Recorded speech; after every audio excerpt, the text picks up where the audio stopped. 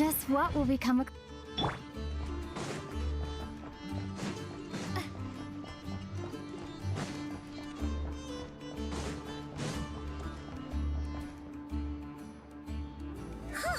The day's finally come! We're off to meet the Tsaritsa of Snezhnaya! What is she planning? And why does she need the noseies? Soon, we'll have our answers! Guess this'll be the end of your journey that your brother mentioned. What is he expecting you to find there? Snezhnaya still feels like a long way away. Hopefully, there'll be plenty of time to relax, eat some good food, and have fun before we arrive. But whenever Paimon gets thinking about how our destination is right around the corner, all these questions come flooding into Paimon's head. It makes her so nervous. Yeah. Anyway, enough about all that. We can't start the final leg of our journey with that kind of mindset. Just think, we've fought dragons and sea monsters, defeated creations of the gods, faced prophecies of doom and the threat of the abyss. Heck, we've even been to the moon! With all that experience under our belts, how can we be any more prepared? Sure thing!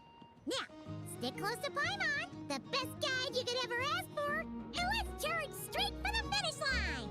What about me? Do I get a call out? Whoa! Columbina? Whew, you kinda snuck up on us there.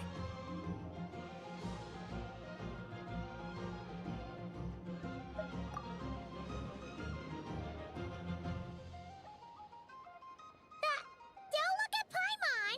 Paimon didn't sell you out this time.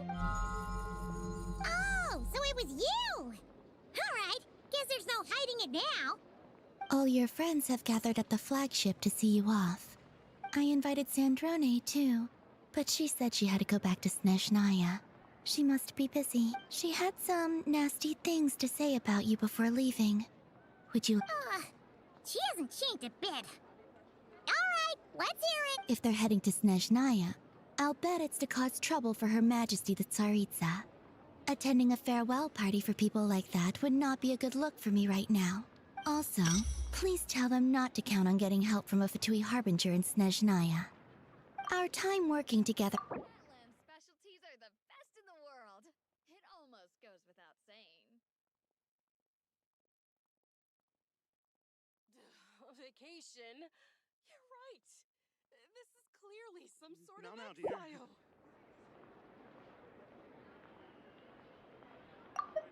Our time working together was...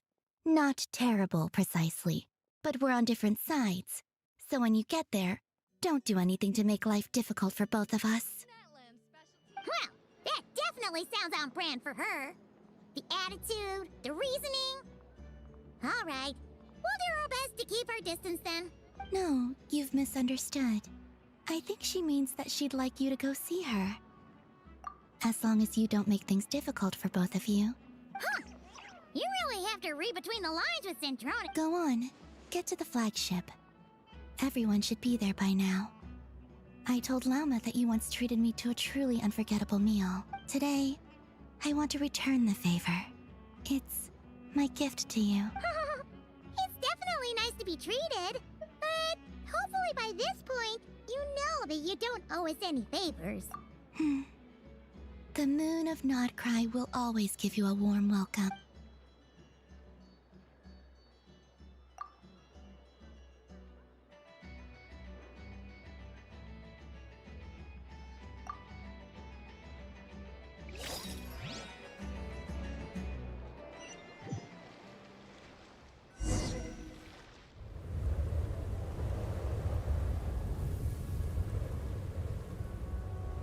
Wow! Pure white as far as the eye can see!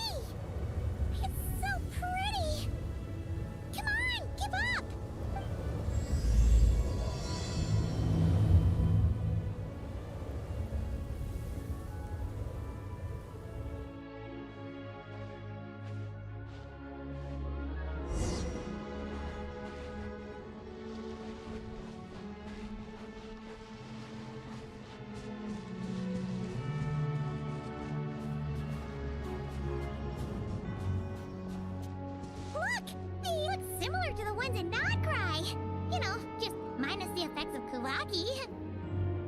That's a sure sign that we're officially in Snezhnaya now.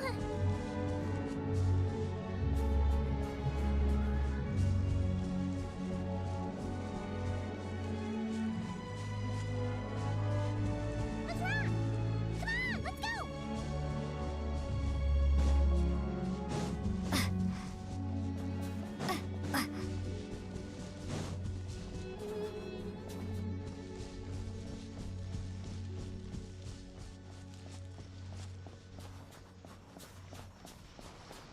There's gotta be a treasure chest around here somewhere. No adventure is complete without a chest or two. Wah!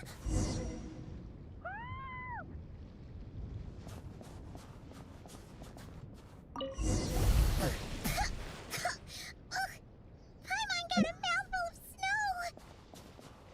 Ooh, it's so cold. Paimon's gonna snuggle up to you for a bit to get warm.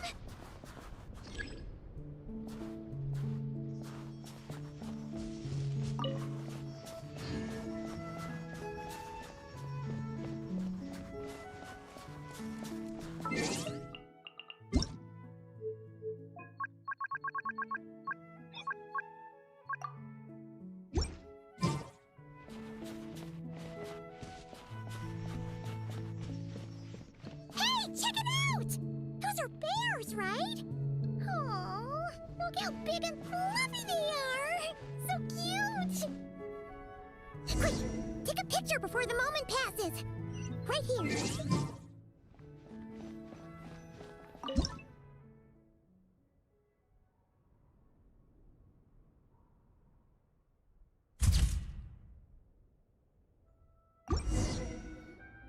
Let's see how your camera skills are these days. Oh, wait a sec. Paimon sees something. Come on, quick! It looks like a train carriage.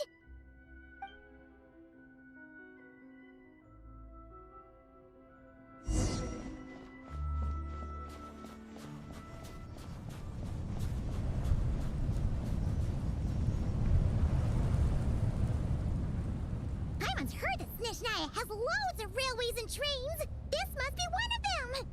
Ooh, it's still so cold. Ooh, I don't know. Maybe. Also, is it just Paimon or is the snow getting heavier?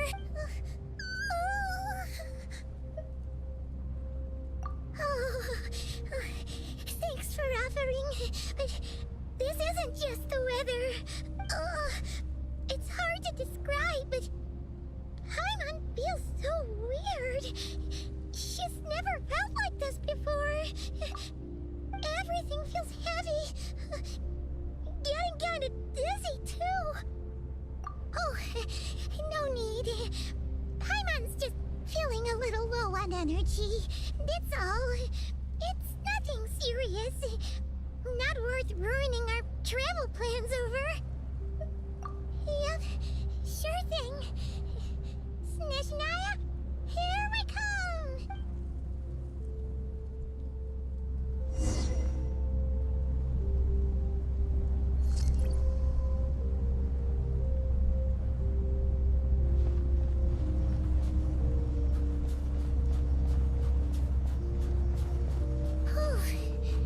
Seems like the snowstorm is getting worse by the minute. Paimon can barely fly.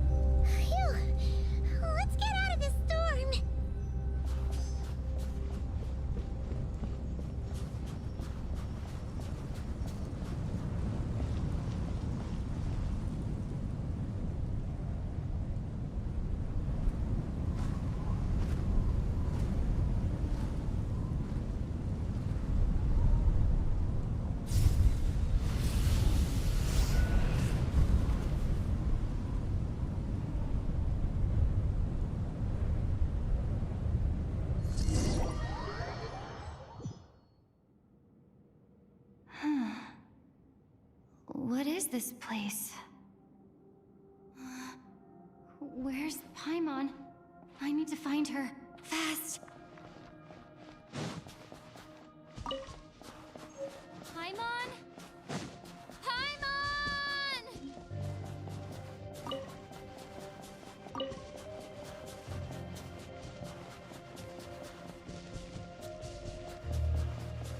That's strange.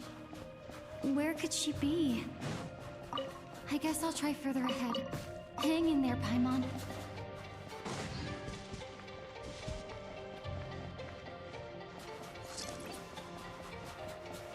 Is that a train carriage? Maybe I can get up from the inside.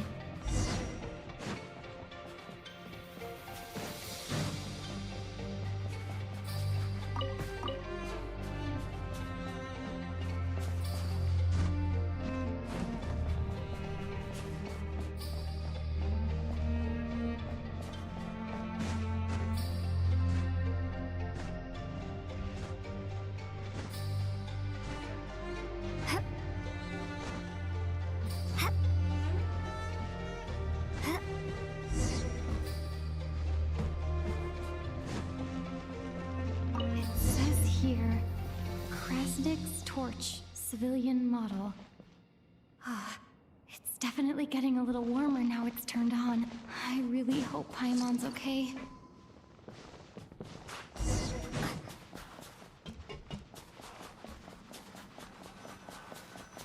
What was that strange sound? I can't tell if... Paimon? Paimon, is that you?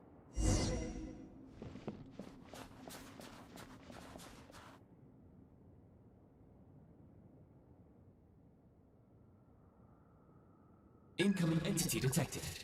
Authorization granted. Initiating original. Hello, Descender, who's reached the eve of tomorrow. Eye of Grey at your service. Time since last activation. Time measurement unavailable due to the influence of... Anyway, it must have been a very long time. I was born to fulfill a mission. To reach tomorrow. To this end, I must... Strange. What was it? Wait, my body? Huh? Why is my body like this? I have been like this since I was created. And yet, I also have memories and an awareness of a physical form that I once had. But this contradicts my current status. Anyway, I was created so that humanity could reach tomorrow. But I am unable to load further details at this moment. Nevertheless, serving humanity remains my primary objective. I have detected a drop in your surface body temperature. You cannot remain active in this state for much longer. In accordance with my preset programming, upon reactivation, I must ask the one who awakened me the following question. Will you accept me, Transcender? I will assist you, protect you, and fulfill my mission until we reach tomorrow.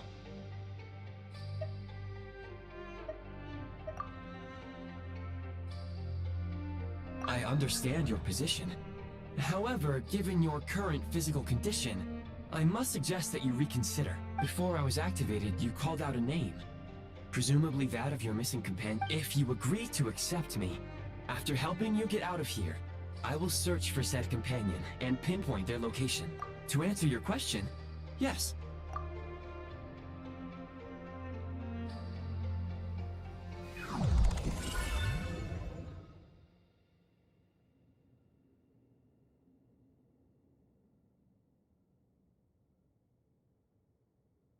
You have made a very wise decision. Now that we have reached an accord, you will be my new user. May I ask your name? Very well. I will remember this name until the mission is complete. I need to recover my body, retrieve the power to unlock tomorrow, and help the suffering masses to reach the far shores where the empty Ark floats. I can sense my power scattered across this ice-covered land. I even have a vague sense of where it might be found. But right now, that is not essential. The key right now is you. You must survive and reunite with your companion.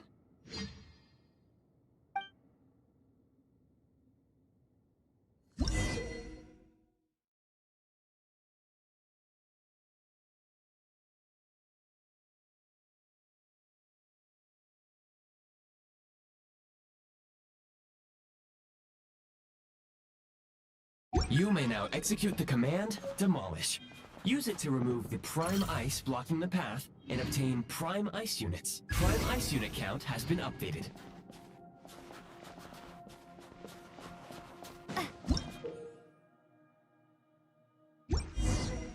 You may now execute the command, Build. Use it to create a prime ice construct to prop up the door.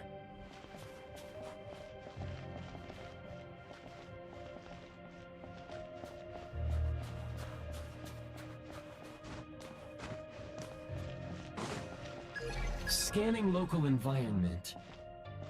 Exit has been sealed off with ice. That would not be an efficient approach. One moment.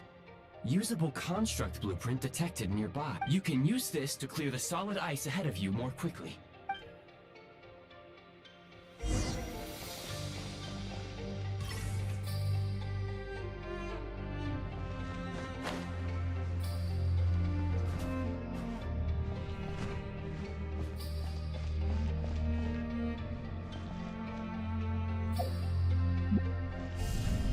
Starfall!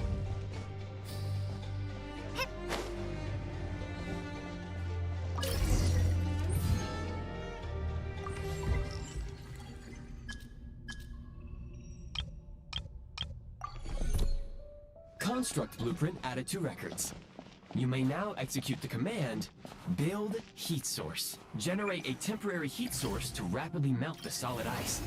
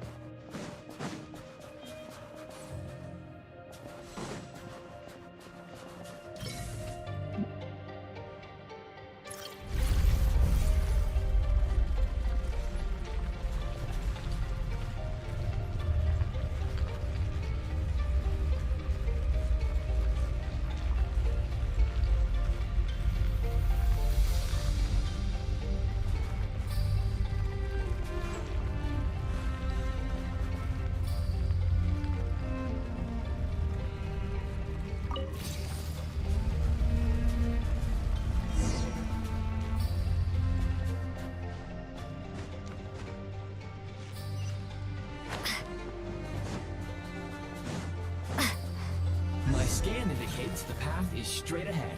I recommend we proceed.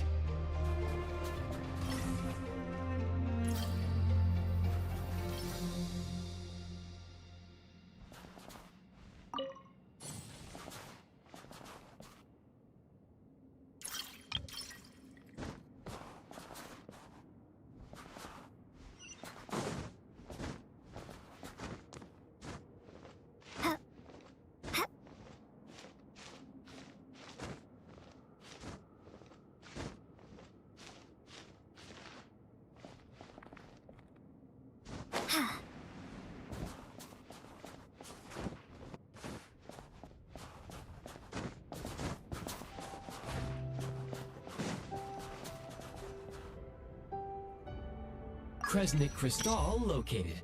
Please collect at your...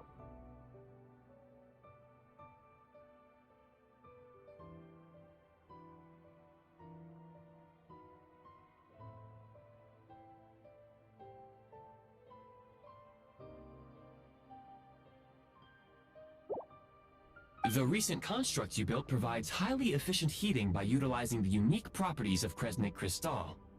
Unfortunately, prime ice constructs have a very short lifespan and cannot be stabilized during the development period. Hence, the authorization to use Kresnik Crystal was granted. That said, I have already forgotten what warmth feels like. Yes, perhaps then we can warm ourselves by the fireside together. But for now, All you need to remember is this. If you collect Kresnik Crystal, I can extract the energy within and use it to maintain your body's surface temperature.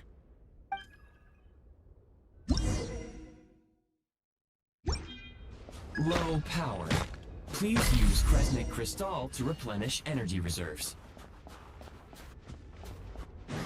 Signs of physiological activity detected in the distance.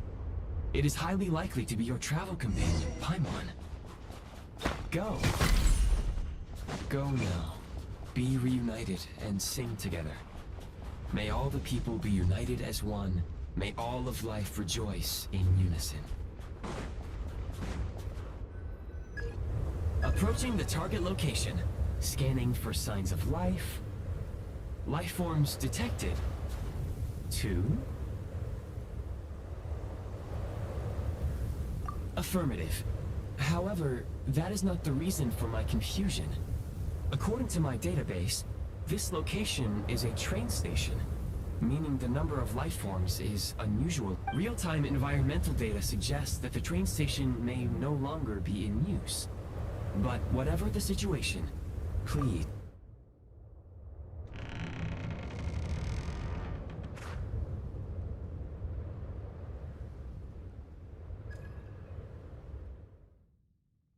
Paimon!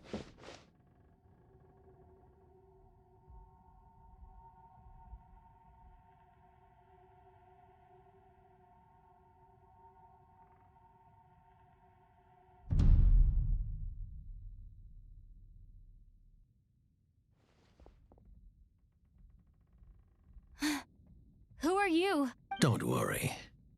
She's only sleeping. You must be the Traveler. She called your name repeatedly while attempting to battle her way through the blizzard. Newcomers to Snezhnaya struggle to adapt to the sheer cold at the best of times. Lately, even the locals are suffering, with a powerful monster having summoned a bitter snowstorm.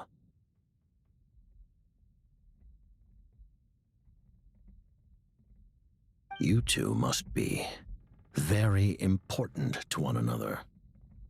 You should take more care not to get separated. Your eyes. Are you Conrian? There are indeed some Conrians left in this world who survived the cataclysm. But I doubt that is news to you. It would be unwise to interrogate my identity here. Focus your attention on your travel companion instead. We will meet again very soon.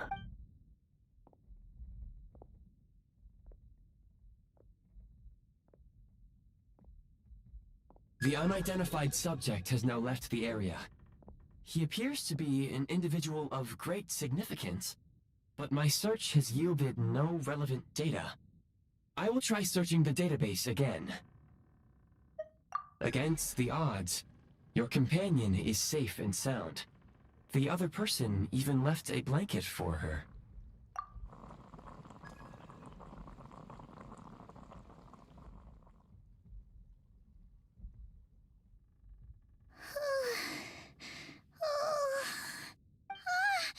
Traveler! Oh, thank goodness you're okay. Paimon was so worried. She looked everywhere for you. It's okay. Take it easy. Are you feeling all right? Pretty much the same as when we first got to Snezhnaya. Paimon must have got a cold. She was feeling so faint. She just couldn't keep going any longer. So she had to lie down and sleep it off. Wait, where did the jester go? Yep, the director of the Fatui. The Jester Piero. So, you met him?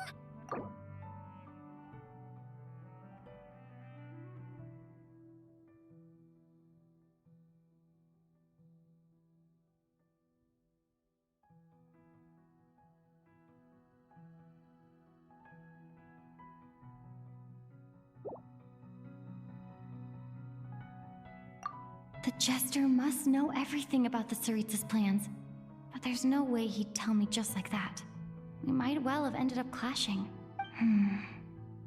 Well, he was right about one thing. Right now, the most important thing for me is to take care of Paimon while she's unwell. He had no intention of explaining his motives, and he left in something of a hurry. Hey! What the? Who is that? It looks like half a pair of goggles. How amazing! A self-aware, talking pair of goggles! Snezhnaya was once the land of the Fae. There are many ancient creations here that I'm sure would broaden your mind further still. Mind you, my database is also expanding as we speak. You must be a rare creature yourself. Oh, wow! Well, thank you so much. You've earned yourself some of Paimon's favorite candy. Oh, but by the looks of it, you probably can't eat that, can you? Goodwill detected. Instead of candy, perhaps I can suggest my preferred strategy. Please clean me regularly to keep me operating at peak efficiency. Oh, that makes sense. Every pair of goggles needs wiping clean once in a while. Sure thing, mister. Anyway, back to the jester for a second. Paimon's still confused about something. When he first showed up, he already knew Paimon's name. And he acted like he expected Paimon to know who he was, too. Paimon could tell that he was conning him from his eyes. And he definitely seemed like someone pretty important. But beyond that, Paimon didn't know anything about him. It was only later, after he rescued Paimon from the snow, that he properly introduced himself. That still seems unlikely. He ran into the snow following the sound of Paimon's voice with a really anxious expression on his face.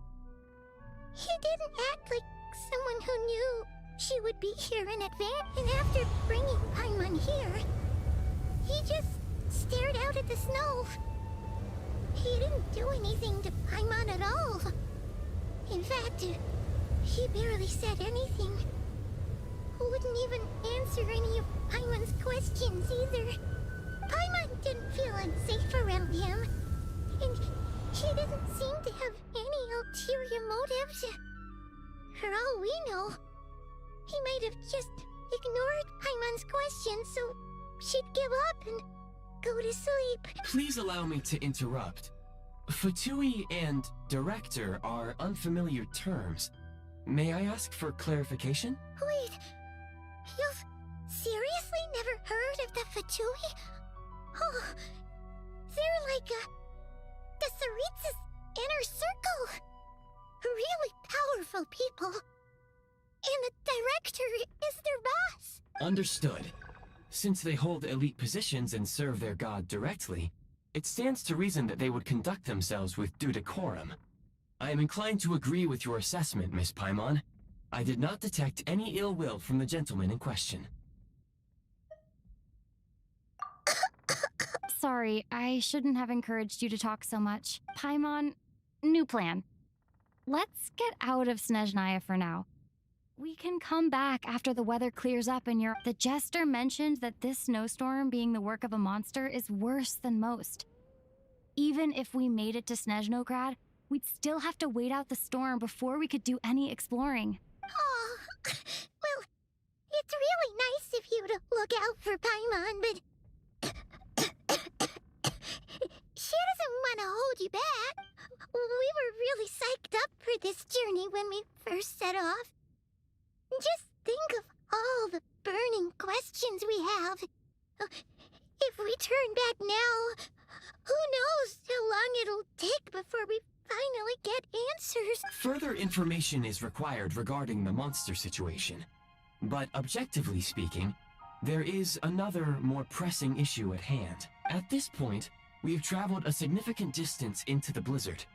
Were we to turn back now, the road would be extremely treacherous, especially since we would need to travel on foot. If, however, we continue onward, there may be a better solution. Do you remember what I said as we neared this location? I told you that this is a train station. While it has evidently fallen into disuse for unknown reasons, the tracks remain intact. We can break through the blizzard and forge ahead by driving a train. That is the Snezhnayan way. There is a small town up ahead, which would be the perfect place for Miss Paimon to rest and recover. Paimon thinks Goggles here makes a great point. Let's do that! Oh, come on! Don't worry! Think of all the traveling we've done so far. When has Paimon ever gotten sick before? Practically never. 'Cause she's in great shape. Sure, she's a little tired right now, but it's sure to clear up on its own. Affirmative. Should you ever need my assistance during your future adventures, please call for the Eye of Grey whenever you wish. Otherwise, I will remain silent to avoid causing any unnecessary distraction. Now, please follow me to the train tracks.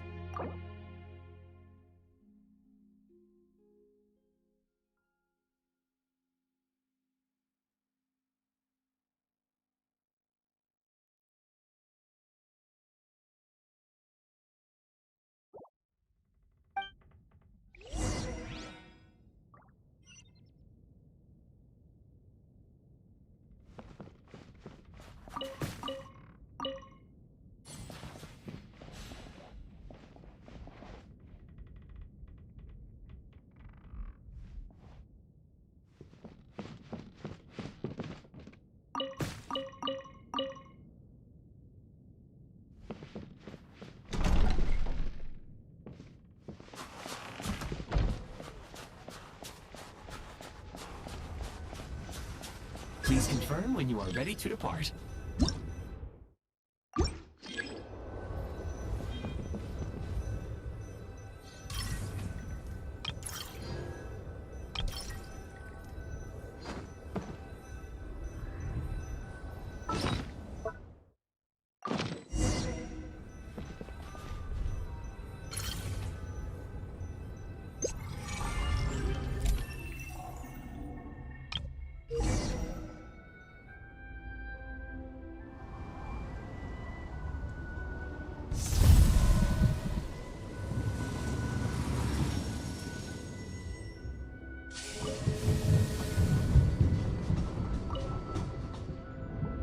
Heading north from here, we will soon arrive at...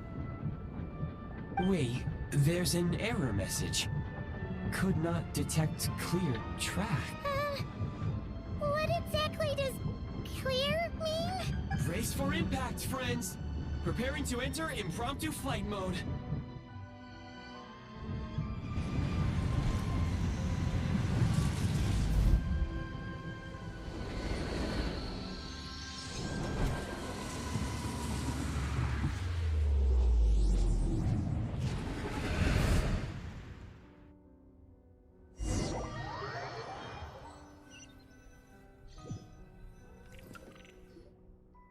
How strange. Not only was the station's status different from my records, but even the railroads and the terrain itself have changed substantially. Yeah. Thanks to your quick... My sincere apologies for putting you in danger. I'm afraid I'm as confused by all this as you are.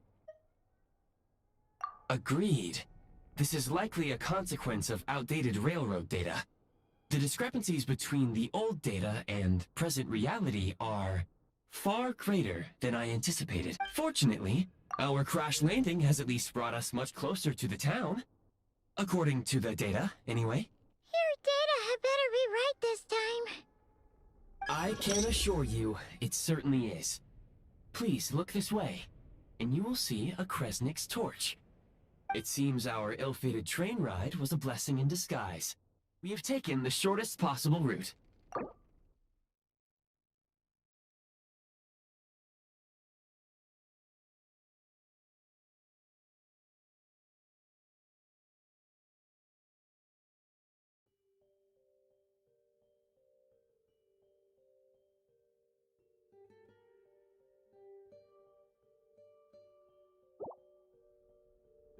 Rest assured that I will take user preferences into account next time I plan a route.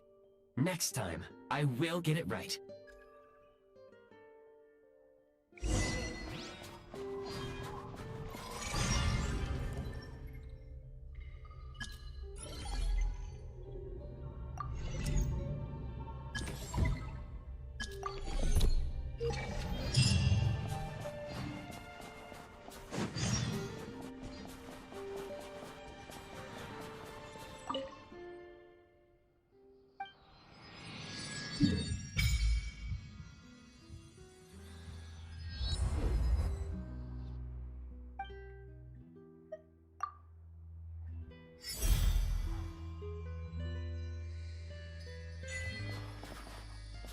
Firestorm!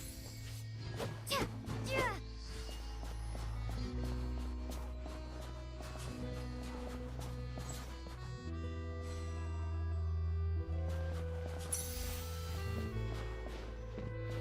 Excuse me? Is there an inn nearby?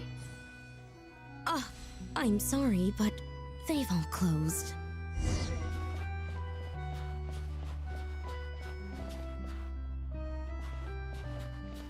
Oh, sorry to interrupt. We're looking for a place to stay. I can't even afford to warm my own house, let alone run a business. Excuse us. Is there anywhere we can stay around these parts? I'm afraid not. You'll have to try your luck somewhere else. All we can do is wait for the next shipment of Kresnik Crystal to get here.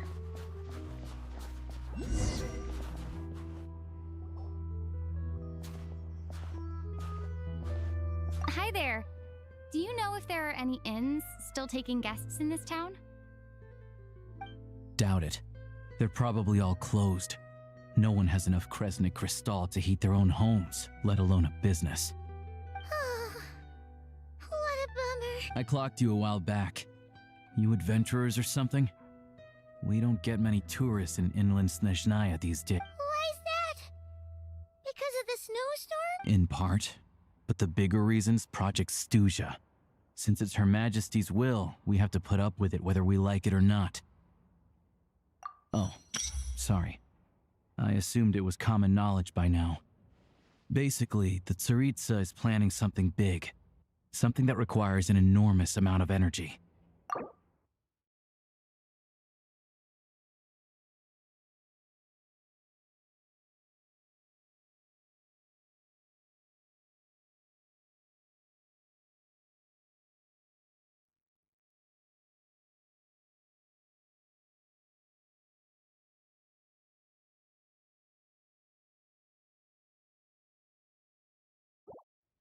Even if they used all the surplus Kresnik Crystal in Snezhnaya, it still wouldn't be enough to meet demand. So, the Vecha passed a resolution requiring all factories and households to reduce their energy consumption. The policy has thus been charmingly named Project Snezhnaya, meaning bitter cold.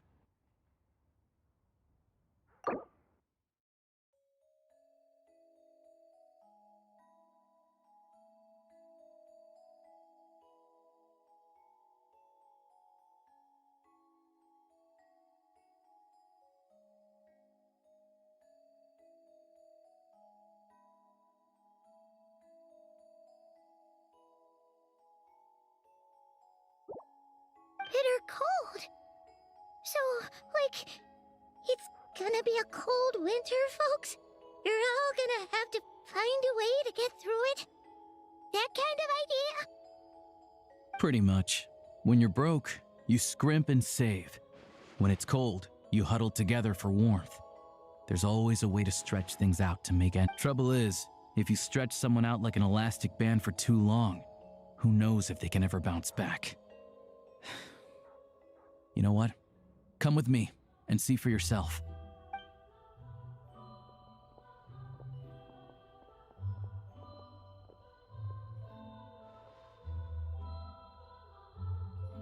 Can you please explain to me why the price of Kresnik Crystal has gone up by 1/3 again? Even as our purchase quota has gone down. You only come here twice a month. This won't even last us a week. The supply and pricing of Kresnik Crystal are based on current production volumes and price data. We Fatui are only responsible for delivery and security. I'm not in a position to explain to you how the figures are calculated, but I assure you, they are as fair and reasonable as possible. Oh, so our lives mean nothing to you?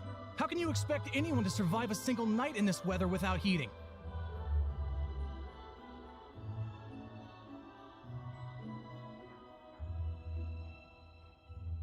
Since you insist on making me repeat myself every single visit, I will remind you again. There is no monopoly on the trade of Kresnik Crystal. You are free to purchase the shortfall from elsewhere on the market. What market? Nobody else is selling!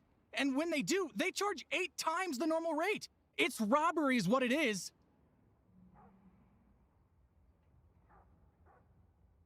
Which is why the Snezhnaya Veche passed a resolution to support border communities, without which you wouldn't even be able to buy Crystal from us to begin with.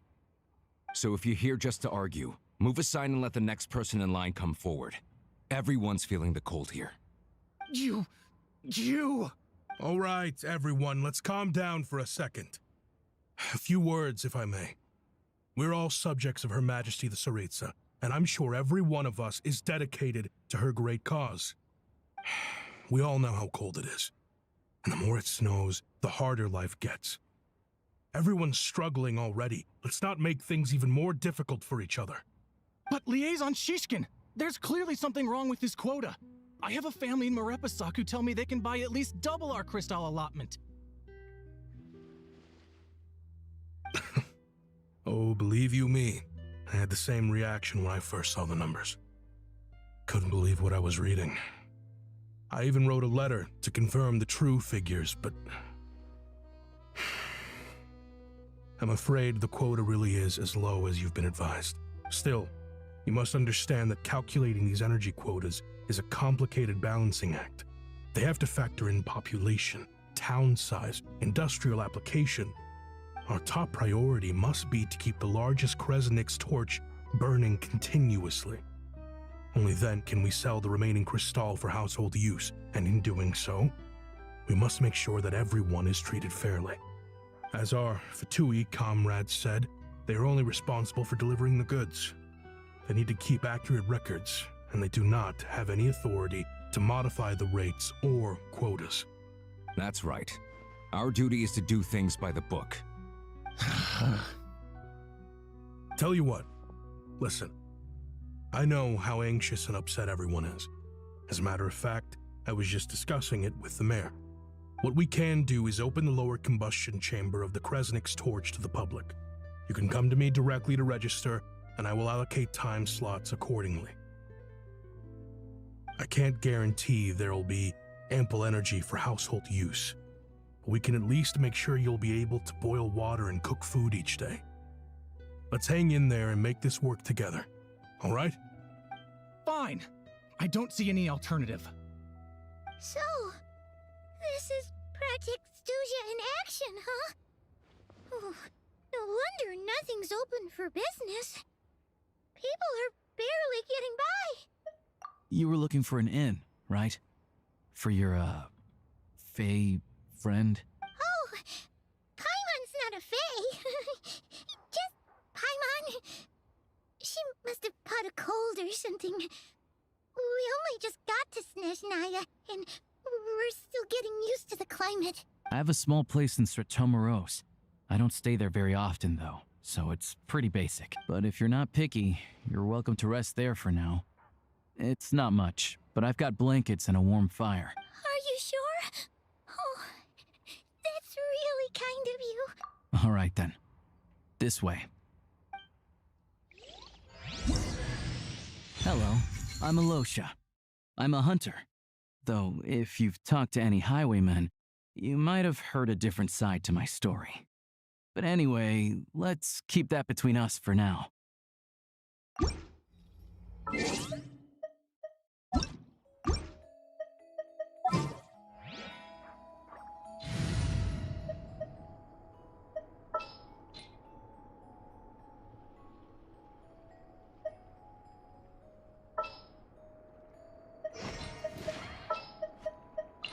You can tell me anything.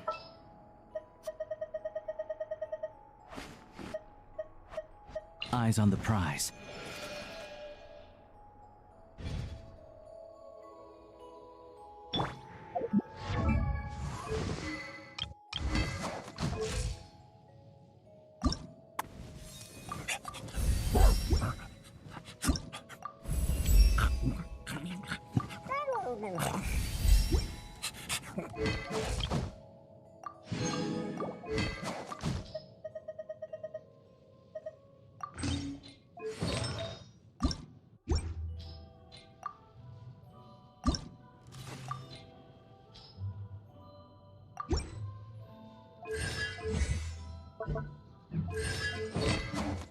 If you ever feel down, just drop everything.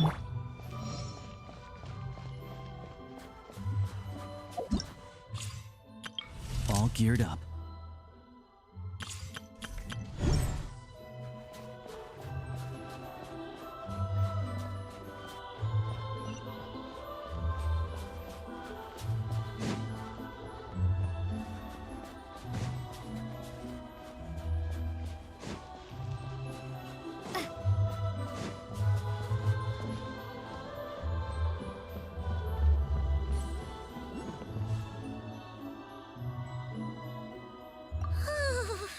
So cozy and warm.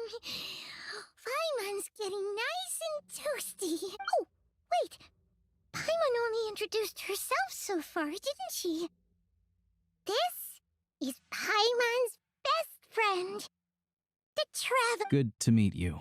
I'm Alosha. Most travelers find the Snezhnayan climate to be a shock to the system at first. But as long as you keep yourself warm, you should be fine. Still, you should keep an eye on your condition.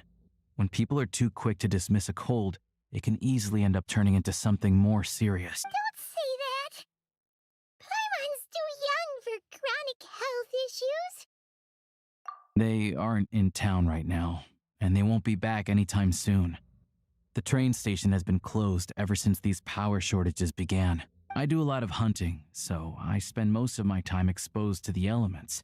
But even the animals wouldn't survive long in a storm like this, let alone a hunter. Nothing to do but sit tight in town until the weather improves. I get that you're in a hurry, but even if the station were open, that doesn't mean there'd be any trains.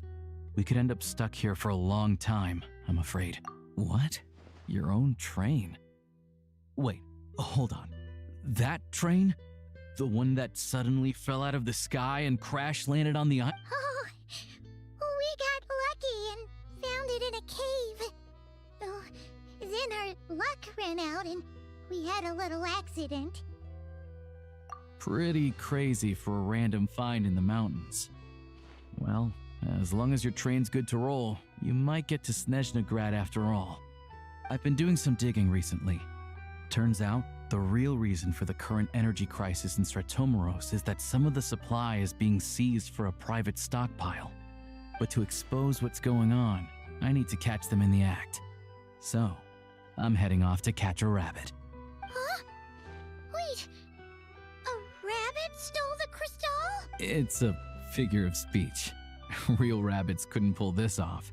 They prefer carrots to Krasny Krystal anyway. Shishkin. Mr. Positive Attitude, let's all get along now, shall we? Him? Really? Paimon never would have guessed. Huh? You're coming with? Huh. Oh, okay then. Just give Paimon a... Alright. Guess there's no point pushing myself. Paimon will stay here and hold the fort then. Oh yeah, there's one more introduction to do. Tagarin, get in here. Oh, a doggy. Oh, angry doggy. Oh, Tagarin doesn't like being petted then. He likes to think he's above that kind of thing. He's my hunting partner, so he'll be joining us when we head out.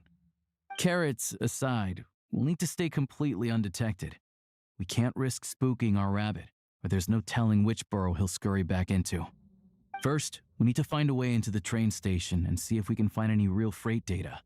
Shishkin's figures can't be trusted. Then, we get to Garin to catch a scent and find out which way the crystal went. What are you eating? Oh, check it out! When you're all out of carrots, try jerky! Good doggy! Good doggy! A fellow dog lover, huh? Yup! And rabbit lover. Carrots are great too, you know. Good to know. Eat up, Tagarin. We got a lot of work to do. Paimon's just gonna stay here and get some good rest. You guys, be careful out there.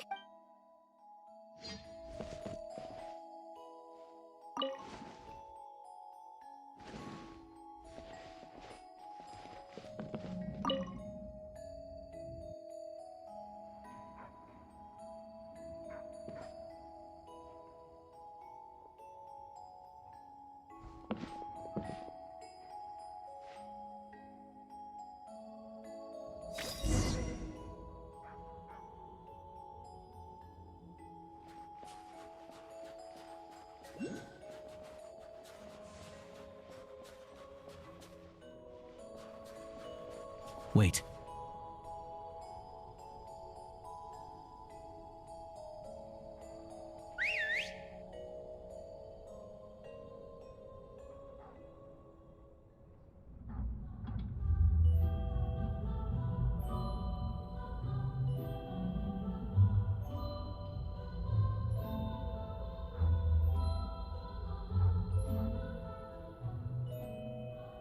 Nice work, Tagarin. Come on, we'll go around.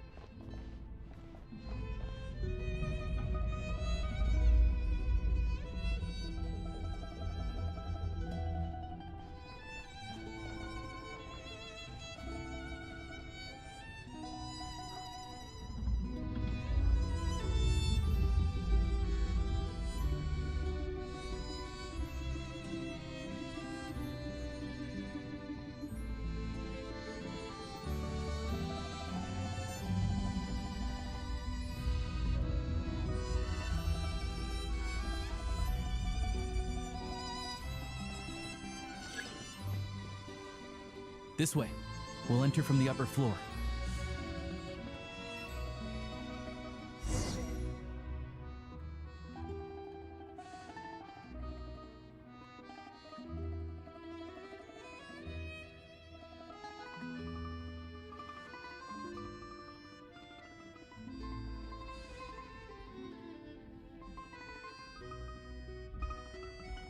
There we go. A freight list. Straight from the Fatui. So Shishkin won't have had the chance to doctor the figures. Looks as new as the day it was printed. I guess no one bothers reading these unless they have ulterior motives. Yeah, this is all we need. Come on, let's get out of here, then go track down the crystal.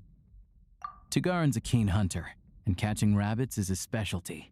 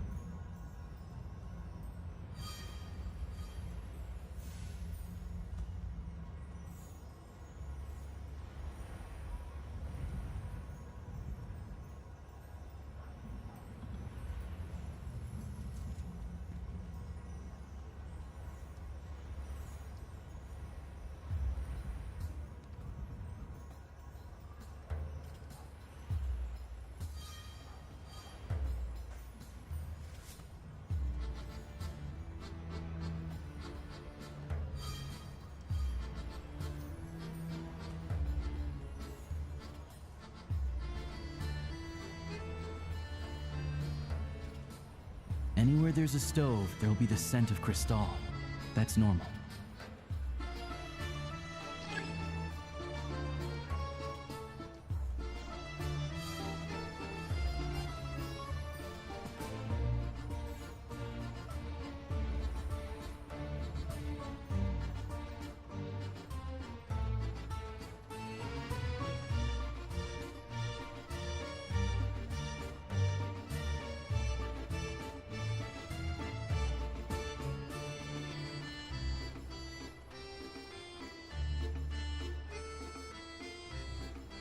But if he picks up the scent of Crystal somewhere and there's no stove around, that's how we know something's up.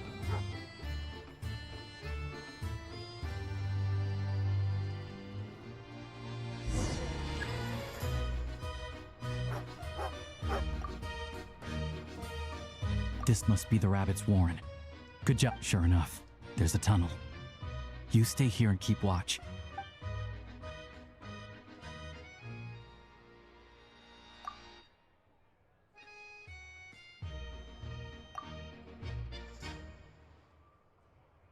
Thanks for looking out for us. Things are getting tougher by the day. No need to thank me. It's my pleasure. Sure as Her Majesty the Tsaritsa watching over us, every sacrifice will be worthwhile. Let's grit our teeth until the blizzard passes. These days of hardship will be over soon. Maybe for everyone else, Liaison Shishkin. But for you, the hard times have only just begun. Huh? Who are you?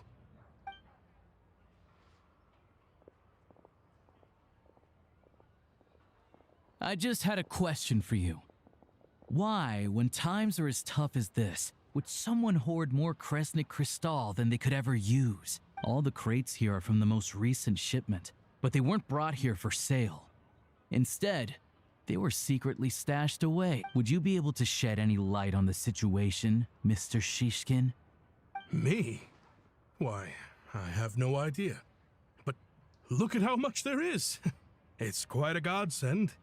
Now there will be plenty to go around. This godsend was found in a cellar adjacent to your residence following a tip from Mr. Alosha.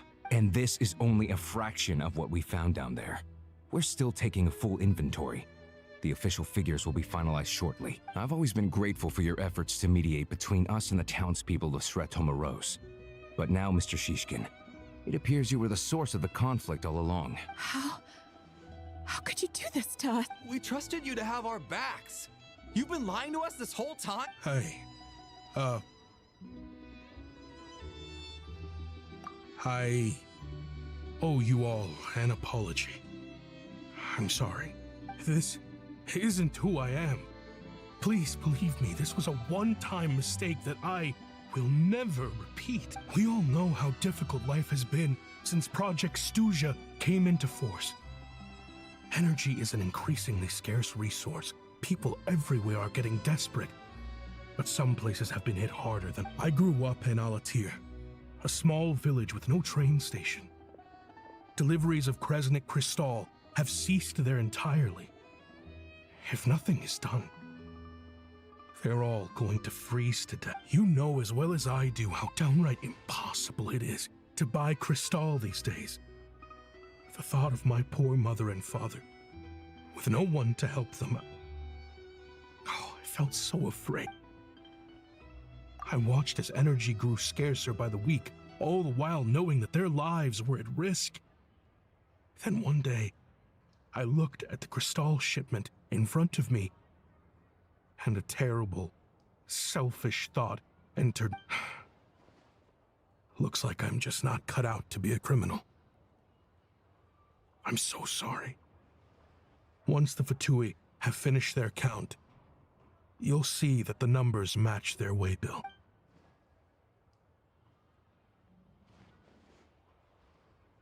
I have the official Snezhnayan quotas here. Anyone who has already purchased energy, please make your way over here to correct your transactions.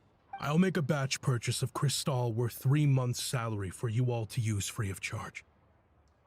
As for Alatir, I'll think of something. You don't have to go that... Yeah, owning up to your mistake is enough for me. You've done plenty of good for the community in the past. I'm not looking for— Drop the act. You claim this was a one-time mistake, but the real reason there's only one shipment's worth of stolen crystal in your basement is that you have an accomplice. Reporting in, sir. We've conducted a full search of the mayor's house. As expected, we found many crates full of crystal, half of which were still in their original shipping containers. This wasn't your first time at all. You've been colluding with the mayor of Stratomeros for a long time now. The train station's currently out of service, but it does open for a short window every time there's an energy delivery. And every time a train pulls in, you're there on site to take inventory and oversee the workers unloading the cargo. The mayor handpicks said workers. Per his instructions, they transport the crystal by tunnel at night to the mayor's house, and he sells it out of town. But since he can't get the goods out of town by train, he had to arrange an alternative method of transportation. This meant slower sales, which gave me plenty of opportunity to catch him in the act. Wait, the mayor's involved in this too? Preposterous. What proof do you have of any of this? Basic math. I've spent a lot of time lately counting carriages as the snowstorm rages. Counting carriages? The energy consumed by a train depends on its total weight. And since energy is a limited resource right now, it's fair to assume that every carriage is packed full. So, if we take the energy required for the Kresnik's torch, add the sales figures you provided, then compare that figure to the train's theoretical cargo capacity, guess what? The numbers never match. It's always off by 1 or 2 carriages worth. This time, you set a new record. 3 carriages missing. You mean to tell me that you sat around outside, counting carriages, in this weather? I'm a hunter. I have 2 options. Hunt or starve. Well, I've heard enough. The evidence speaks for itself. Take Shishkin and the mayor into custody and escort them back to Snezhnaya. You cocky little brat, ruining my business. Just you wait.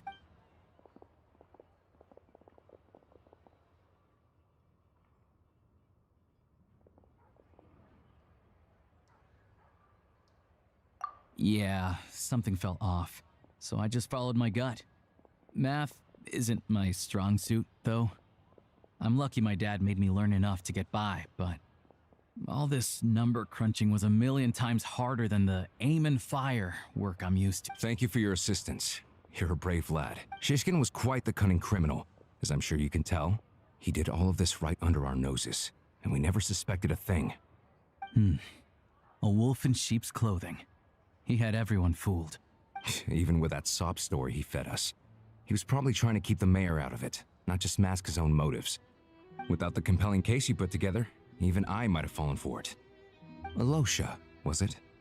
Tell me, are you really a hunter? We can go find some wild animals if you want. I'll fire off a couple of shots, and you'll see whether I'm the real deal. I didn't mean to cast suspicion on your identity. It's just, well, I'm sure you've heard of the Rokot.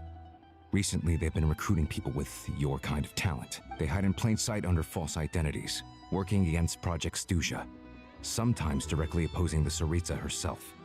They aren't a violent organization, and their goal is to improve the lives of the common folk. But still, as a member of the Fatui, I wouldn't be doing my job if I didn't keep tabs on them. First I've heard of this. I don't really keep up with what goes on in the city. All I know is, people who don't mind their own business in the city end up paranoid about everything. As for me, I just couldn't stand Shishkin. I'm from Alatir myself, and I can tell you, nobody's lived there in years. Why would an abandoned village need crystal? Of course, no one really cares about the fate of that place. I'm guessing today is the first you've heard of it. I see. It does sound quite tragic. Really. Well, thanks again for your assistance, and your friend here too. I will report this incident to Snezhnaya. The Fatui will take over energy distribution until new officials are appointed. We'll also ensure that the train station resumes normal service as soon as possible. Looks like it's my turn to brush up on math now. I never liked it as a kid either.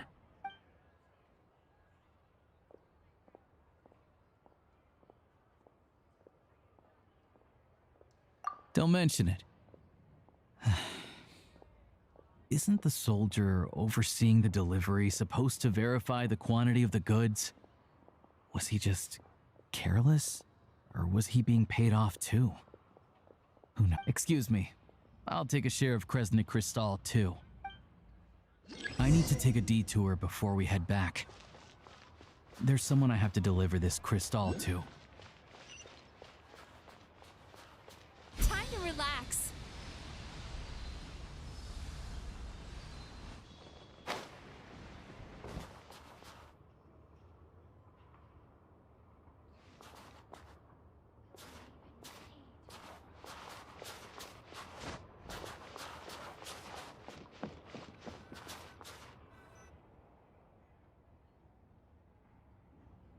Hang tight for a moment.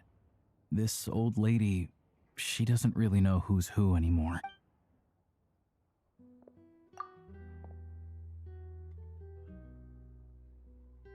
Oh, grandson. It's so cold today. You must be free. Ma'am, it's me. Alosha? Alosha who? You know me. I came by earlier today. Cleaned the ashes out of your stove, gave you some warmer bedding, and washed your back. I'm sorry. Now, how often do I get to see my grandson? Hmm? Come on, take a seat and relax while I fix you something to... It's okay. You just rest. Oh, you. It's nice to come and visit your old granny once in a while, isn't it? Sretomoros, a good town. All sorts of things to do and people to meet.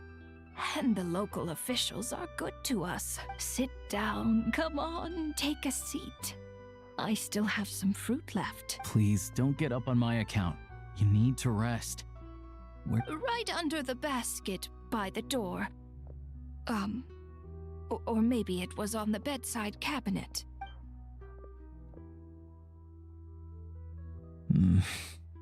Well, grandson dear.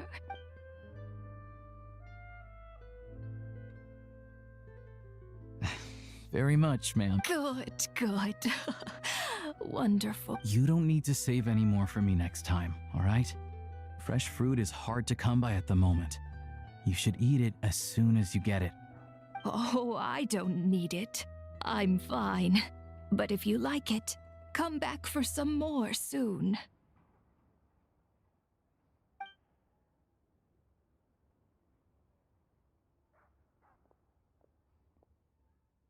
Some kind soul must have given these to her. But she always saves the nicer things for special occasions. I met her at the market back before her health began declining. She was a lovely old lady. We're from the same hometown. Not many people have heard of Alatir. And if they have, it's usually for all the wrong reasons. There's a gang of highwaymen that came from there. Now that it's an abandoned village, it's rare to find anyone who shares fond memories of our hometown. So after we got talking and realized we were from the same place, we decided to keep in touch by... I first learned of Sretomoros' energy supply problems from a passing comment in one of her letters.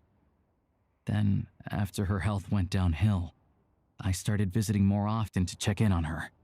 The town's been in decline for a while now, but because of her memory problems, she thinks of it as the bustling, prosperous Sretomoros still in its heyday. That said, I kinda appreciate her optimism. There's not much of it going around in this world of ice and snow. It's fine. Everyone grows old. In Snezhnaya, some people believe that in your final moments, you'll sense a familiar presence by your side. You turn to look at them, but their face is blurry. So you focus hard, trying to make out who it is. And when you finally see their face, the Grim Reaper reaches out and takes your life. She still calls me grandson, though. So at least I'm not a blurry face in her world just yet. Come on, let's get back and see how Paimon's doing.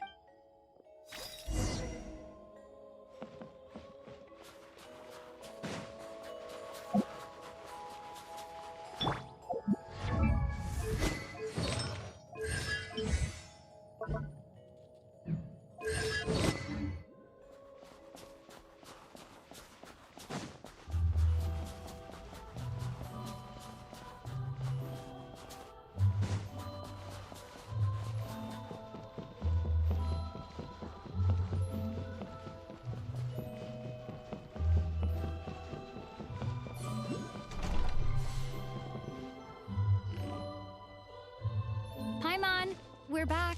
Are you feeling any better? Yep. Paimon's not cold anymore, but she's still a little dizzy. Flying probably isn't a good idea right now.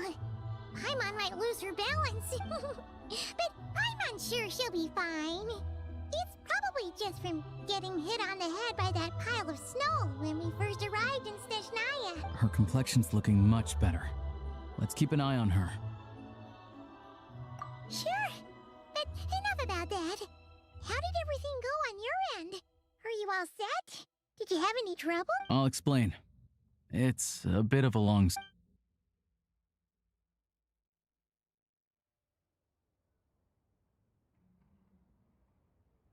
Jeez. You guys got pretty busy. Sounds like the liaison officer and the mayor were running quite an operation. Good riddance to both of them. It's a good thing you managed to catch them. So, you said the train station will open again soon, right? And everyone has enough crystal now? Yeah. Well, enough to survive at least. Project Snezhnaya isn't going away anytime soon. People will still have to scrimp and save to make ends meet. Don't know. The goal of Project Snezhnaya is to gather energy for the Tsaritsa, but no one knows where that energy's going. It's never been made public. The thing is, we were told that the project would only last for 6 months, but time and time again, they keep extending it. Extending it? Does that mean the Tsaritsa's plan isn't going very smoothly? That's what everyone suspects. In principle, any proposed extension needs to pass by majority vote in the Snezhnaya Veche. But even though opposition has been growing, any detractors end up caving in to political pressure from the rooster, Pulcinella. He's the chair of the Snezhnaya Veche and a key figure in the voting process. He has the backing of many powerful and influential people. How come the Fatui are picking on ordinary people even here in Snezhnaya? I don't see it like that. Fundamentally, the Fatui will always think and act in the Tsaritsa's interests, but that doesn't mean they don't care about the plight of the common folk. The only reason Sratomro still receives crystal shipments is because of a relief proposal put forward by the rooster himself. Then there's the Fatui soldiers providing support in every corner of the nation. Even the Northland Bank provided some mora for disaster relief, and they're as conservative and indifferent as they come. It's just that the rich and powerful in their fancy palaces live in a completely different world from us. There's always going to be some conflict when those worlds collide.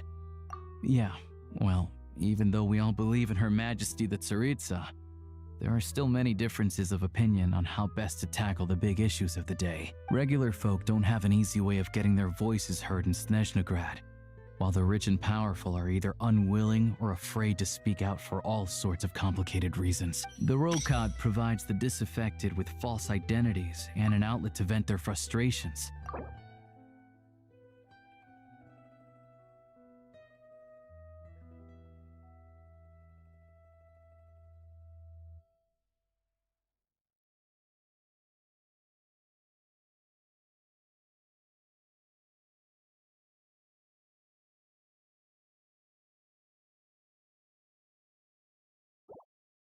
Of course, an organization like that exists in a gray area.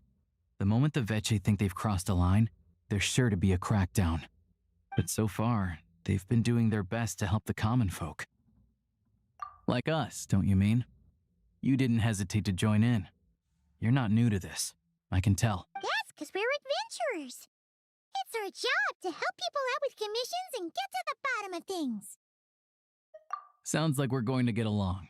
So, what's your business in Snezhnaya, aside from taking your friend to see a doctor? I want to meet the Tsaritsa. It's complicated.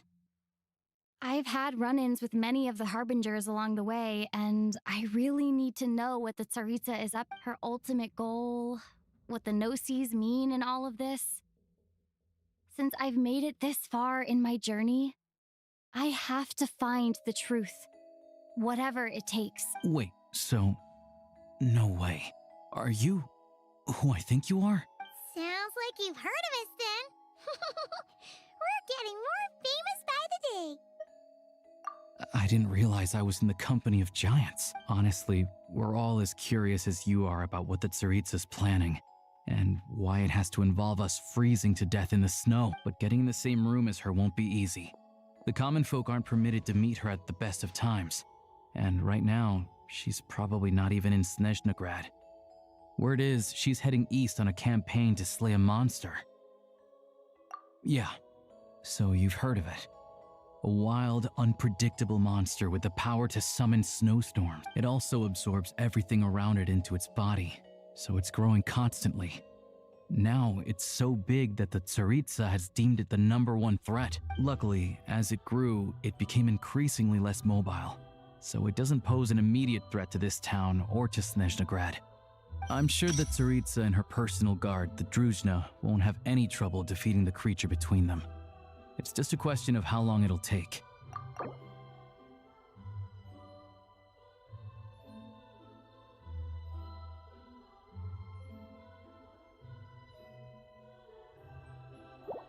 Suffice to say, you won't be seeing her anytime soon. You'll have to wait until she gets back. Fair.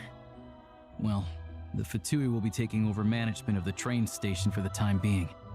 Things should be up and running by tomorrow. Once it's open, we can see about getting your train towed to the station. Whoa!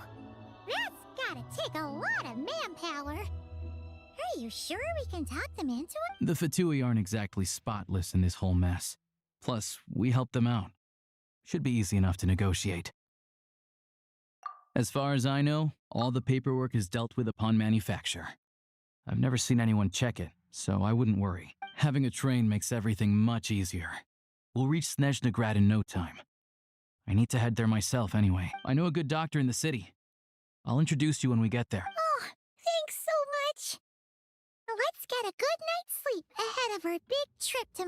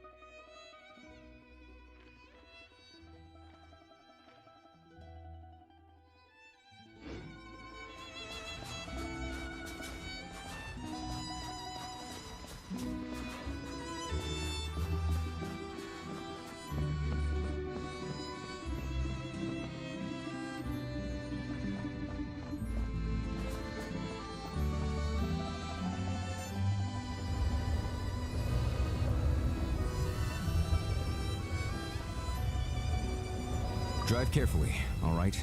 You don't want to end up in this situation. Also, I don't think I've seen a train like this before. Is it a new model or something? Not a fan of small talk, are you? Anyway, take this. It's an up-to-date map of the Snezhnayan rail network. All the track switching is automated. So, as long as the train's moving, you don't need to worry about collisions or anything. We'll leave you to examine the train's conditions yourselves. Fingers crossed nothing's broken. I doubt Sratomaros has any engineers with experience working on this model. Shouldn't be a problem. Thanks for All right then. Have a safe journey. And make sure to check everything's working before...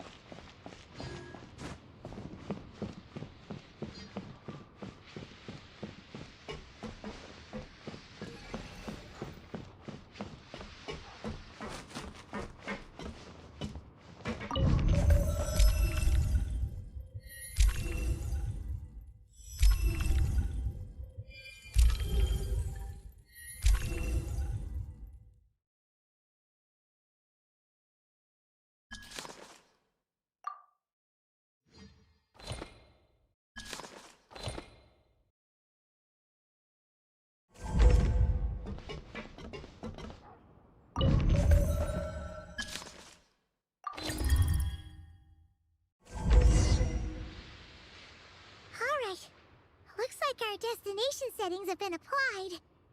Let's give this thing a final once-over and then head out. Goggles, your time to shine! Affirmative. Running vehicle diagnostic. What's this? Engine, green. Wheels, green. Frame, minor damage, but no impact on function. Diagnostics complete. Neat! Huh. Paimon still can't get over the fact that you just found this tech lying around in a random cave.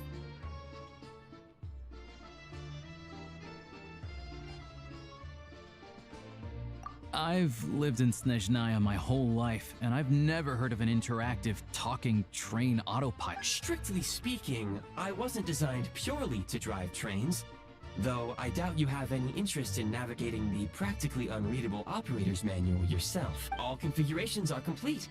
Should you require any further assistance, please call— Oh, nope. Paimon's gonna find a warmer seat.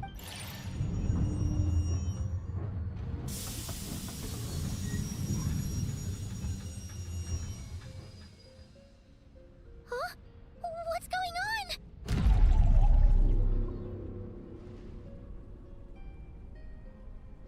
Oh no.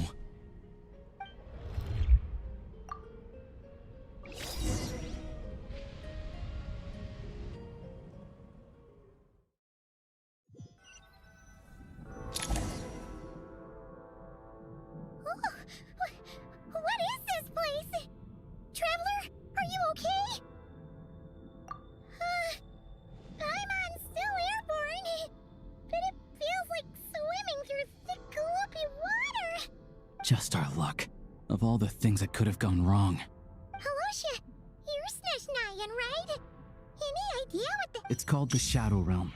A place where no wind blows, no light shines, and no elemental energy flows. Even time itself doesn't exist here. It's a world where everything seems to come to a standstill. I've only seen it a few times before, and this is my first time inside. It's a dangerous place. Most people who get sucked into the Shadow Realm are never seen again, and the few who do make it back, they're never quite the same. Huh? Then what the heck do we do now? Oh, maybe Goggles knows something. Goggles? Great! Now we're— Hold it together. Let's not get ahead of ourselves. I heard a story once about the world of shadows. If it's true, there's a way to escape. We just need to find the exit. Come on. Look at these Fatui! It's like they've lost their minds! Their shadows have been devoured. They're no longer amongst the living.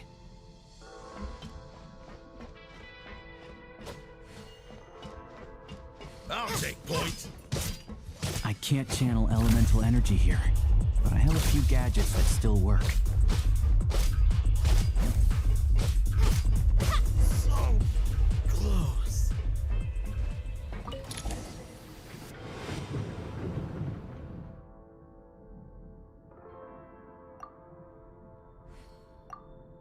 Wait! What's that blue thing? Is that Goggles? Guess we'd better find a way over.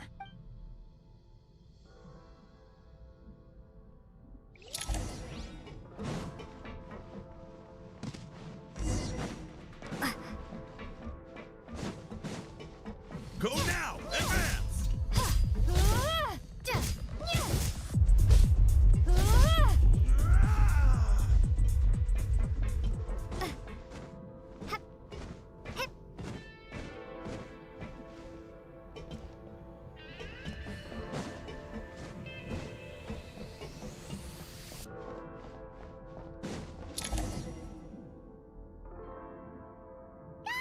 Hello.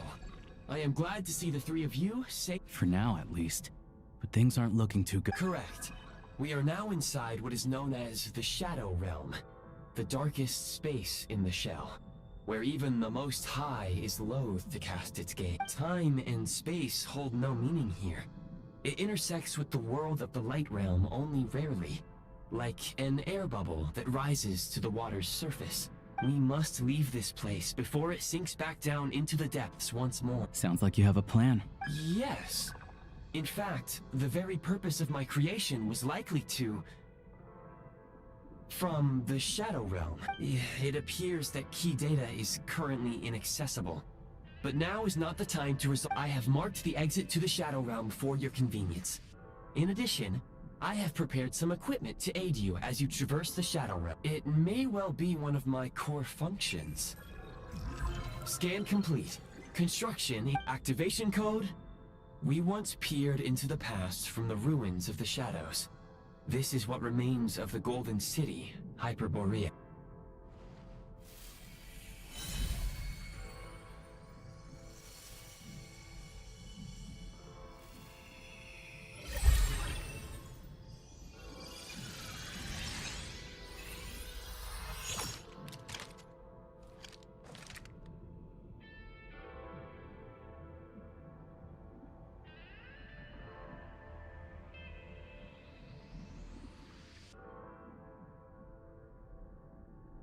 Whoa! Now go. Arm yourselves with weapons of the spirit. Bring down the walls of the stronghold and extinguish the flaming arrows of the wicked. Is this? In the Shadow Realm, where humans cannot channel the elements, there once was one who, after much research and many attempts, found this to be the most effective. Let's go.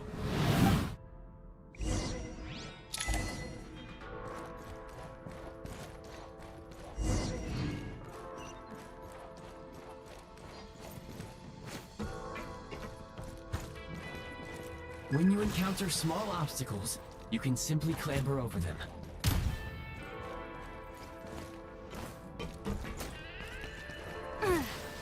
You can slide to navigate through low, narrow tunnels. Obstruction ahead. You may be able to use the... Since elemental energy is for long-range targets, try using the scope to line up your shot. Many hostile units approaching. I suggest a new strategy. Take cover.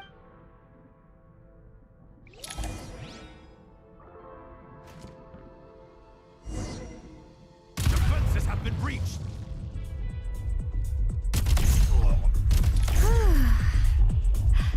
Reload! More enemies detected. Try attacking with the newly unlocked assault function. State number 2. Where's the...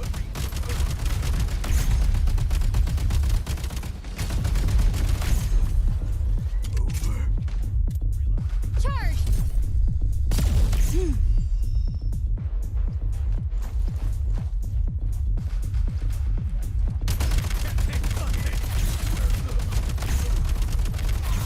Change of tactics!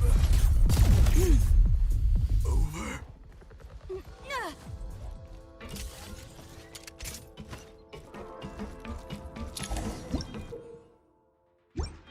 Aim at the freeze mark and pull the trigger to move using the rope.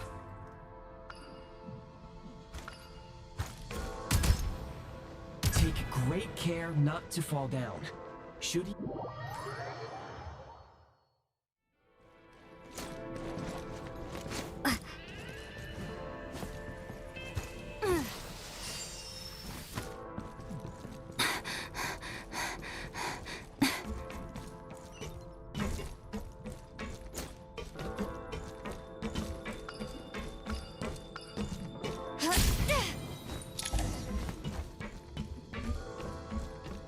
Back in business. Close it. Reload!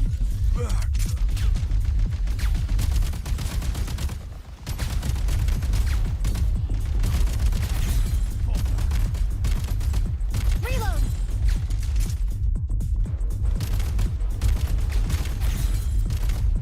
Some supply points can restore a small amount of stamina. Press on.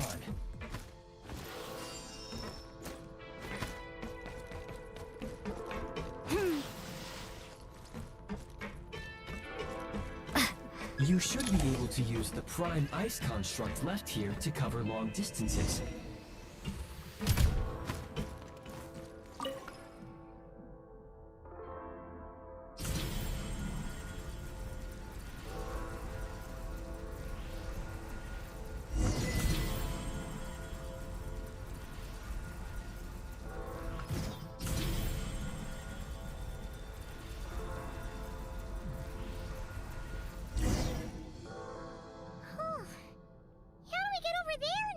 I recommend using this grappling gun.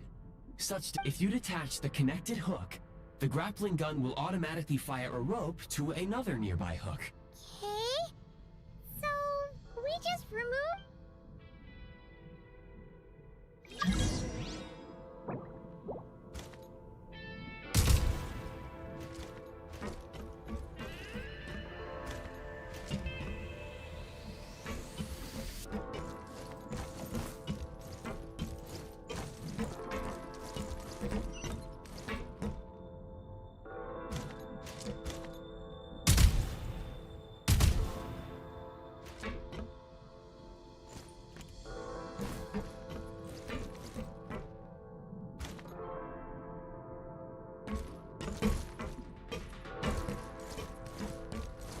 State number 2.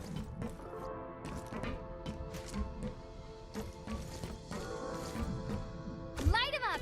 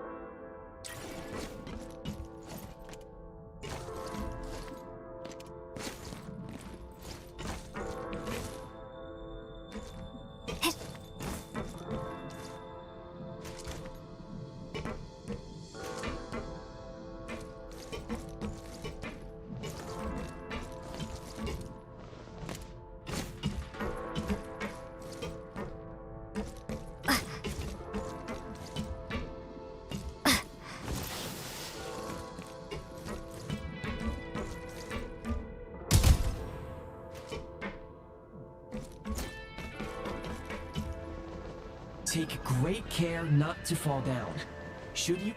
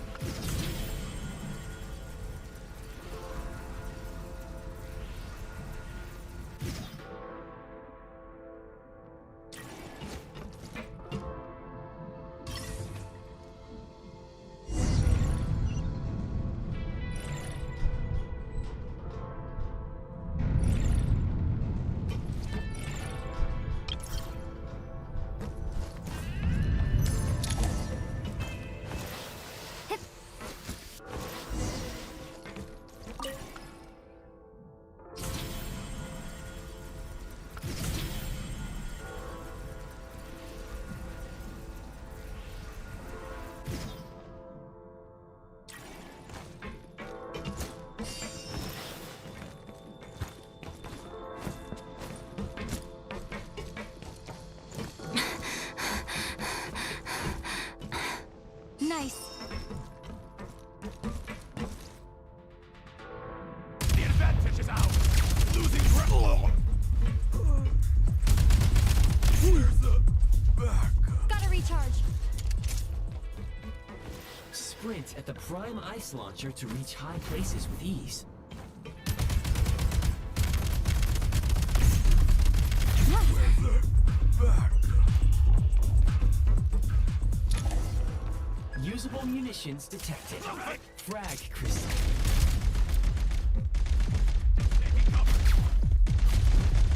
Can't take much more. Time to catch my breath. State number 2. Out of ammo. Pull back.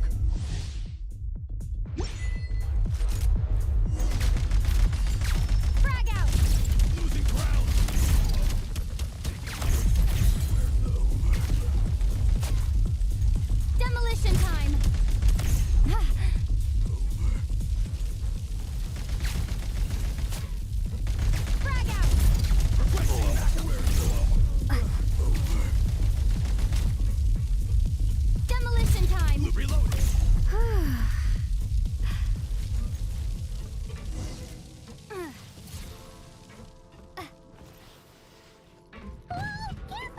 Shift your center of gravity and slide down.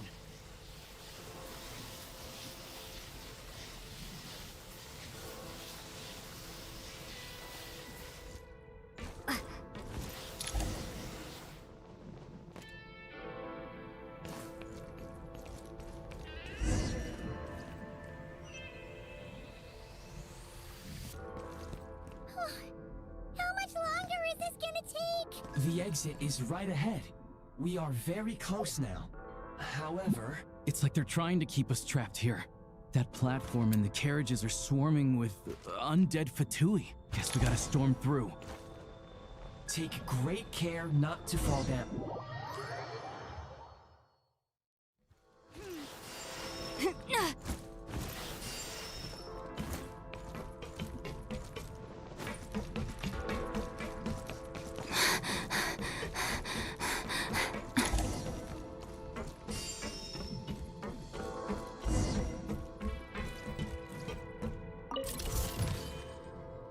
Need a refill.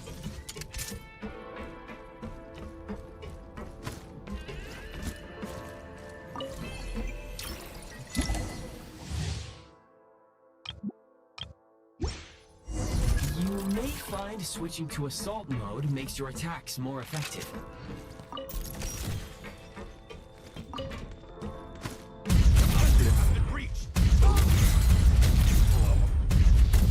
Nice. Where's the... Frag out.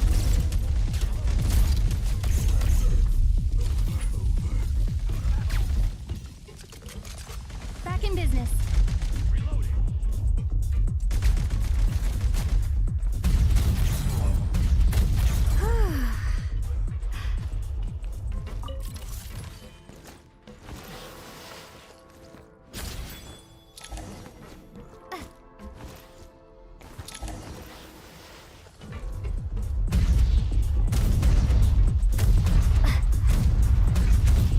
Need a refill.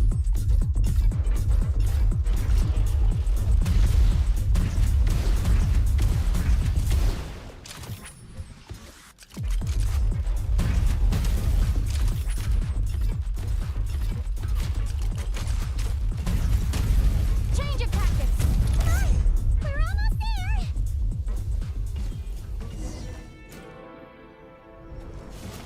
Huh? Why is everything shaking so much? Looks like the Shadow Realm is about to sink back down into the depths. The exit is right... You mean this weird bubble thing? Wait, No time to think. We just gotta go for it.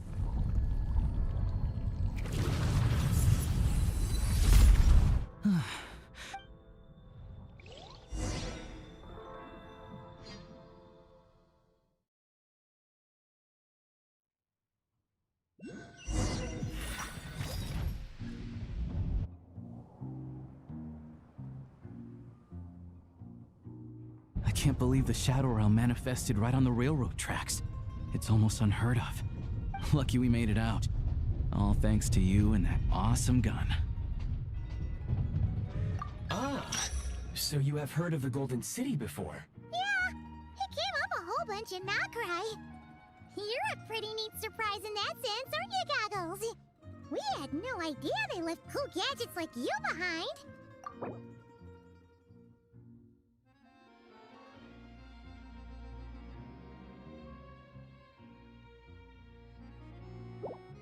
Make no mistake, it was a team effort. For a first-time firearm user, your performance was quite outstanding, far beyond my expectations. As Alosha said, it is highly unusual for the Shadow Realm to manifest in a place like this, but we should still watch out for similar dangers ahead. Let's hope not. If anything else goes wrong with this trip, Paimon's gonna have train trauma for life. The Shadow Realm can appear anywhere, not just on the railroad. I am simply advising that we take sensible precautions. Now, if you wish to further calibrate and upgrade your firearm, you may do so over there, provided you have the necessary components. Please take a moment to catch your breath while I repair the body of the train. Amongst other things, this will ensure Paimon is... Oh, thanks, Goggles. You're trusty train conductor. Well, maybe trusty isn't quite the right word, Yes, of course. And just like the Eye of Grey, I am sure it will be a great asset to you in your future adventures. If not the trustiest, then it will at least get the job done. Let's get some fresh air while the Eye of Grey fixes the train. Yeah, sure. Paimon wants to forget all about the Shadow Realm. It was so creepy in there. Stretching our legs might help take our mind off things.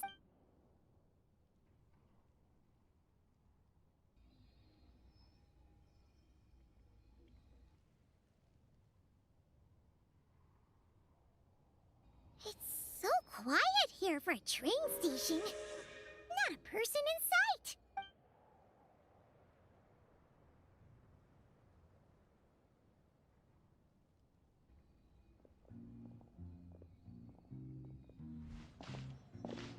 Huh? So much for repair? You've swapped our train out for a whole new model! My plan was to restore the train to its original appearance per my records as quickly as possible. Now that the repairs are complete, the train offers optimized performance and a significantly improved trendiness level. Huh.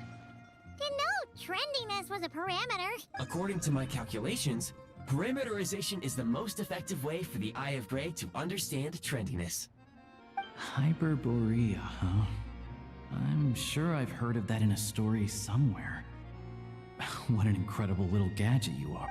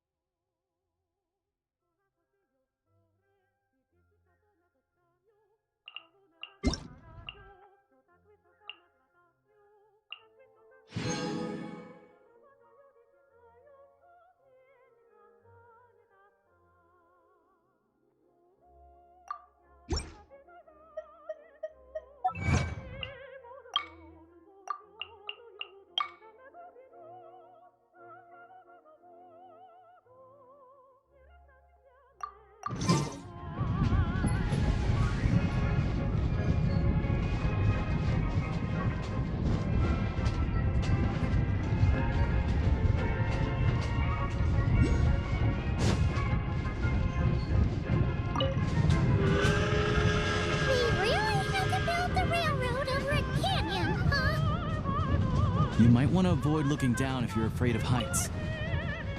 No, it's not that. Paimon's just praying that we don't have yet another accident.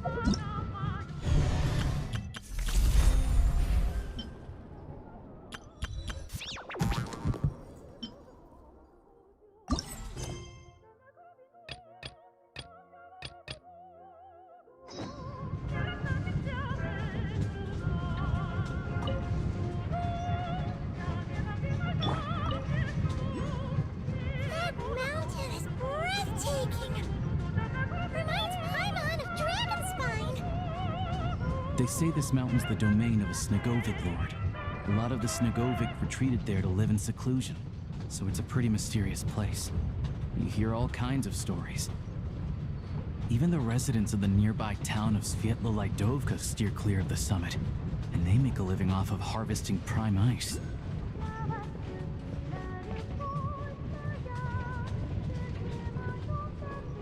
Look, Snezhnagrad's just up ahead.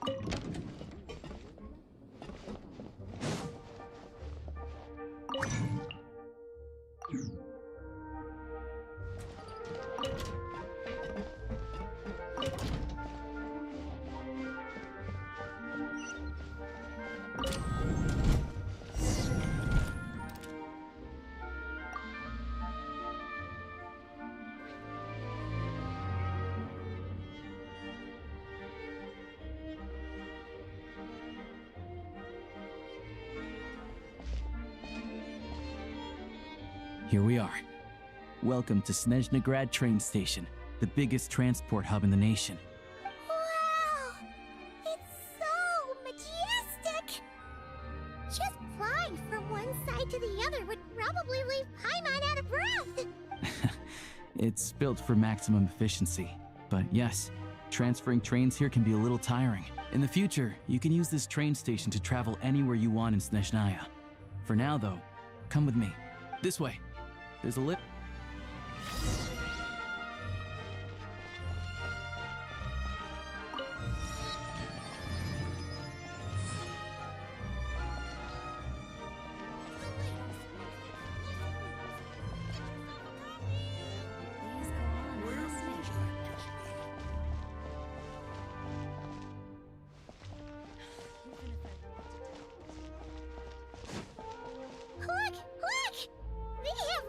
Funny-looking heads! And those ones are about the same height as Paimon! But it looks like they can't fly!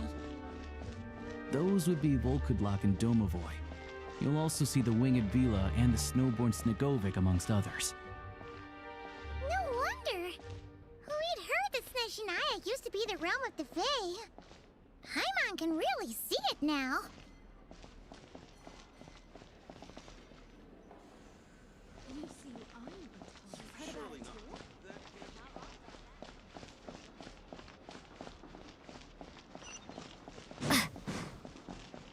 For Snezhnaya's safety, we must be...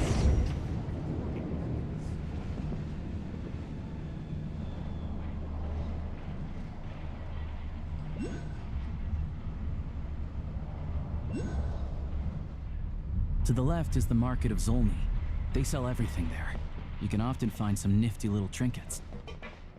To the right, you'll see the Korolyevsky Theater in the distance. Look at that! Incredible!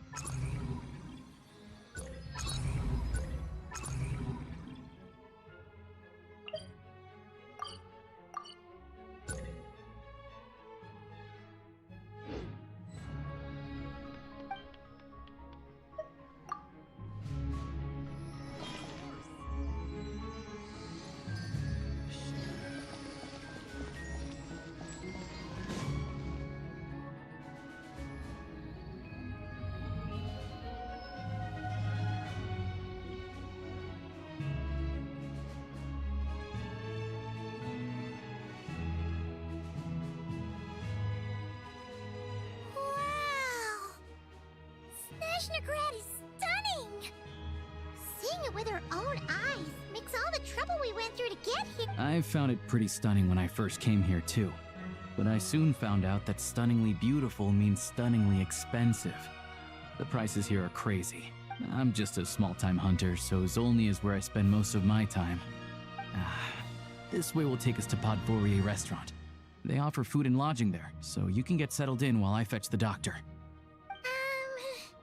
Is that gonna be stunningly expensive too? Yeah, I mean, there are places to stay in Zolny, but I highly doubt they'd meet your standard. Most of the stoves are out of crystal, the windows are drafty, and at night, four-legged roommates come out to play, sharpening their claws on the roof beams and floorboard. Yep, no way. Not a chance Paimon's staying anywhere like that. Maybe we can split the cost of the room between us? Paimon still has some savings left. Fine then. It's your treat. Paimon will save her money for buying a nice little don't worry. You'll get some too. I'm glad to see you've perked up. If you find yourselves in the mood for some sightseeing later, there's a few places around here worth seeing. This way leads to Zapoliarny Palace, which serves as the Tsaritsa's audience chamber and also her personal quarters. The adjacent block is kind of a city in its own right. That's Glupov, the headquarters of the Fatui.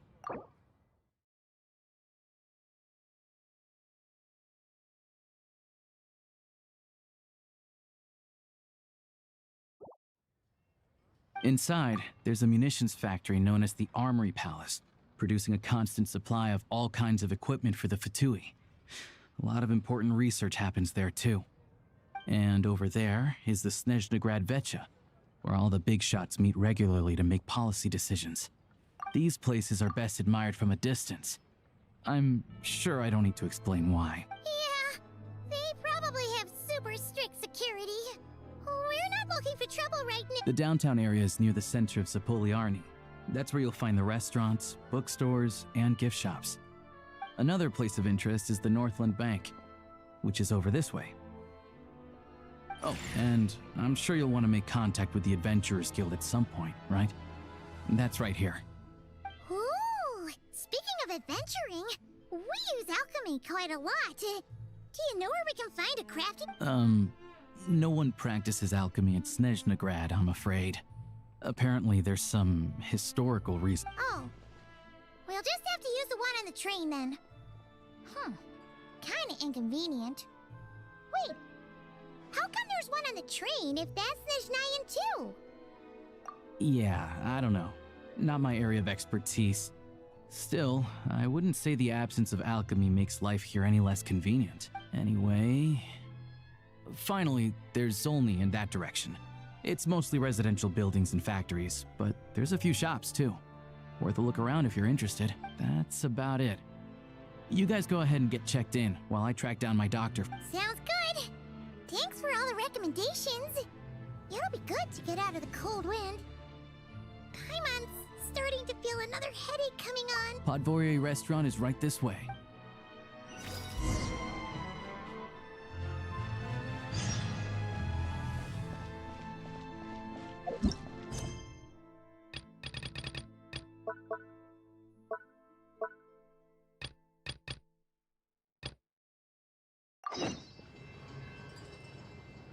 You all missed the good times.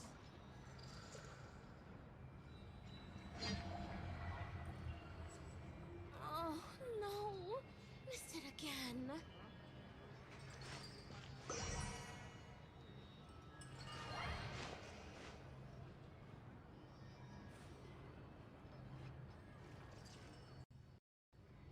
You all missed the good times.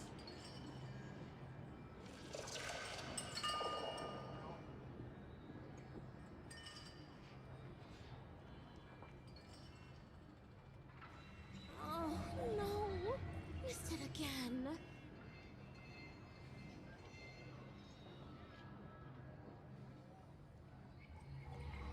You all missed the good times.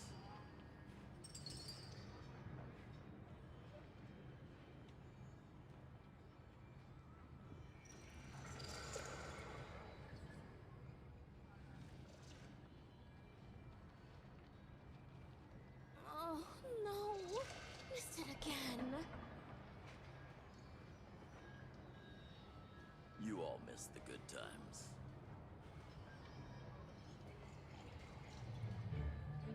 Rebooting.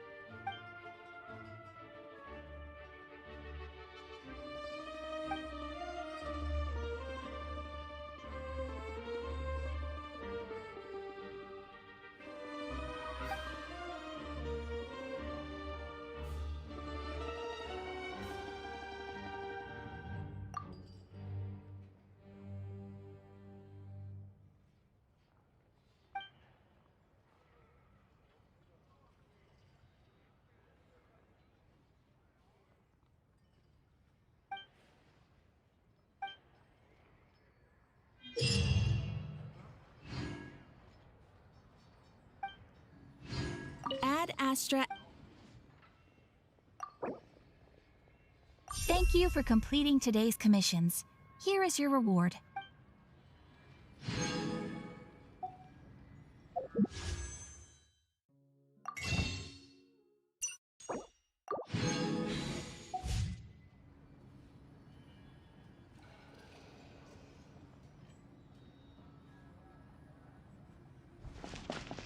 Oh, no. Again.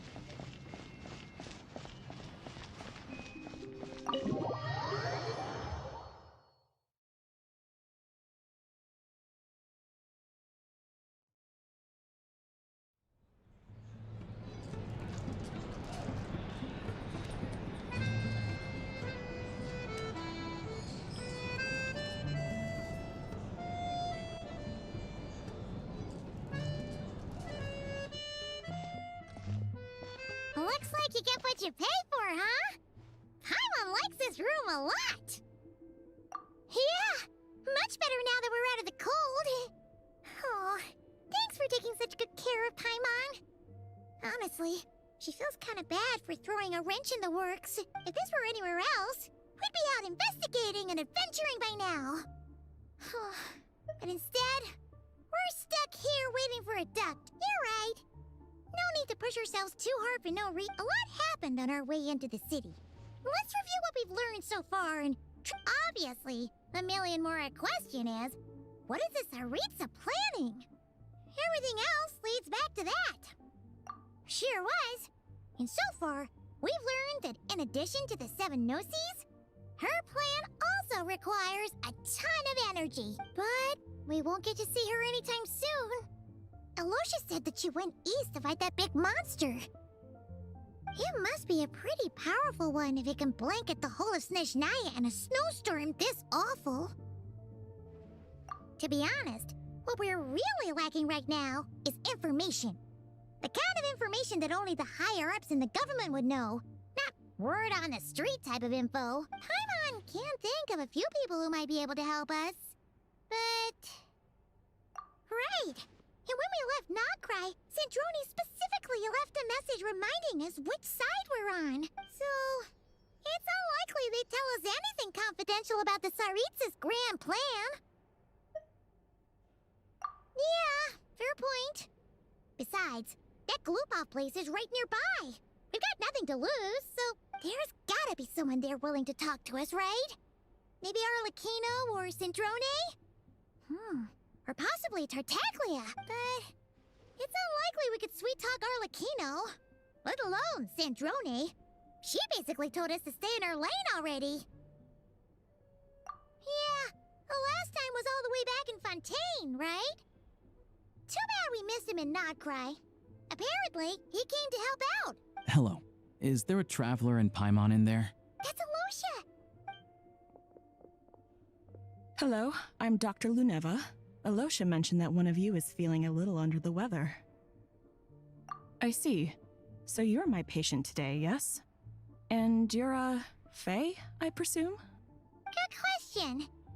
Paimon's not too sure either, but she's definitely not the same kind of Faye as the ones we saw at the train station. Is that gonna be an issue? Not exactly. It's just, I'm used to treating human patients. Fae tend to be far more resilient than even the healthiest and most long-lived of humans. But don't worry, I do have some experience treating Fae. I've even diagnosed plenty of cats and dogs in my time. Safe to say, I have a fairly eclectic range of expertise. It'll be fine. Paimon's basically the same as a human, right? We're no different when it comes down to it, are we?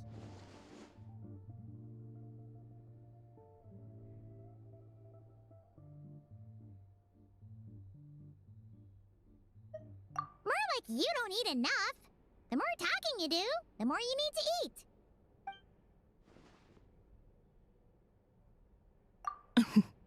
Now, please take a seat. Okay, vital signs are good. Test results are all within normal ranges. I don't think it's anything serious. I can give you some medicine to tide you over. But as long as you rest properly for the next couple of days, you should feel better. Make sure to keep an eye on your temperature, though. If you find yourself with a persistent low-grade fever, or if your symptoms don't improve, just contact me again. Sounds like there's no cause for alarm. Thank you, Doctor. You're very welcome. Just doing my job. I'll leave you in peace now. Time to visit my next patient. Take care. You heard the doctor. Best you rest up here for a couple days. No sightseeing for the time being. All right, then. Guess we've got no choice. Let's just treat it as a short vacation. I have to get back to it. If you need anything else from the doctor or me, go to the Hunter Trade Station in Zolny. The boss there knows how to reach me. Hey, no big deal. You saved my life in the Shadow Realm. This is the least I could do.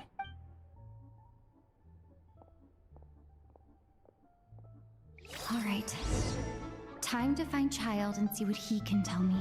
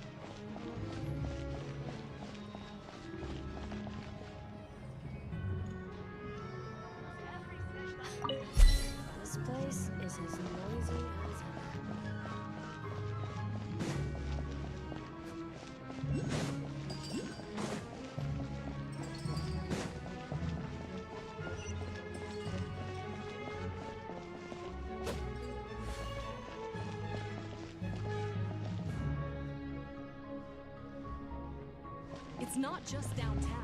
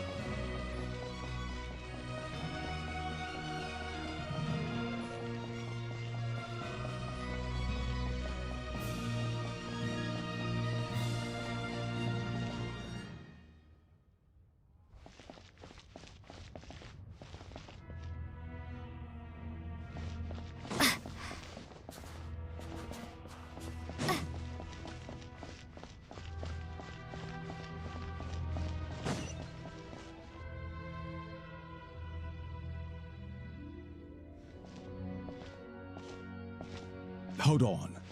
Please display your invitation letter or permit. Glupov does not accept meeting requests without a prior appointment. You'll have to apply per the advertised booking process and wait until... Might I ask who you're hoping to visit? Another one who thinks the rules don't apply to them. I don't understand why people think they can just talk their way in here. You don't just show up and land a meeting with a heart.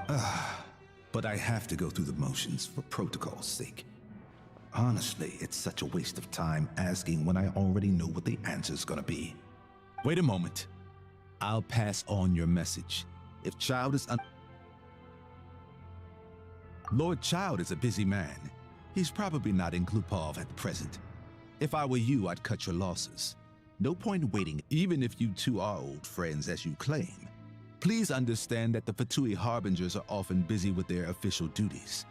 They tend not to stay in Glupov for extended period. Next time, stick to the rules. You'll make life easier for both of us. Greetings, Lady Marionette. I'll take care of our guest here. It's her first time in Snezhnaya, so it's no surprise that she doesn't know the rules yet. I trust no choice words have been exchanged. No misunderstandings I should be aware of. No, Lady Marionette. No incidents to report. Whew. That was a close call. Good thing I played it cool. Is that right? Good to know. Wait, where's Paimon? Under the weather? That's hard to imagine. She's always buzzing with energy. I take it she's still adapting to the climate. Happens to a lot of people. It's even colder here than in Nodcry. Has she seen a doctor? I can get you one if you need. All right then. Well, let me know if you run into any other problems. Why else?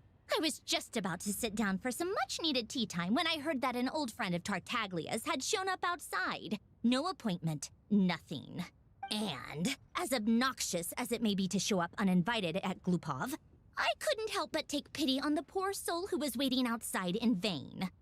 So I had no choice but to abandon my freshly brewed piping hot tea and come to see this mystery guest for myself. Well, I felt our time working together in Nodcry warranted some courtesy. I couldn't exactly let you freeze to death out here in the wind. Unfortunately, I can't invite you inside either. The rules of Glupov wouldn't allow it, and as a harbinger, I have to lead by example. On the plus side, Snezhnograd actually has some class. Unlike Nosha Town. Torchlight Books has a very nice selection of teas and cakes, so we can catch up there. Your treat, of course. Because I already wasted one perfectly good cup of tea today. That's...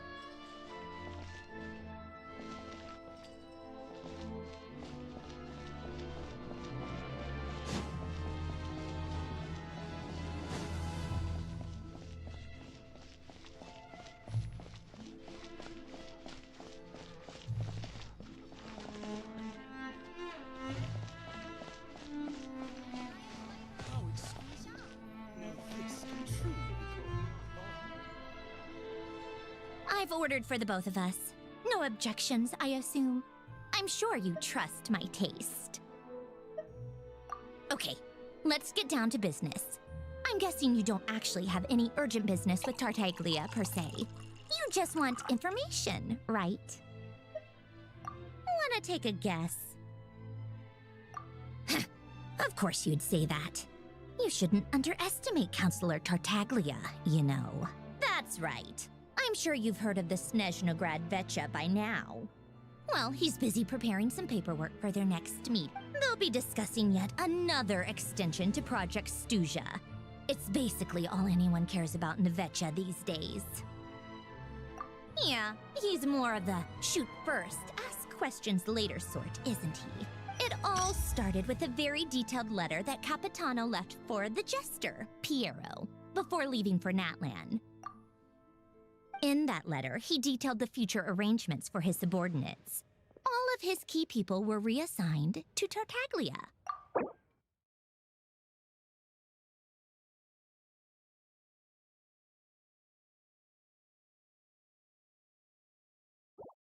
I guess he'd already prepared to leave us for good all the way back then. But Piero didn't reveal the contents of the letter until the events in Natlan had concluded. That was his reaction, too. Why me? With a bewildered look on his face. He'd always assumed Capitano looked down on him. He was a man who kept his thoughts to himself and barely spoke to him the whole time they'd known each other. But he occasionally brought Tartaglia along to my tea parties back in the day. So to the rest of us, it was clear that Capitano had quite a lot of respect for his young comrade. By the rest of us, I mean my tea party regulars. Arlecchino, Rosaline, and... actually, not Columbina. She was probably oblivious to it. Anyway, then the Liu's situation happened. Normally, it took a lot to get under Capitano's skin, but that time he was furious. It's not really my place to talk about it, though. You can ask Tartaglia about it sometime. Basically, Tartaglia probably had the wrong idea about Capitano all along. Right up until Piero revealed the letter he'd left behind. Capitano believed that despite Tartaglia's immaturity, he showed great potential. Plus, he possessed a kind of purity rarely seen among members of the Fatui. Yeah, it's one of the few things that I'd agree those two have in common. But there's one other reason why Capitano chose Tartaglia to assume command of his troops. He knew that after he was gone, several of the others would swoop in on his army like vultures. With the ones who stood to benefit the most being the rooster Pulcinella and regrator Pantalone.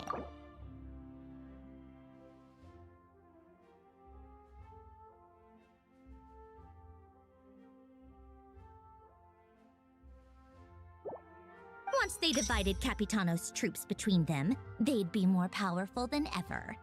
No one would be able to stop them.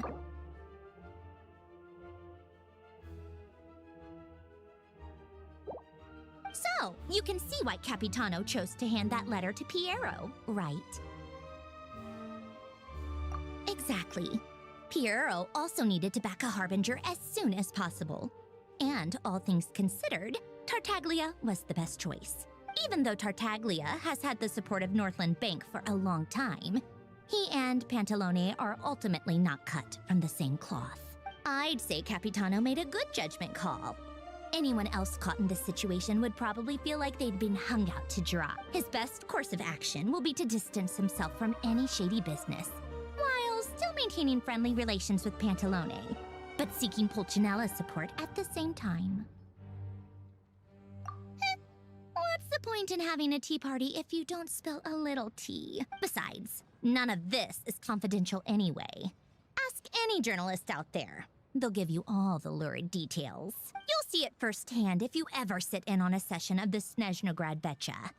All the factional strife, whether open or unspoken, it plays out for all to see in that one little room. Having a voice in the Vetcha is the only way to steer policies in your favor. So, every person in that room represents a particular interest group. Pantalone, for instance, represents the financial sector, and Tartaglia represents the Fatui soldiers. Personally, I have no interest in political jousting, but since I have a number of engineers and researchers under my command, I have to make their voices heard. Then there's Pulcinella, the linchpin of the Vecha. He represents politics itself. Everything involves him, so nothing can bypass him. Any issue that comes up, he knows how to mediate. That's what the Tsaritsa values most about him. I'm starting to see why everyone is so frustrated with the way things are, but also powerless to change it. A complex web of interests connects all parties involved. And the Tsaritsa sitting at the top adds another layer of complexity. It must be nearly impossible to come up with a perfect solution. All right, I'm done carrying this conversation. Time for you to answer. You must have known that you can get the info you needed from me. So why was Tartaglia the first person you asked to see and not me? Huh? Jealous? As if. Wait. Oh, I think I know what it is. Columbina passed on my message to you before you left, not cry. I only meant you should be mindful of which side you're on. Is that actually why you didn't ask for me? Because you took that to heart? Fair enough. It's not your fault. I blame all these politicians I've been hanging around with lately. Always beating about the bush when they talk. I guess it must have rubbed off on me. Anyway, just ask for my help next time, okay? Little things like this are no problem. Lady Marionette. What now? Can't you see I'm on my break? Whatever it is, just leave it on my desk. Sorry to disturb you during your break, ma'am, but I'm afraid it's an emergency. Isn't it always? I've told you before. Fixing the tracks and transporting ice blocks does not constitute The equipment in Svietlo-Lidovka is in urgent need of maintenance. With how the weather's been recently, we suspect that the cause is a buildup of snow, exceeding the maximum weight. The supports on one of the machines broke and fell, awakening a dormant beast and leaving many of the ice miners trapped in a nearby ice cave. Luckily, Odette's team was nearby and launched a rescue operation, but we're still facing a severe manpower shortage for both the rescue and engineering teams. I guess that's it then. Our tea party will have to end here. I'm the only engineer you'll need. Do you actually want to come with, or are you just saying that? Nice of you to return the favor.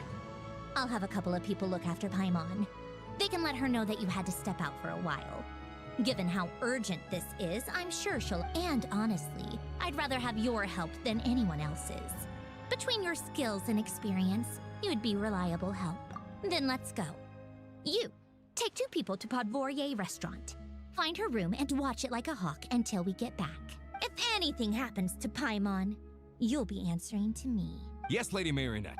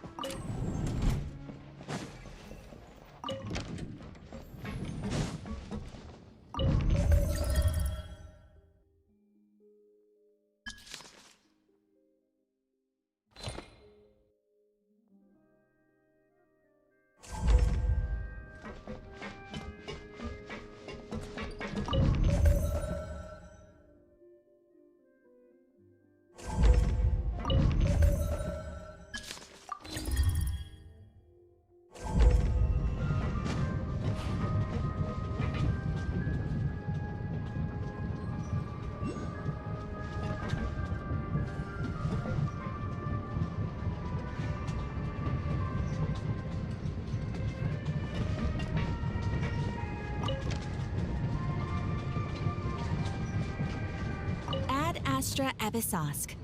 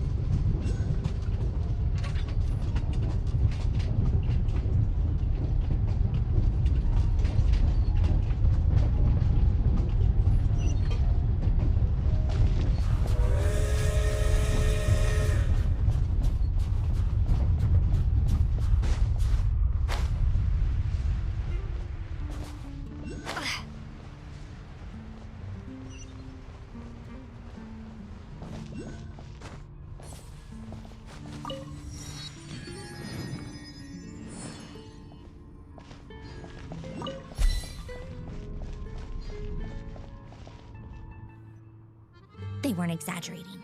This is really dangerous. It's a good thing only one of them broke. From what I've been told, most of the trapped miners are over in that direction. Yeah, you do that while I check the rest of the equipment. I'll evacuate the people around here as I go. Meet me back here as soon as you're done.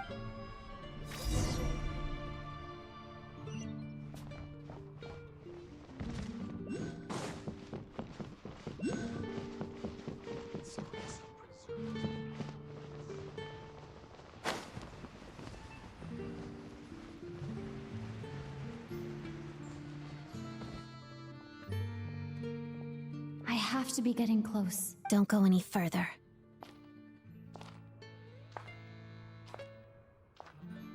It's too dangerous here. There's a highly aggressive monster on the prowl. You need to leave. Ah, I see. You're the backup from Snezhnaya. Well, I'm Odette. Ah, so this is Odette. She was the first member of the Fatui on the scene. There are 5 people trapped in the cave. Monster type is unknown, and so is its look. Let's go.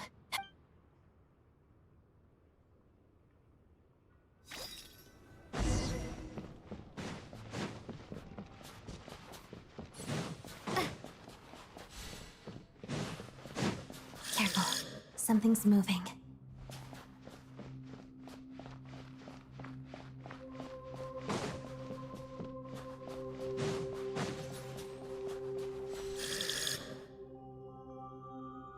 This must be the monster's shadow. Looks like a tough opponent.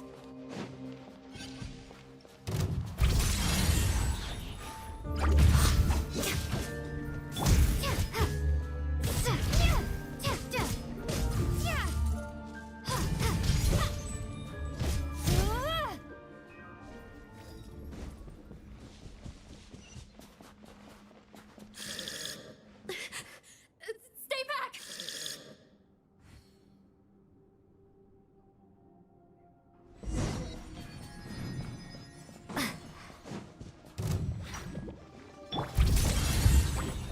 Waltz of the snowflakes.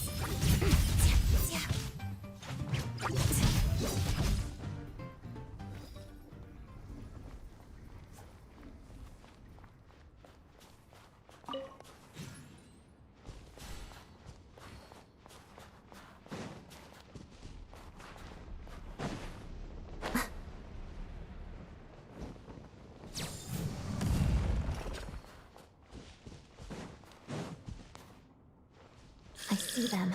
They're right behind the monster. The monster seems very agitated. It could attack at any moment. Let's make the first move. Bellowing thunder!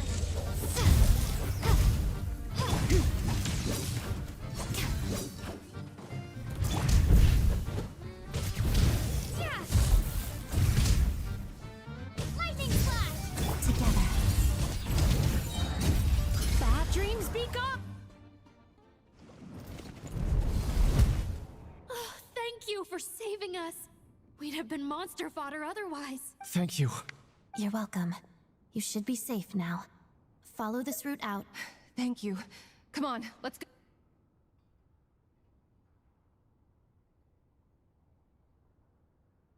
I've searched the area. Pretty sure the monster made a tactical retreat. Yeah, but with us here, it won't be coming back anytime soon. It may be small, but don't be fooled. It's a ferocious beast.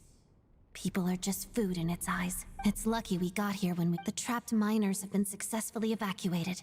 Time for us to leave. Wait, this place... There's something unusual about it.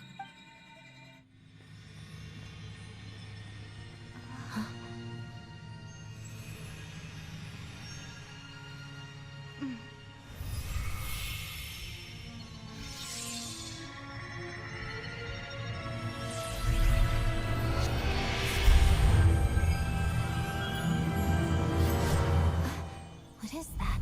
I don't know. It's back? Guess it has family.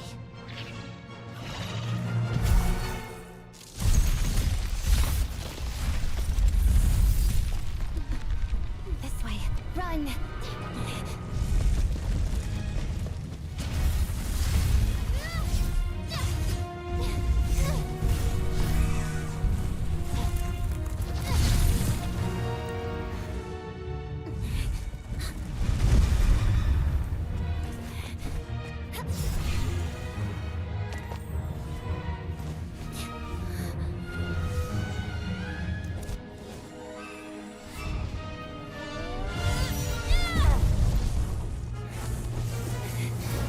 Thanks. Let's get out of here.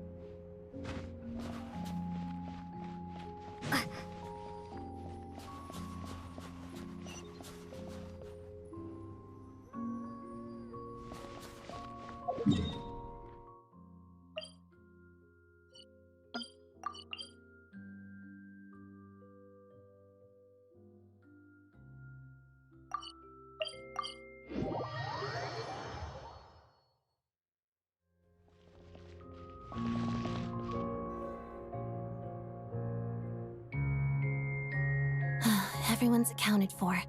We managed to rescue them all. We also placed a sign at the entrance to the cave, warning people to You really held your own today. I still don't know your name. Don't think I've seen you before. I'll remember the name. All right then. See you around. Hello, Lady Marion. I hear the rescue operation was a great success. I knew I could count on you. What brings you here, Odette? Here for a performance? No, a Fatui mission.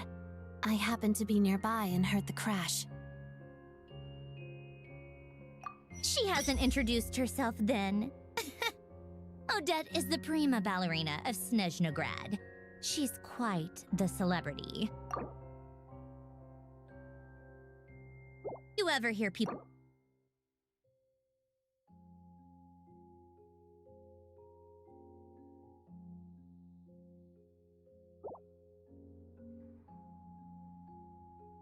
On top of that, Odette's also a rising Fatui star.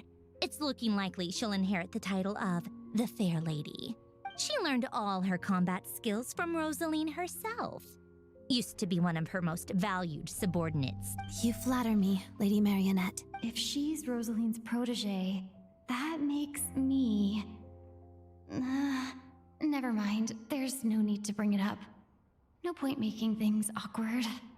How's progress on your end, Lady Marionette? Equally successful.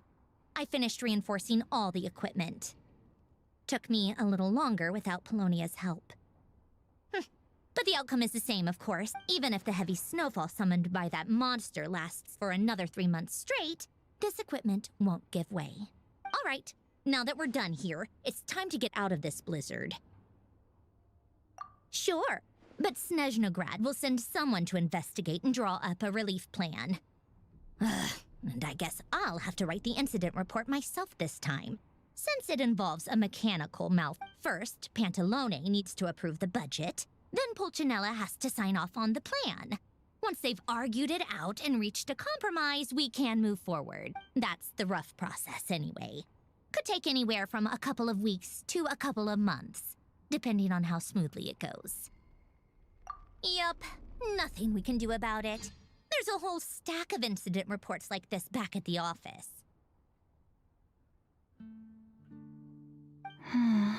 The snow has eased a little for now, but there's no telling when that will change with that monster still at large. Fuel for heating is in short supply, and relief is weeks away. There's no immediate threat to life, but it just feels like there should be a better... Hey, quit daydreaming. Let's get back to Snezhnograd. When did you get a new sword? I found it in a cave. It handles pretty nicely. You have a strange affinity for secondhand swords.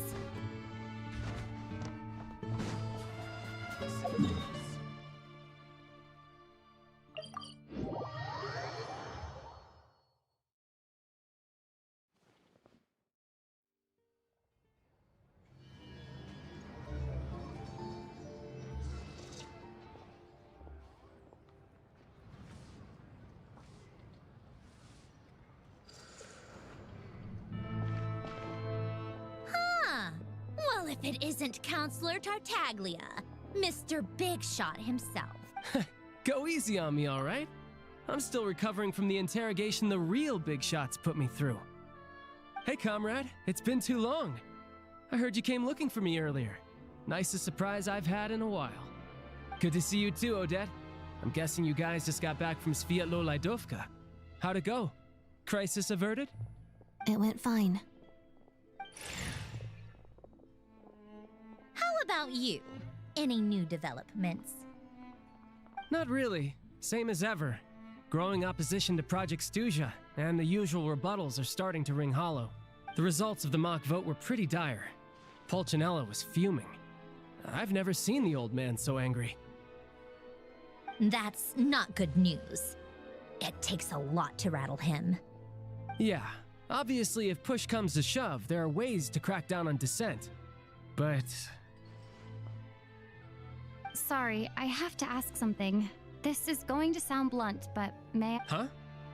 It sounds to me like everyone's tearing their hair out trying to figure out how to deal with opposition to Project Stuzha. But what exactly is this project's purpose? And how can it be so important that even people like you two refuse to stand up for the ordinary people of Snezhnaya? Interesting. I gotta hand it to you, comrade. You sure don't mince your words. Excuse her? What does she mean? Refuse to stand up for ordinary people? Oh my gosh. How does she dare speak to the Harbingers like that? Are you interrogating us now? It's okay, Sandrone. Let me explain. I think I understand where she's coming from. If I could, I'd take your side right now. In fact, my position's very similar to yours. I've only held back on casting a dissenting vote in the Vecha because the Tsaritsa would never let me get away with it. Still, I have a responsibility to the Fatui armed forces, so I do what I can to make their voices heard. Most of them are just regular folks from small towns far from the capital. I'm sure you've seen how much those kinds of places are struggling right now. Oh, and for what it's worth, I'm from Marepisok myself. Things aren't going so swell there either. The Tsaritsa wants to create a better, safer future for the people of Snezhnaya, but she's thinking long-term. I don't doubt that from where you're standing, Project Stuzha seems to be creating all sorts of issues for everyone. But considering the Tsaritsa's vision for the future, these are sacrifices worth making. Sounds cold, I know, but I promise it's not as black and white as it seems. Maybe Snezhnaya and I can't oppose Project Stuzha outright, but we're constantly raising our concerns in Vecha meetings. And even though we can't put an end to it, there are plenty of other ways to make a difference. We're trying everything we can think of, and so is Pulcinella. I respect Her Majesty, the Tsaritsa, and trust her decisions. But at the end of the day, I'm still just a normal guy who cares deeply about my homeland. And my family, who all live here. There's no way I would ever abandon. As contentious as things can get within the Vecha, there's no selfishness or malice behind it. Everyone wants to get through this period as smoothly as possible. The issue is that there's no way of pleasing everyone under the present circumstances. Most of the time, we're trying to decide on the lesser of two evils, which obviously isn't a great look. But that is not the same thing as being blindly loyal to the Tsaritsa. No one's got their head in the sand here. We're all well aware of the way things are.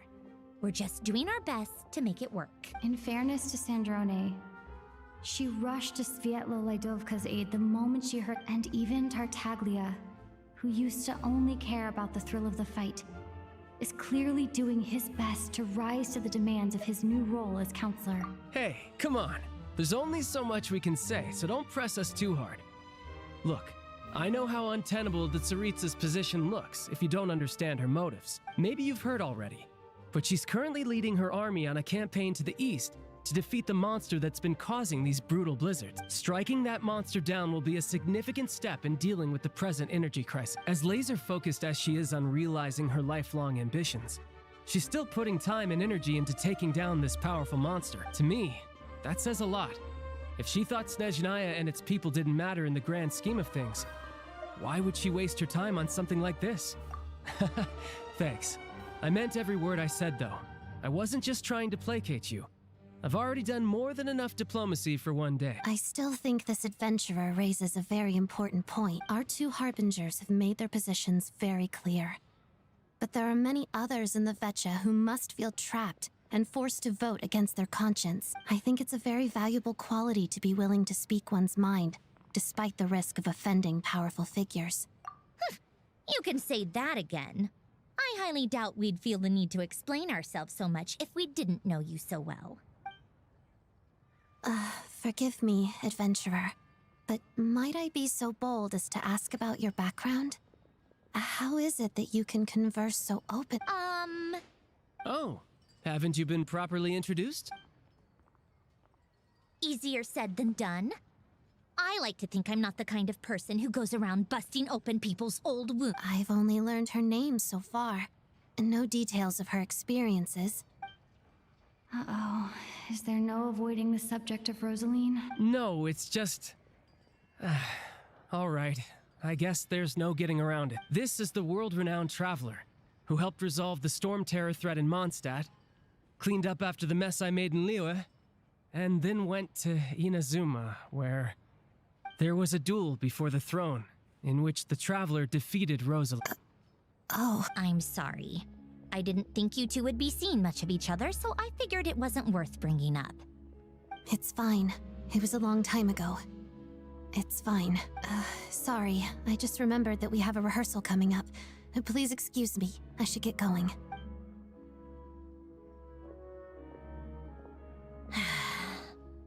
I've mentioned this to you before, remember? She was Rosaline's most valued subordinate. But they didn't actually get... Not that Rosaline was really the type of person to make friends, but... Death has a way of resolving a lot of conflicts. Don't let it weigh on you. Like she said, it was a long time ago. It's in the past now. Odette has a very different personality from Rosaline. Give her some time. I'm sure she'll work through it. Oh, by the way, where's Paimon? It's not like her to hide... She hasn't been feeling well, so she's resting at Podvorier restaurant. I got a couple of my people to look... Oh, right. Sorry to hear that. Poor thing. Reminds me of when Tonya was little.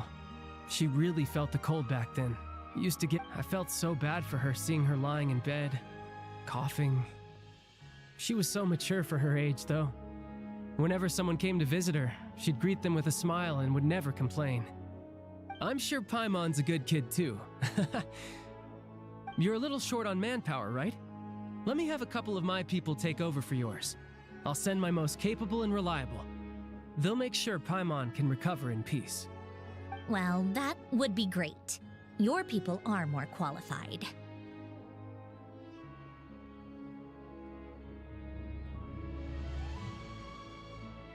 Hey, don't mention it.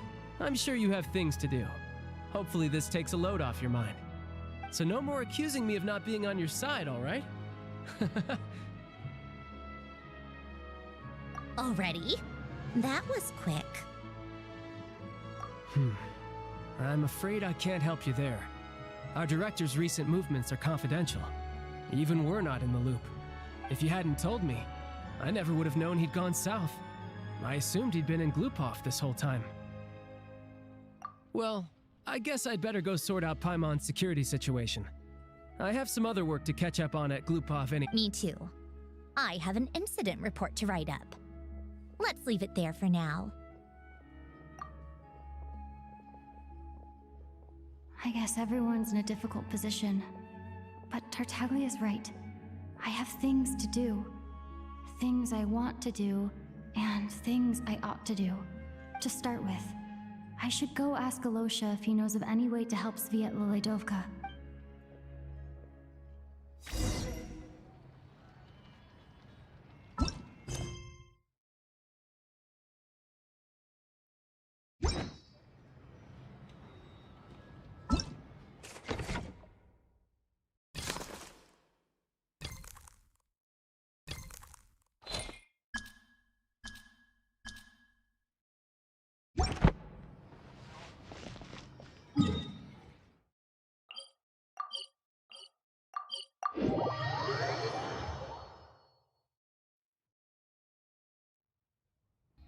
How strange. This sword seems to be vibrating of its own accord. It's a very faint vibration, but it's getting stronger as I get closer to the statue. Does this sword have some connection to the statue? But all it does is vibrate. That place I got this sword from was definitely out of the ordinary. Maybe...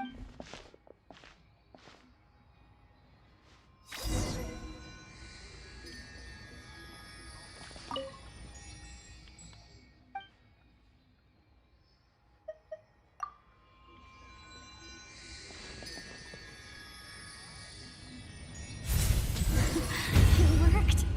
There really is something special about this sword.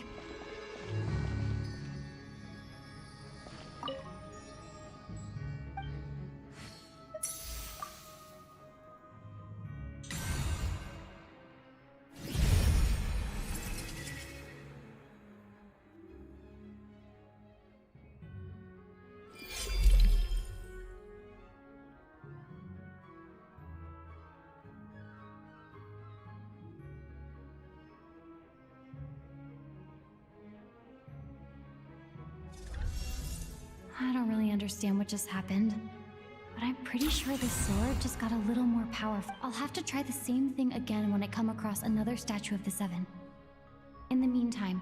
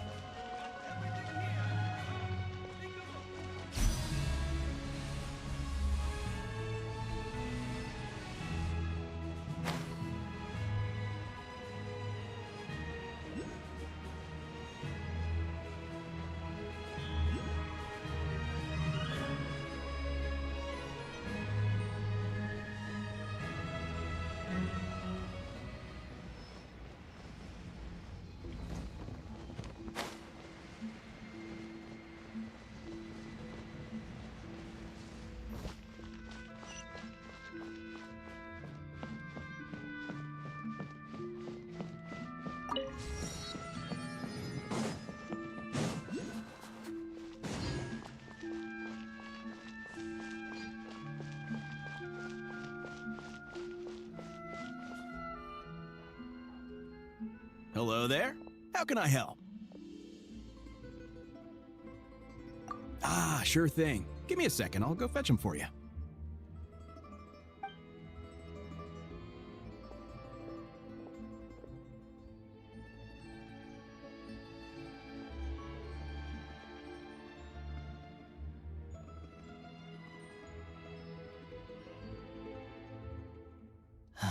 It's a familiar story. I've had similar experiences. Although Snezhnaya doesn't deliberately delay or withhold relief, those first few days of waiting for help are always the hardest. It's a fundamental contradiction. If emergency relief can't be delivered in time, what's the point in even calling it emergency relief?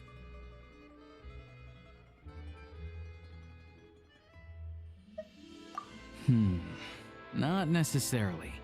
I think there's a good chance that Kresnik Crystal from Stratomoros will start flowing into the market. When we resolve Stratomoros' energy issue, it's like we open the floodgates. A huge backlog of Crystal is now available to the townspeople. There's no way they can use it up at once. A lot of them will probably stockpile it and slowly work their way through. Probably a good idea, since energy prices are only going to keep rising. But there will always... Exactly. At the current prices, selling Crystal is an easy way for an ordinary person to make a fortune. Hey boss, how much do I have left in my account? 1 second, let me check. So, you're planning on buying the Crystal out of your own pocket? Yeah. I don't know if I have enough, so I'll chip in a little extra. No, it's fine. You're new to Snezhnaya, and you have your own living expenses to worry about. Besides, you're already providing the train. Here's your Mora. See what you can find at the market. But I doubt there'll be much Crystal left. Yeah, well, can't hurt to take a look. Let's see. Huh?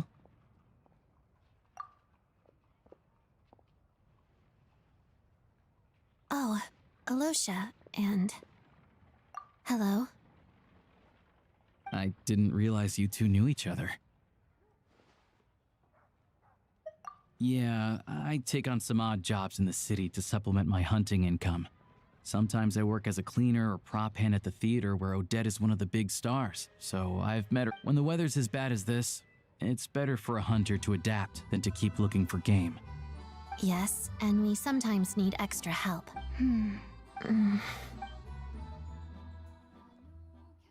Wait, why is the atmosphere so awkward? I thought things went pretty smoothly in Svietlolite. So, what brings you here, Miss Odette? Looking for some new props? No. After I got back to the theater, I couldn't stop thinking about the situation in Svietlolidovka. It bothered me so much I couldn't focus on my dancing, so I decided I'd come here and see if there's anything I can do. You too, I presume. I suppose that's why you're here. I didn't feel comfortable expressing my true opinions in front of the Harbingers. Not least because ordinary Fatui like me don't even know what Project Snezhnaya is all about. Without knowing the full picture, I can't make sense of it. And at some point, if things aren't making sense to me, I can't just keep going along with it. So many people feel the same way. They wish they could do something, but all kinds of reservations hold them back. Explains why groups like the Roadcott are springing up to fill the gap. Yes. But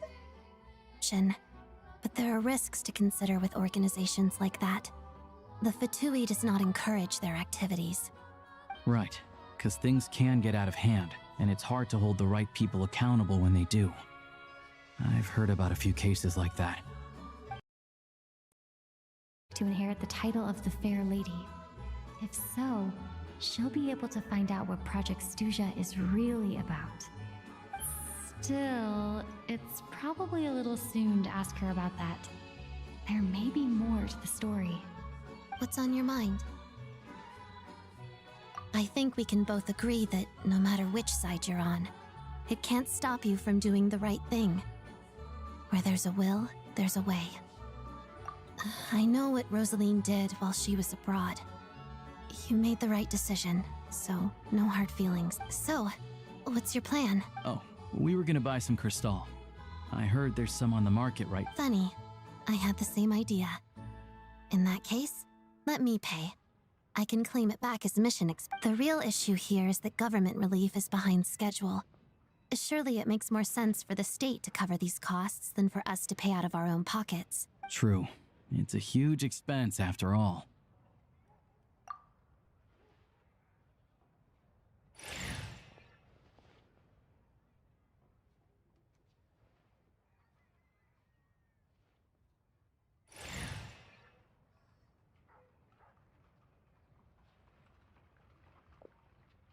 Let me see. I'll take it all, please. And I'll be right. Choose mission budget under the expense category, but be sure to specify emergency rescue operation in the description. Otherwise, the normal reimbursement limit will apply. Let's book this train. Regulations say that if we need to transport Kresnik Crystal during Project Stuja, extra carriages can be added 1 hour before departure.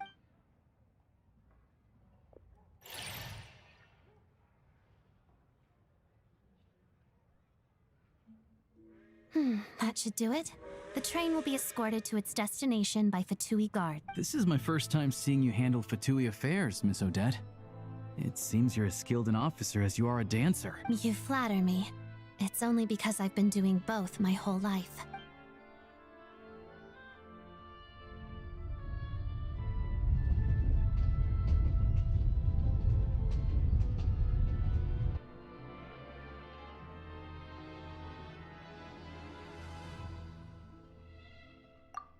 Anyway, I bet you've been non-stop today, am I right? Any idea how Paimon's doing? What's wrong? Who's Her travel buddy hasn't been feeling well. She caught a cold right after they got to... Sounds like she's important to you. I can't believe you've been dealing with this on top of everything you've been doing to help the people of Snezhnaya. I've got nothing going on right now, so I'll join you. I want to see how she's doing. May I come too? I have some candy that someone gave me back in Svietlolaidovka. Plus... All right then.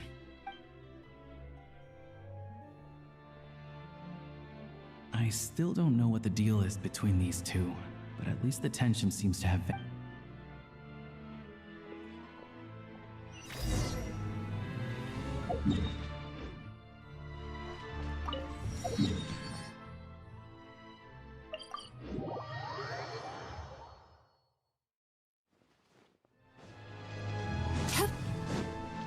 Sweet dreams!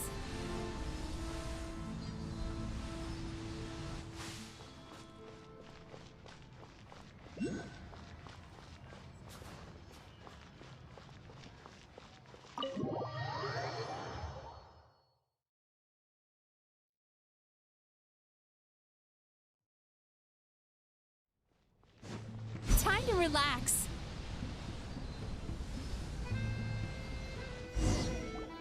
Hello. Sorry, but there's a sick person recovering. What happened?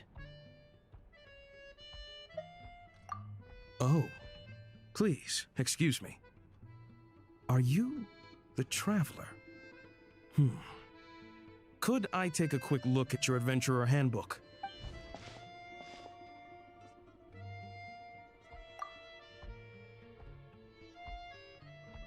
Ah, it's really you. Sorry for the inconvenience.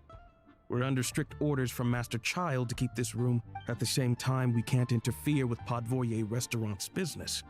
That would only seem all the more suspicious and draw unwanted attention. Besides myself, a few of my colleagues are stationed in and around the restaurant, in plain clothes, of course.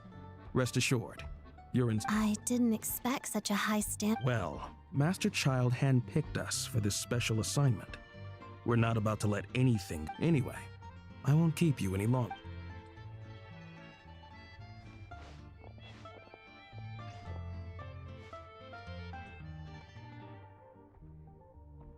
Traveler! Alosha, you're back!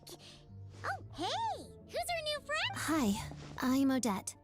The Traveler and I crossed paths a few times. Another friend from the Fatui, huh?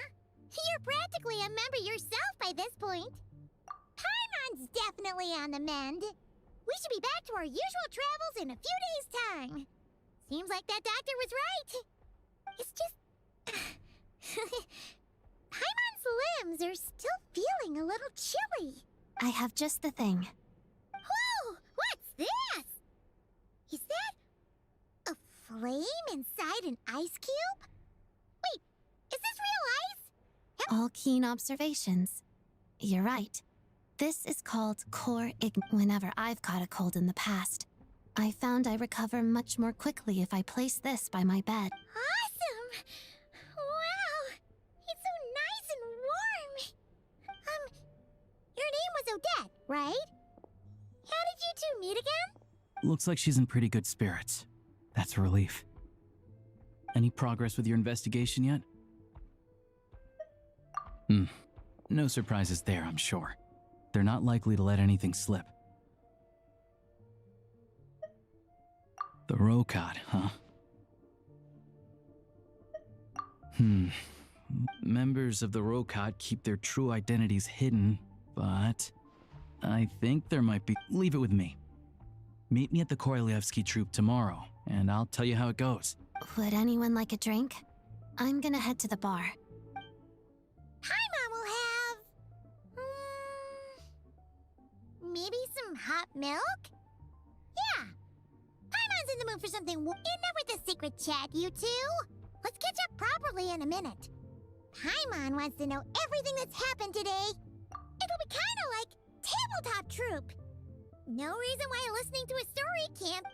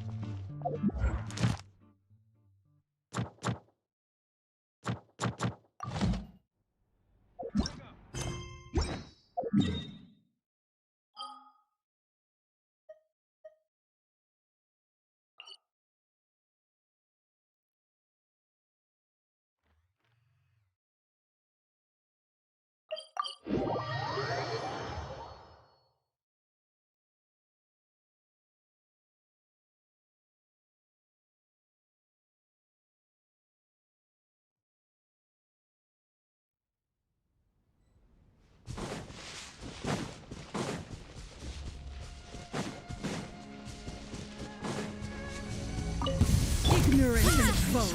Sincerity. Banquet must go on. Did I scare you?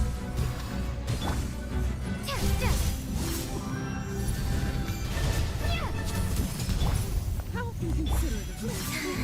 Surge. The banquet is nearing its end. Watch your footing. One down.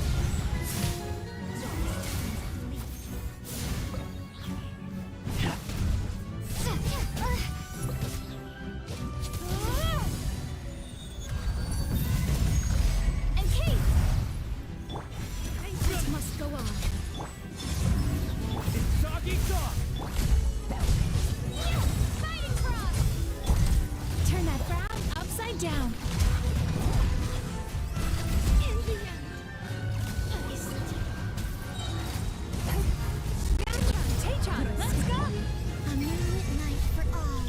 Wayne. A gift for you. Bullseye. A great storm.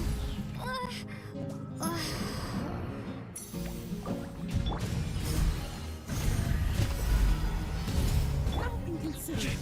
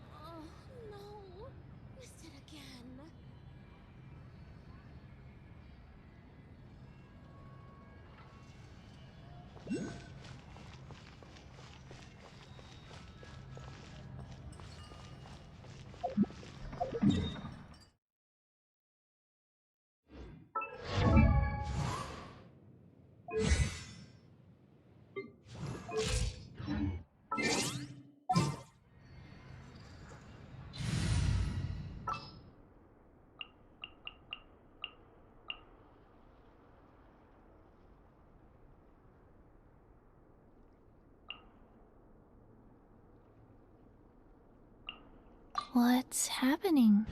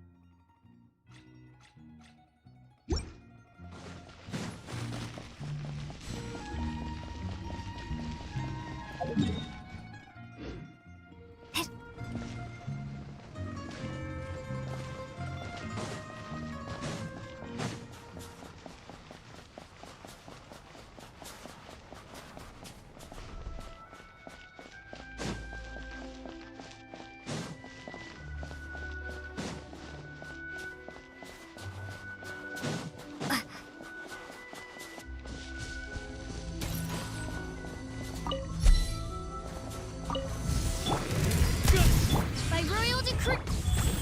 Orders given. Orders received. In case.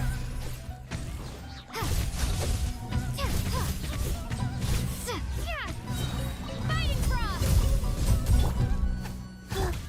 Wings of dark. Go. Cryostorm.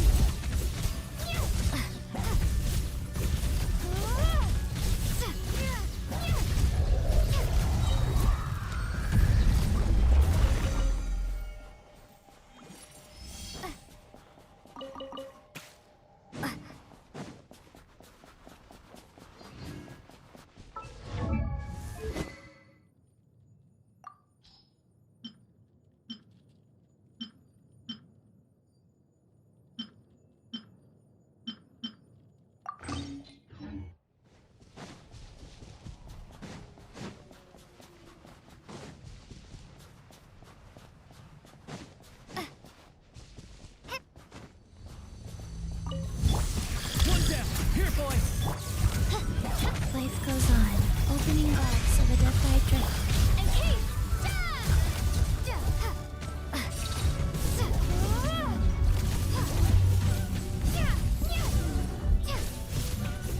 Midnight Phantasm. Good! It's dog eat dog! Cryostorm. Fighting frost.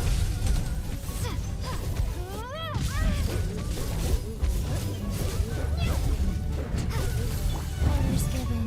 Orders received. Oz reveal by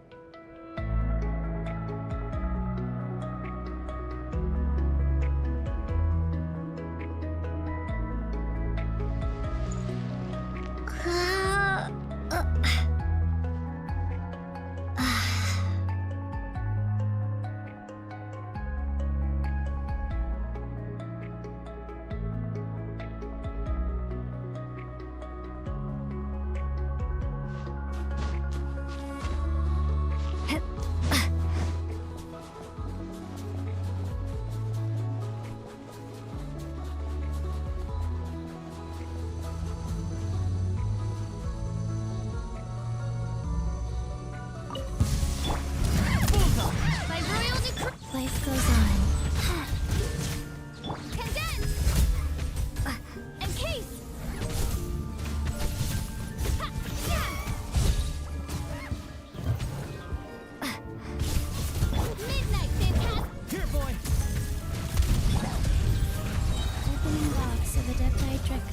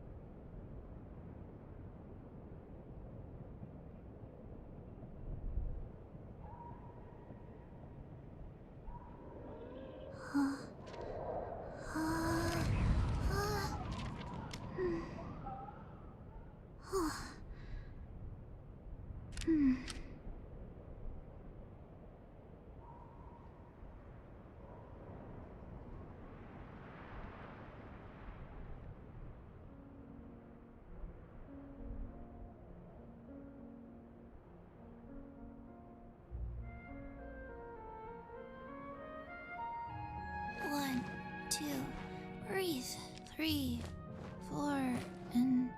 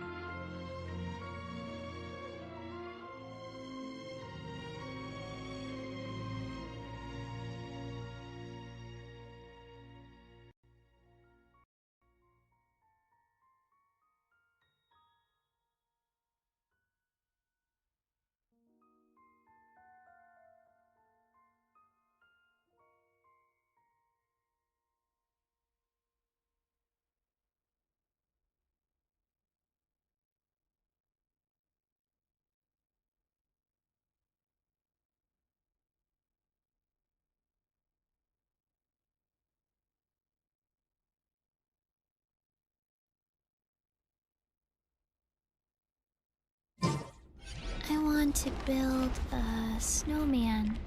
Wheel of life.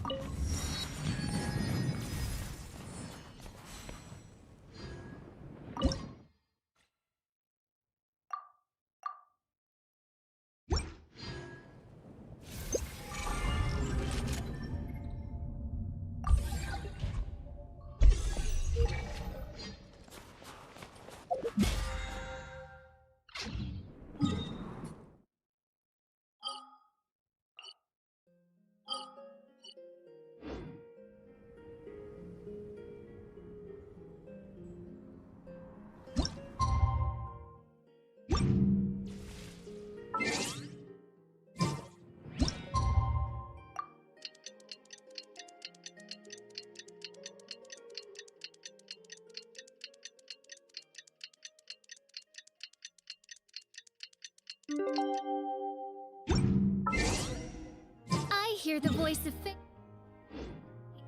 speaking my name in humble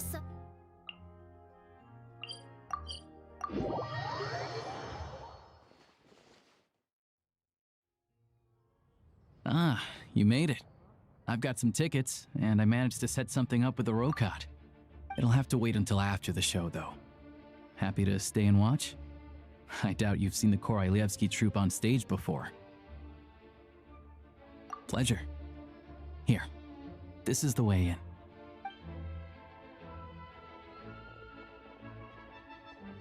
Please present yourself for a routine inspection in accordance with theater regulations. Thank you.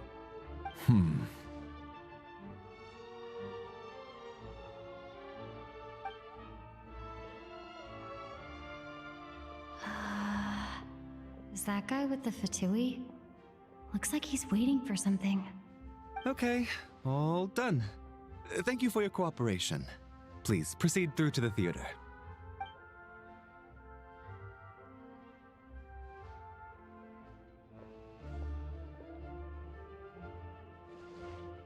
What's up? Everything okay? Snezhnaya's business and political leaders are always passing through here, so it makes sense that security's tight. Still, it's a little unusual to see the Fatui's Armory Palace guard here. You saw him, right? The guy right at the back. Strong, silent type. His name's Valeri. He's part of the Special Assignments Battalion, but I only ever see him here for one thing: to look for a guy named Mitya.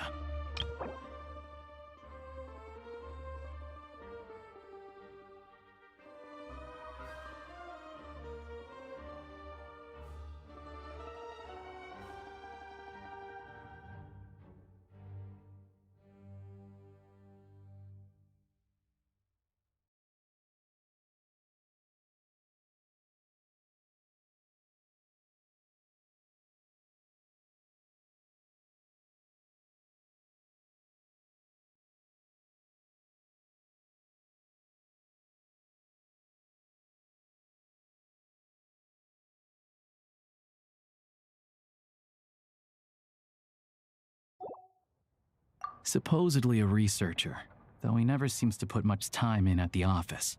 The theater is one of his favorite places to hang out when he's playing hooky from work. But that's not for us to worry about. Let's go. The show's about to start.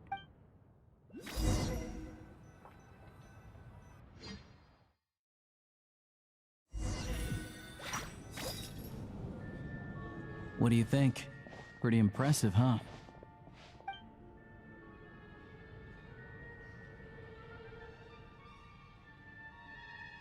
Oh, the one in Fontaine? I hear it's iconic. Never seen it for myself, though.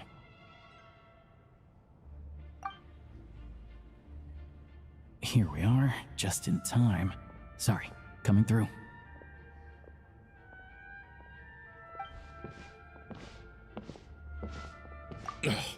If you're gonna show up late, keep your mouth shut. What's his problem? Whatever. No point arguing with people like that. Look, there she is. That's who I'm introducing you to later. She's the lead singer of the troupe, Vodyanitsa.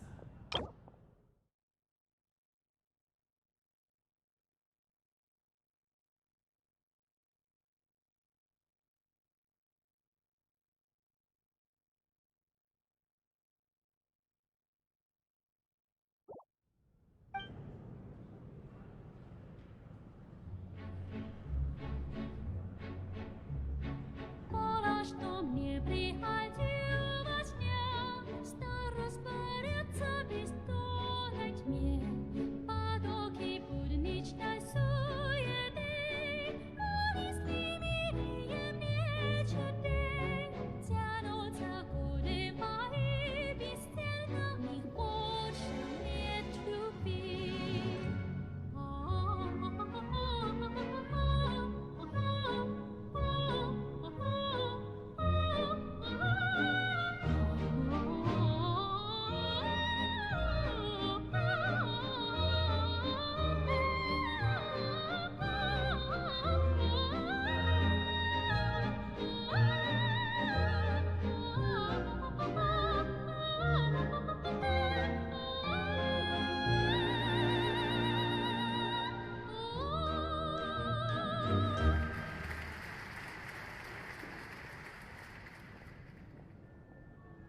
This leads directly to the green room.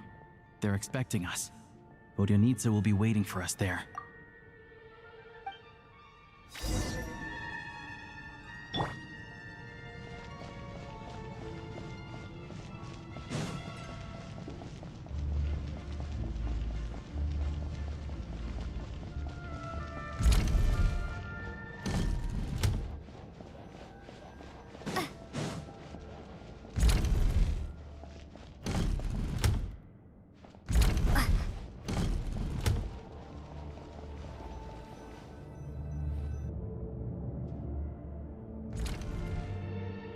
Hey there.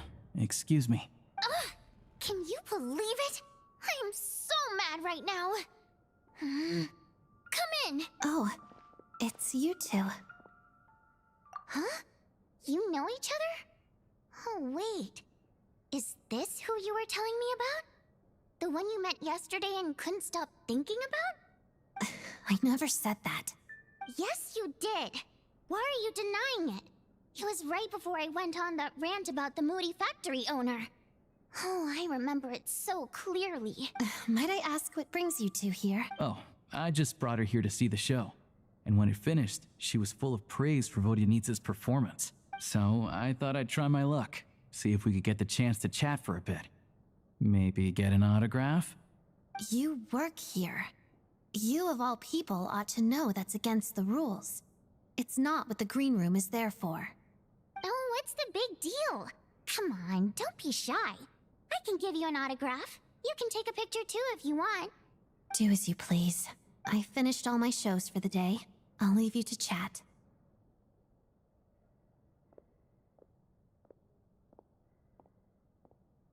I wasn't making that stuff up, you know. Odette's just too proud to admit it. She thinks very highly of you. And so do I. You did the right thing in Svietloladovka. We're good. Odette's out of earshot. I'll lock the door. Confidentiality, of course. The Rokat is very strict on that. Whoa, Alosha! Not out loud! Not with an outsider here. Relax, I've taken care of it. The President's reply sent this morning. Wait, so she's been approved to join? You told me last night that you wanted to get intel from the Rokat. Unfortunately, Rokat intel is only available to members. But ever since you set foot in Snezhnaya, we've been working together. I've seen the way you work, your character, and your motives. Everything about you is perfectly in alignment with what we're trying to achieve in the Rokat. So I figured I might as well cut to the chase. I wrote a letter to the President explaining your situation, including just the right amount of detail. His approval came very quickly. Of course, it's still your decision whether you want to join or not. We'll respect your choice. Well, assuming Odette was telling the truth and she didn't misjudge you, I guess we don't need to worry about you blowing our cover. Still, you gave me a real fright. I didn't know that's why you came looking for me.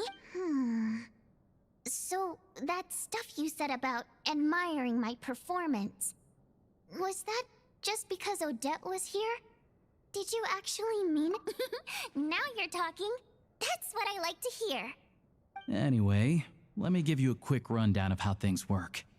Like I said, the Rokat is a covert organization, and we hide our identities. Members typically don't meet in person or even know each other's identities. This helps us maintain a high level of independence and secrecy. Because of this, members are basically free to decide their methods without constraints, so long as the outcome of any activity doesn't violate the organization's principles. After all, we don't have any ostensible contact with each other. This way, if anything goes wrong, no one else will be implicated. Beyond the freedom to choose how you operate, it's also your choice whether to act at all. We have plenty of members who have yet to take any act. In short, joining the Rokat in and of itself won't place any restrictions on your activity in Snezhnaya. There's a code of conduct you can read if it interests you. But basically, as long as you don't plan on using your anonymity to go around doing evil, you'll be fine. I tried reading it 5 or 6 times. Never made it all the way through. Even the most lackluster script makes for more interesting reading. Great. Then I'll go grab an official application form.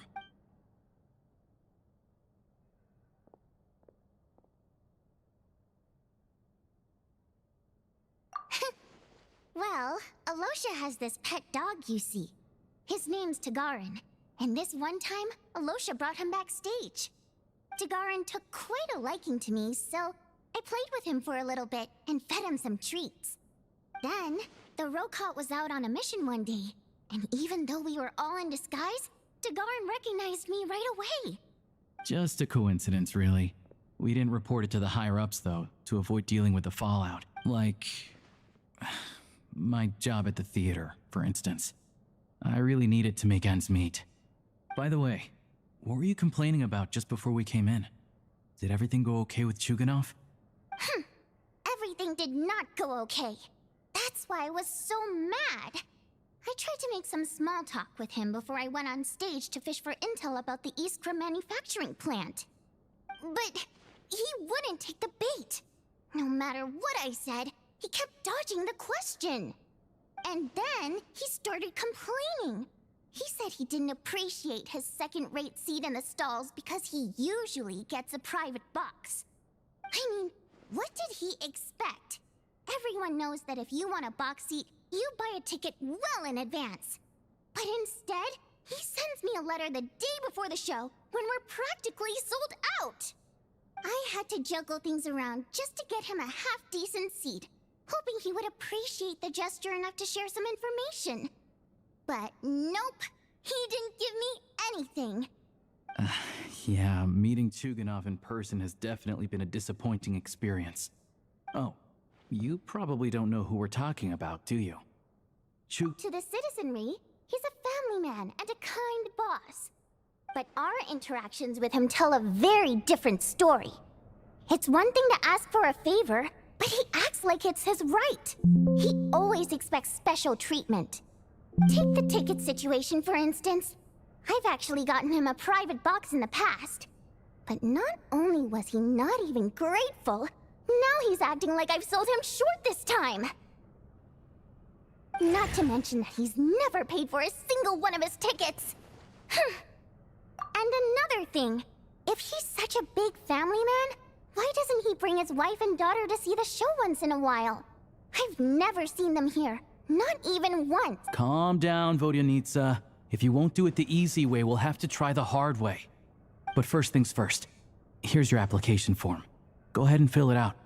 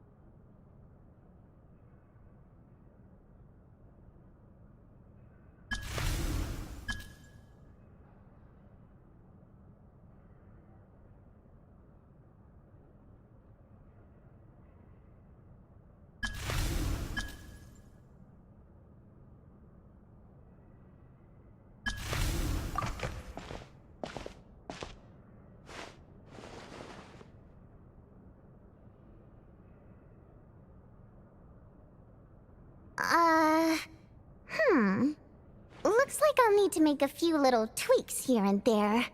But other than that, you're good to go. All right. Now that we're officially Rokot comrades, I can tell you.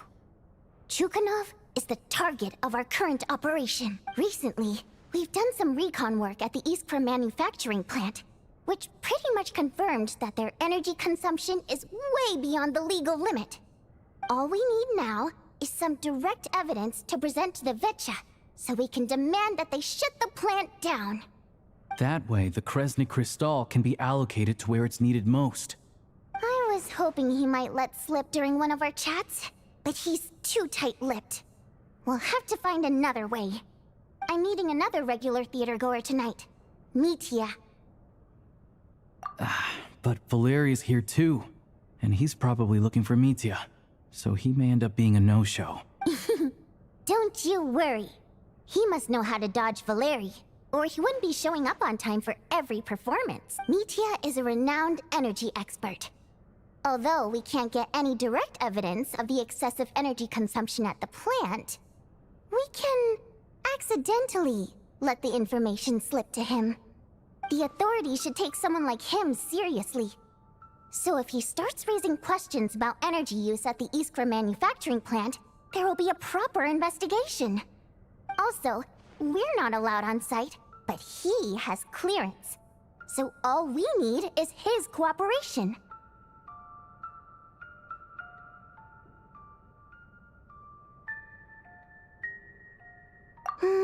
Yeah, so that's the other thing we're trying to figure out. Though I think we're far less likely to make any progress on that front. Still, I hear that Mitya is a bit of a chatterbox. So, who knows? Maybe if we catch him in the right mood, he'll let something slip. What do you think? Sound like something worth your time? Okay, in that case, you guys find a seat somewhere nearby. Pretend you're a couple of buddies there to eat, and keep your ears peeled for useful information. He's a huge fan, so I doubt he'll have his guard up around me. But you two need to be convincing. If he suspects anything at all, he might stop talking. Sure. Don't worry. We'll make a believable pair of buddies. Perfect! You've sold me already.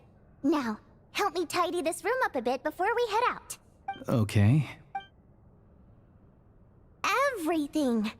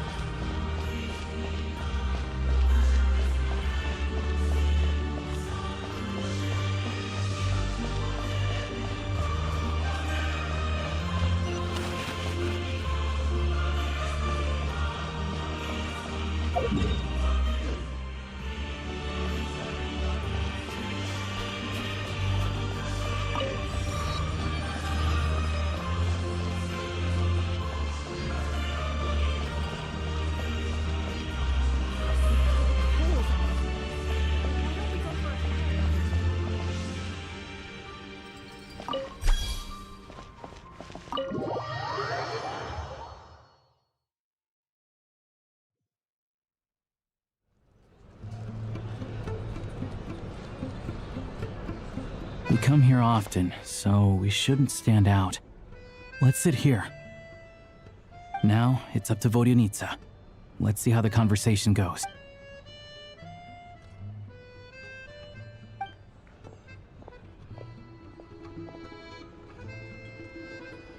Mr. Mitya! Over here! Over here! Oh, sorry. I got a little held up on my way here. Now we have even less time than we planned.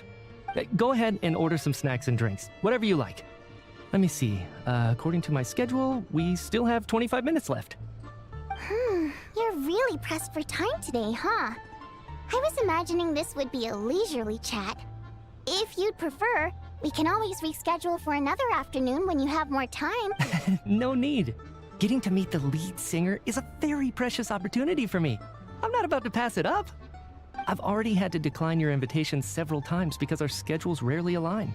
If I don't grab this chance while it's here, who knows when the next one will come around?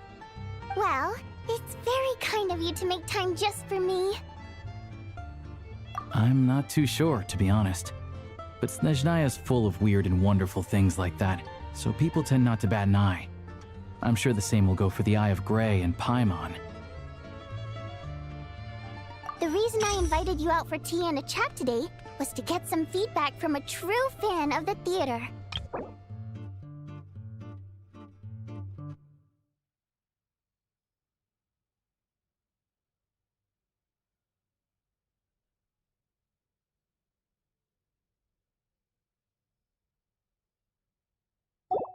Well, I genuinely have nothing bad to say. No matter how many times I hear you sing, it never gets old. It always seems fresh and new somehow. Maybe it's because the more times I listen, the more details I notice. Or maybe you simply improve with every performance, delivering it better each time.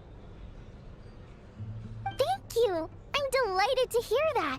Could you give me any specific examples? Oh, yeah. The piece you sang today, for example. Beneath the Frozen River? Hey, what's with you? I'm just praising a good performance. I always used to find that such a bleak and lonely song. But the more you listen, the more you realize that it's not as cold and nihilistic as it appears. When you really dig down into it, there's a certain level where you're surprised by the emergence of hope. Wow, I'm impressed. I didn't expect you to pick up on that. Actually, I only tried out that angle after talking with a composer. Still, Beneath the Frozen River wasn't on today's program. Oh, really? But it's a classic. You sing it every time. Almost every time. Oh, well then, let me say a few words about that other all-time classic, Flying in the Wind from the Mountain Sparrow. I didn't sing that one today either. My voice wasn't quite up to it, so I switched it out at the last minute. Oh, but, Sorry, Mr. Mitya, but you were at the theater today, yes? Of course I was. Remember? I said hello to all the troupe members before the show started. You, Odette, and the others. So what did Odette sing today? Elegy of the Snow-Winged Goose, of course. Correct. I see. I see. You find my singing boring, don't you? That's why you don't remember a single song. Looks like I'll need to cut a few from the program next time. No, that's not it. I swear. All right. I'll be straight with you. I'm sorry. My mind was wandering as you took the stage today. I enjoy watching your shows because the exquisite performances stimulate the mind. It always sparks some inspiration for my research. So, whenever I get stuck at work, I come to the theater for a change of pace. Odette's dance during the Elegy of the Snow-Winged Goose today was simply incredible. It got me wondering what she's been going through recently. That look of sheer defiance in the face of utter tragedy? It was so inspiring. I started scribbling in my notebook right away. Not that I made a ton of progress in the grand scheme of things, but I still think it was productive. By the time I snapped out of it, the entire show had finished. So what you're saying is, you didn't listen to my singing at all? Unfortunately not. I'm sorry, I don't know which is more disrespectful. The fact that I don't always come for the show itself, or the fact that I missed your performance. Seems like things are getting a little awkward. Mitya just stepped into a conversational minefield. If there's one thing Vodyanitsa doesn't like, it's people who show disrespect for her performance. This meeting was so hard to set up. Don't tell me it's already falling apart. It's fine. I suppose this is affirming in its own way.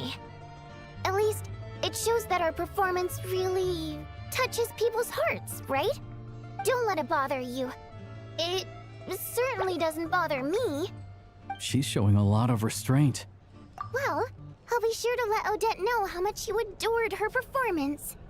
Please don't say that. I always love your performances too. It's just that inspiration struck at the wrong time today. I'm usually all ears. I know, I can tell.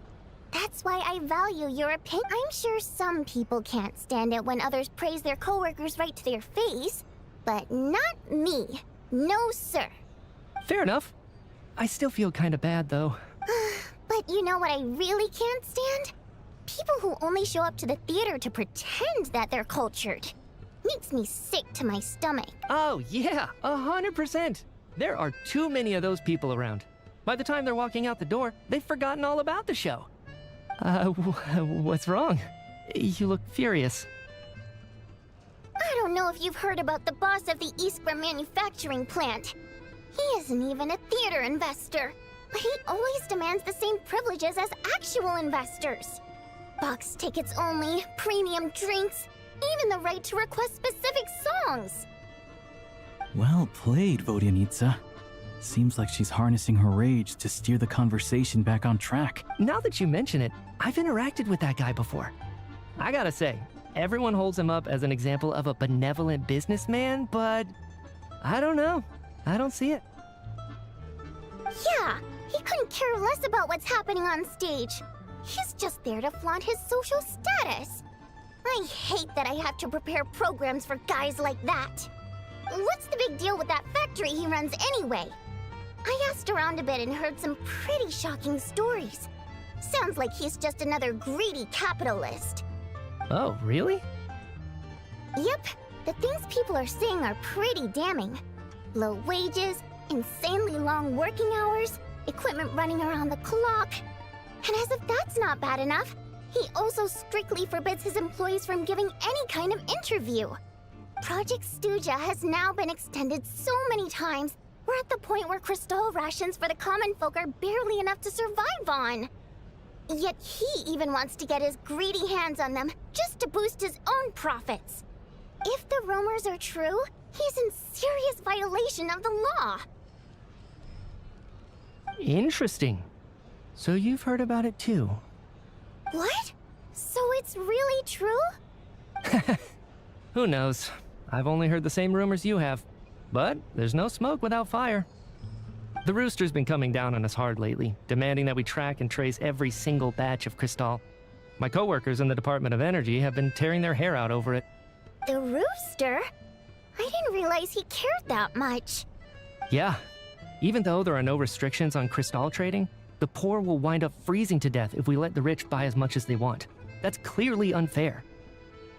Looks like we'll need to arrange an investigation into the Iskra manufacturing plant as soon as possible. I never knew you kept up with current affairs beyond the theater, Miss Vodyanitsa. You really have a heart for the common person. Most Fae in your position have long been indifferent to the plight of humans. Well, those of us who choose to live in human cities are naturally going to pay attention to any significant upheaval. Isn't the Rooster a Fae himself? I'm just surprised to learn that even someone with as much experience as him is getting so stressed out over Project Stuja. What is the end goal of this project anyway? This is it. We're finally going there. I'm sure Mitya can sense on some level that she's fishing for information. But since their conversation is so relaxed, he might just let something slip. It's stressing me out too. If I'd only made better progress with my research, things wouldn't have dragged on this long. Oh, so your work is related to Project Stuja? That's right.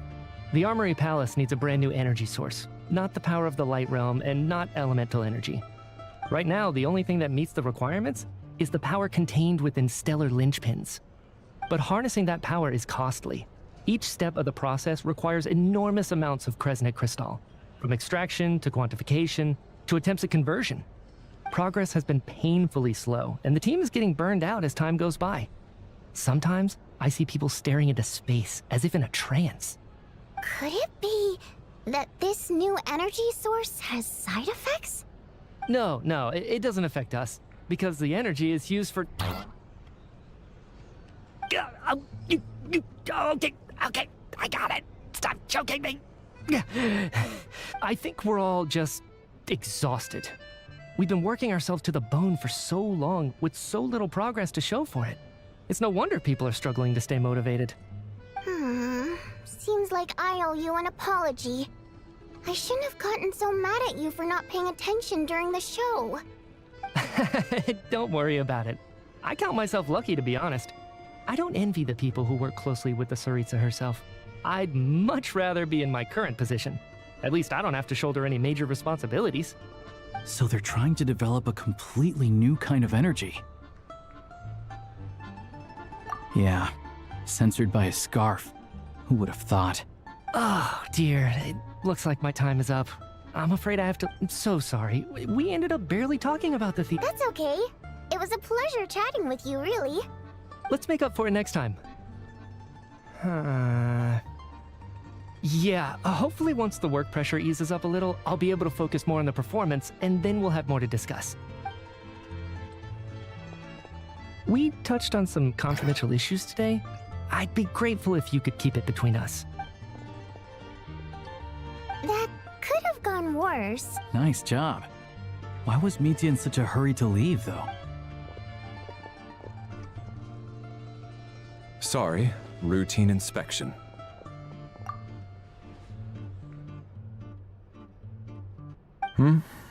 Okay, let's go.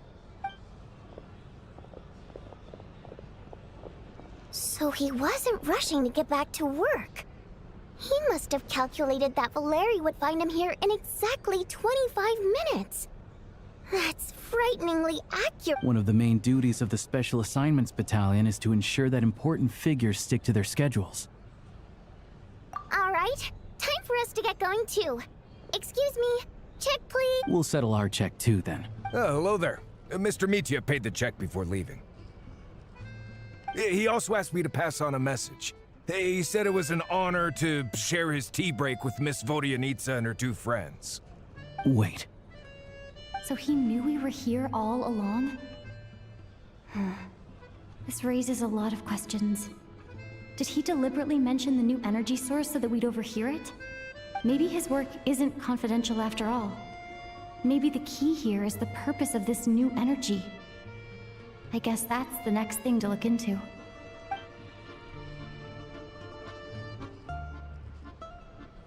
Vodyanitsa and Alosha have both left. Time to head back and call it a day.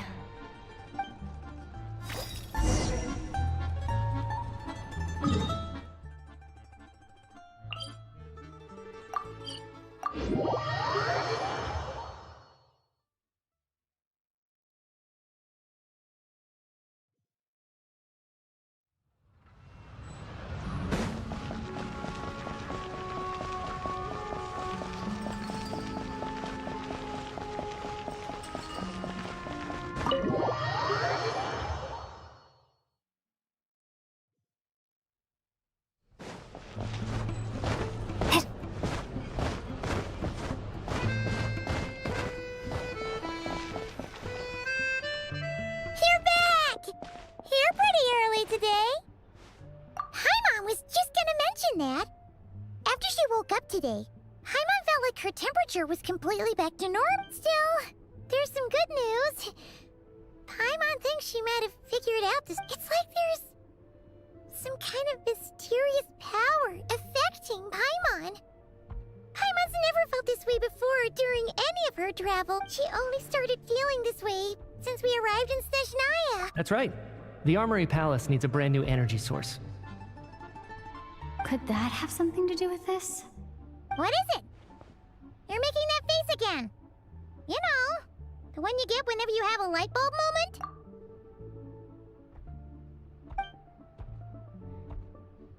So, they're trying to develop a new energy source here? And you think that might be why Paimon's feeling unwell? Well, Michi denied that the energy they're researching has any side effects. Although, he did say that people working on the project have been having issues with their concentration and short-term memory. And even so, those are completely different symptoms from Paimon's. It's pretty faint, so it's kind of hard to tell. But if anything, it seems like it's coming from roughly the same direction as the Armory Palace. Sure, Paimon's with you there. But how, though? The Rokat only has a limited amount of intel. Oh, great point! They argue about Project Snezhnaya every day. If we could sit in on one of their sessions, we might pick up some new leads. Good idea! Oh yeah, while you were out, Paimon tried all the yummiest looking desserts in the Potpourri restaurant. This one seemed right up your alley. So, Paimon saved some for you. Come try it once you finish writing your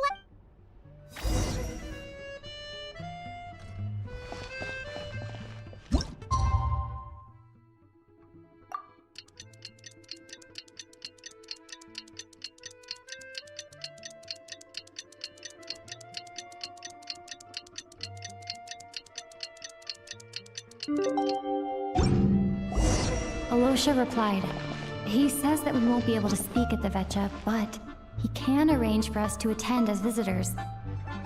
Time to get ready. Then head to the Snezhnaya Vecha. You're back! Paimon's been working on the crossword puzzle in the newspaper. It's actually pretty fun. Oh, shoot! Paimon forgot the next word. Oh, she had it a moment ago. Think, Paimon, think.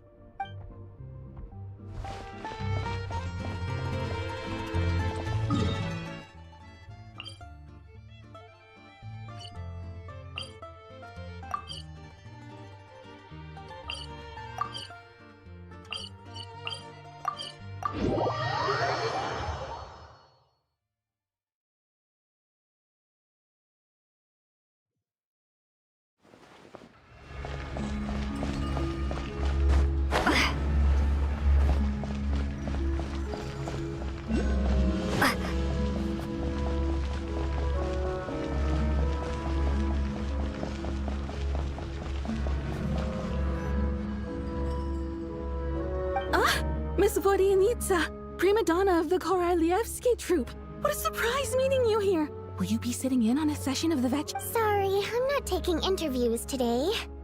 Oh good, you're here. The session's about to begin. Let's get inside. Please wait, Miss Vodyanitsa. Could you introduce me to your new friend?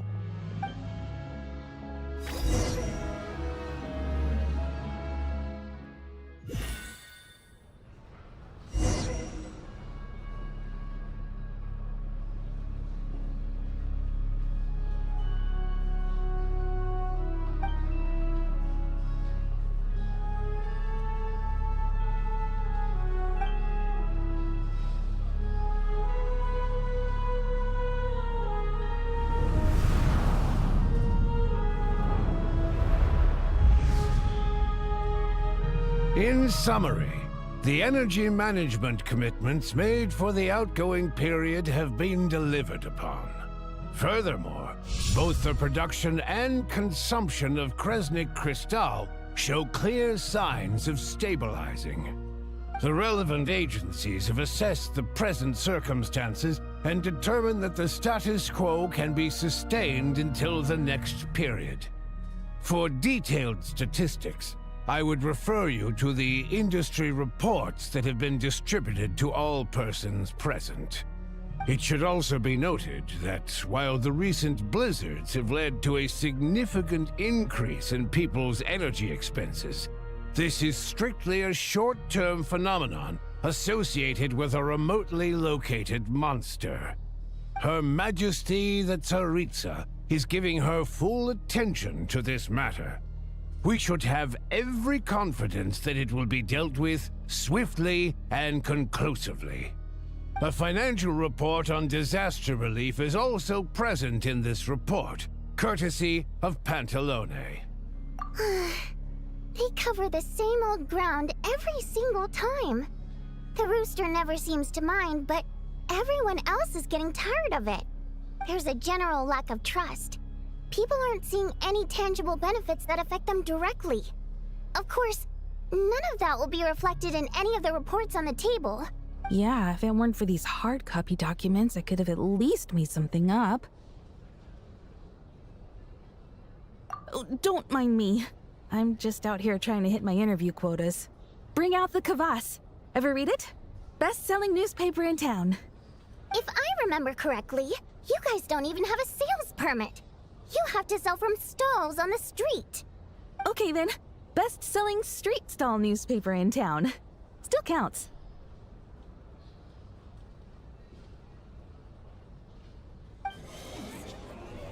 Order! We will now open the floor to the representatives. If there are no further substantive issues to discuss, we will then proceed to a vote on this motion. Snezhnaya has a long tradition of treating members of the Fatui armed forces and their dependents favorably. But recent surveys shows that Fatui families in remote areas have access to 15% less crystal than the average civilian family in Snezhnograd. It's been said many times before, but it bears repeating now. There needs to be a clear and consistent rationale behind how crystal is allocated, or we will soon face immense public backlash. Perhaps you wouldn't need to keep repeating yourself if you would hear me out for once. I say again, true consistency exists only in principle. In the real world, fairness is relative. You appear to treat resource allocation as a simple function of production and population. So what about when the equipment used in production breaks down? Have you factored that into your equation? And do you even know how long it's been since Snezhnaya last conducted a census? If I knew the answers to questions like that, I'm sure I'd be a very wealthy man. And I doubt I'd be going by child.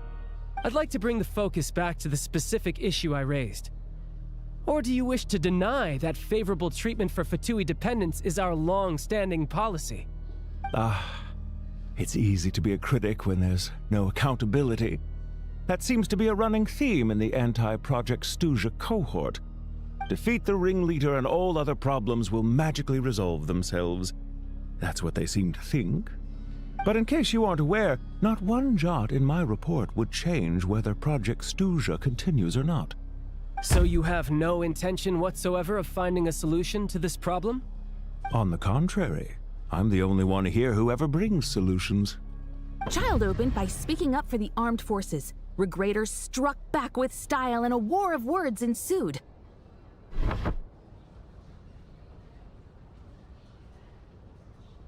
Our reporter was live on the scene to get the audience's reaction as it all unfolded. Who do you support?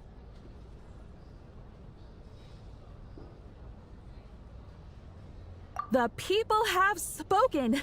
Child received raucous applause from the crowd as he pushed Regrator onto his back foot with a relentless barrage of questions. It had to be seen to be believed. Now you see why they don't have a sales permit. However this reporter wants to spin things, I haven't forgotten that Tartaglia was representing the Northland Bank when we first met in Lille, so surely their relationship can't always have been this strained. You two are getting off topic.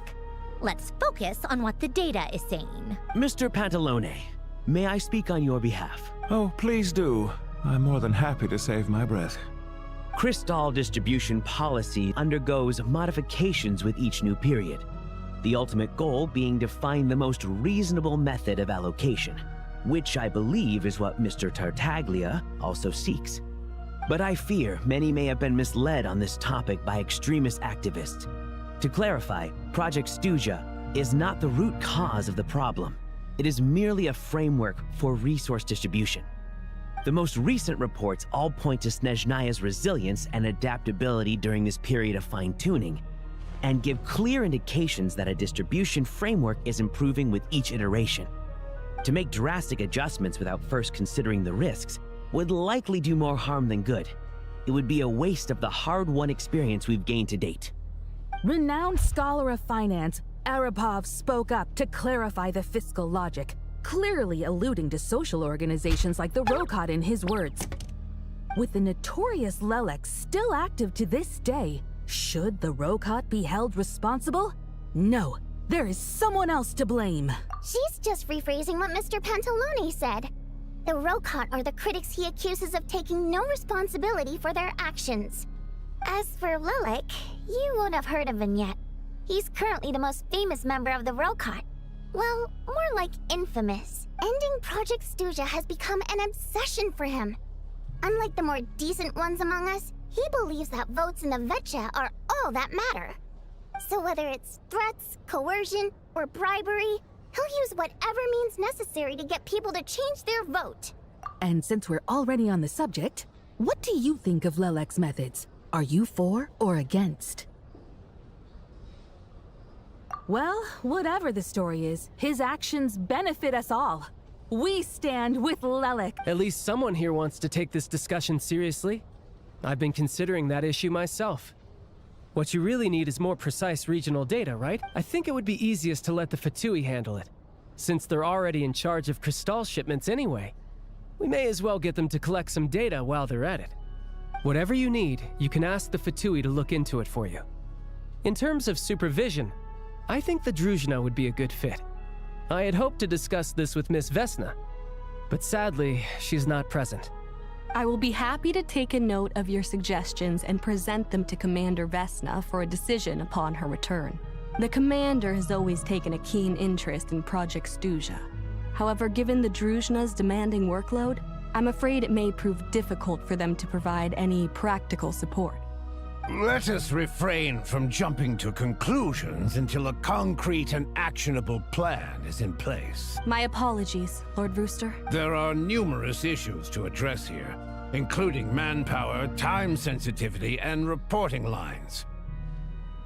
Nevertheless, I support drafting a proposal. Follow the usual procedure, and it can be raised as a new motion for all parties to evaluate at the appropriate time. In that case, I'd like to share one thought before the proposal is drafted. The issue of time sensitivity was raised just now, which I presume relates to the official reports. In fact, the Energy Commission already collects regular statistics on each urban center and its surrounding area. Would these be of any use? That's a good idea. I read every issue of Sviet-Lolaidovka's report, and although my focus is mostly on the section about equipment operation, the energy consumption statistics also yield a lot of insights. Be that as it may, does no one see an issue with using local data to determine Crystal quotas? In the long term, it seems like a very risky solution. Not if they are used purely for reference. So long as we have the report from the Northland Bank's headquarters to corroborate it, no one will be able to fool me. Very well then. It appears that this arrangement is acceptable to all. Yeah, sounds good to me. The members reached a provisional consensus on the issue of improving treatment for Fatui soldiers.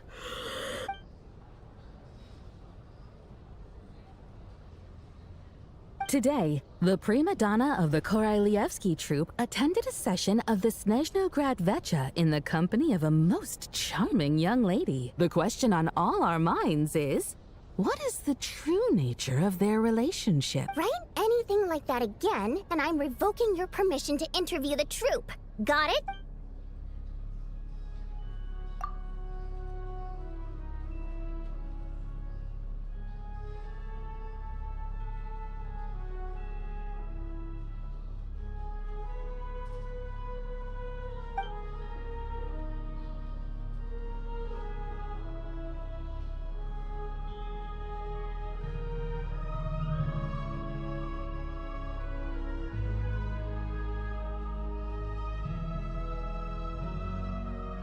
Now then, if there are no further contributions from those present, we shall proceed to the final vote.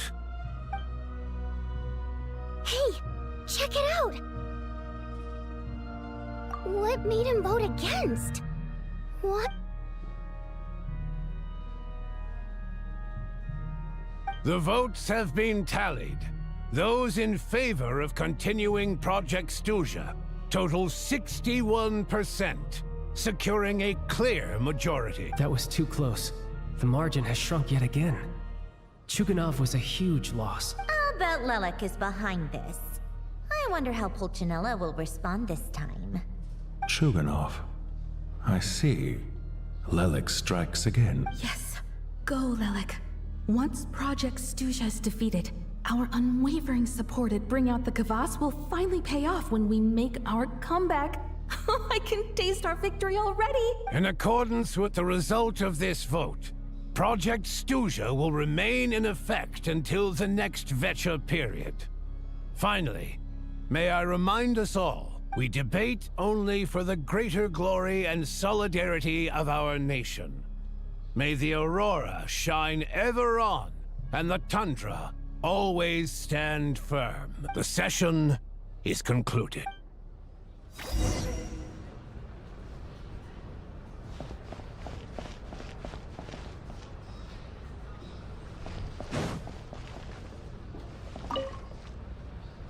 I have to say, I really wasn't expecting Chuganov to vote against Project Stuzha. Well, in principle, Snezhnaya's business and political elites ought to be the ones least likely to. As we heard, Project Stuzha is basically just a resource distribution framework that requires everyone to cut back during the winter. But even if the policy got cancelled, the Tsaritsa's energy needs wouldn't suddenly go down. The extra demand from the public would have to be filled from somewhere. So logically, the factories would have to take the hit. I got a letter from Mr. Mitya just before today's session. He said he's confirmed that there are issues around overtime and excessive energy consumption at the Iskra manufacturing plant.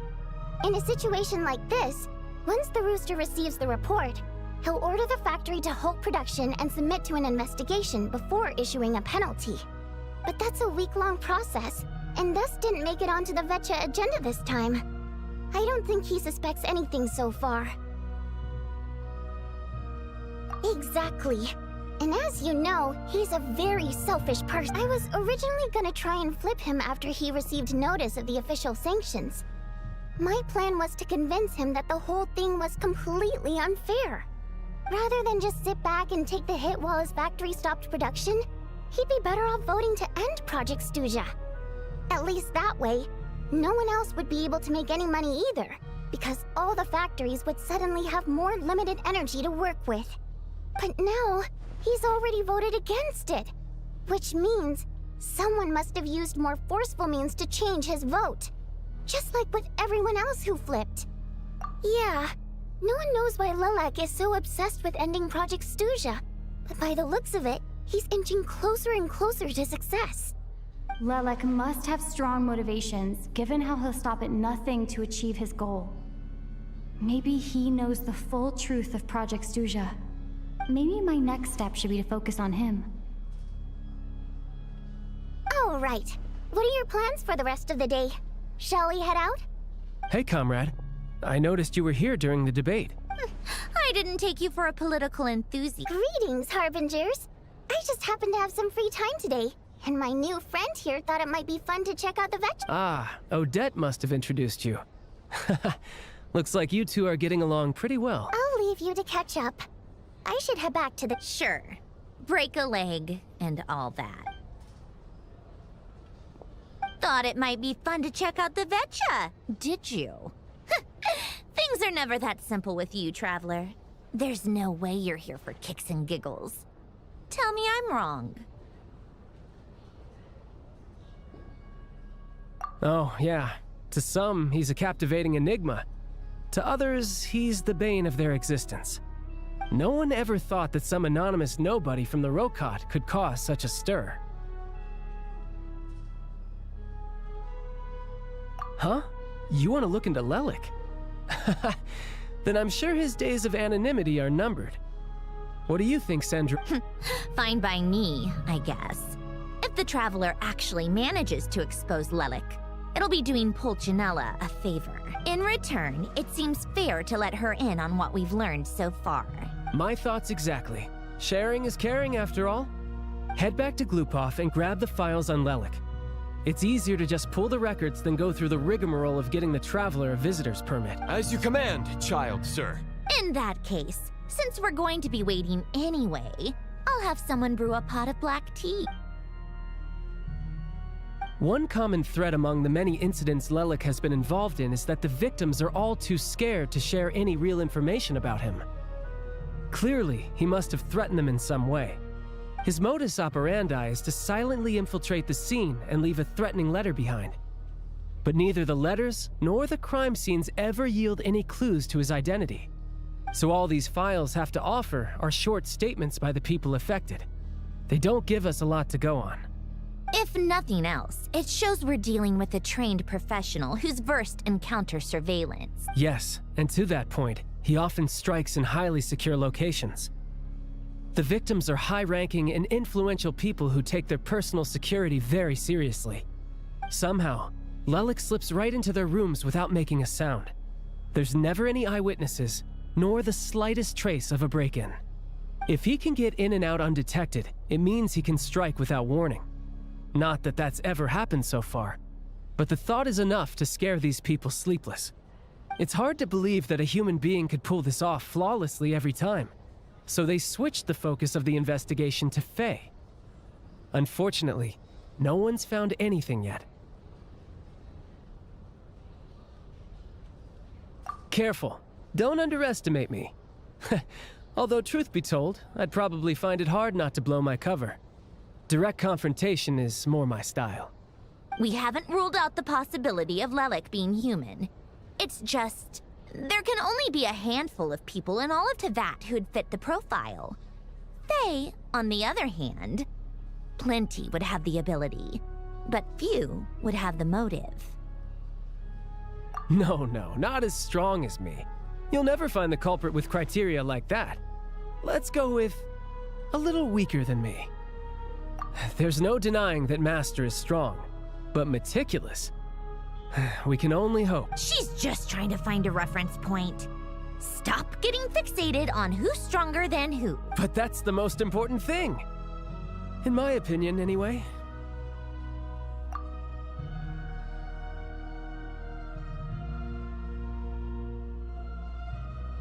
Odette?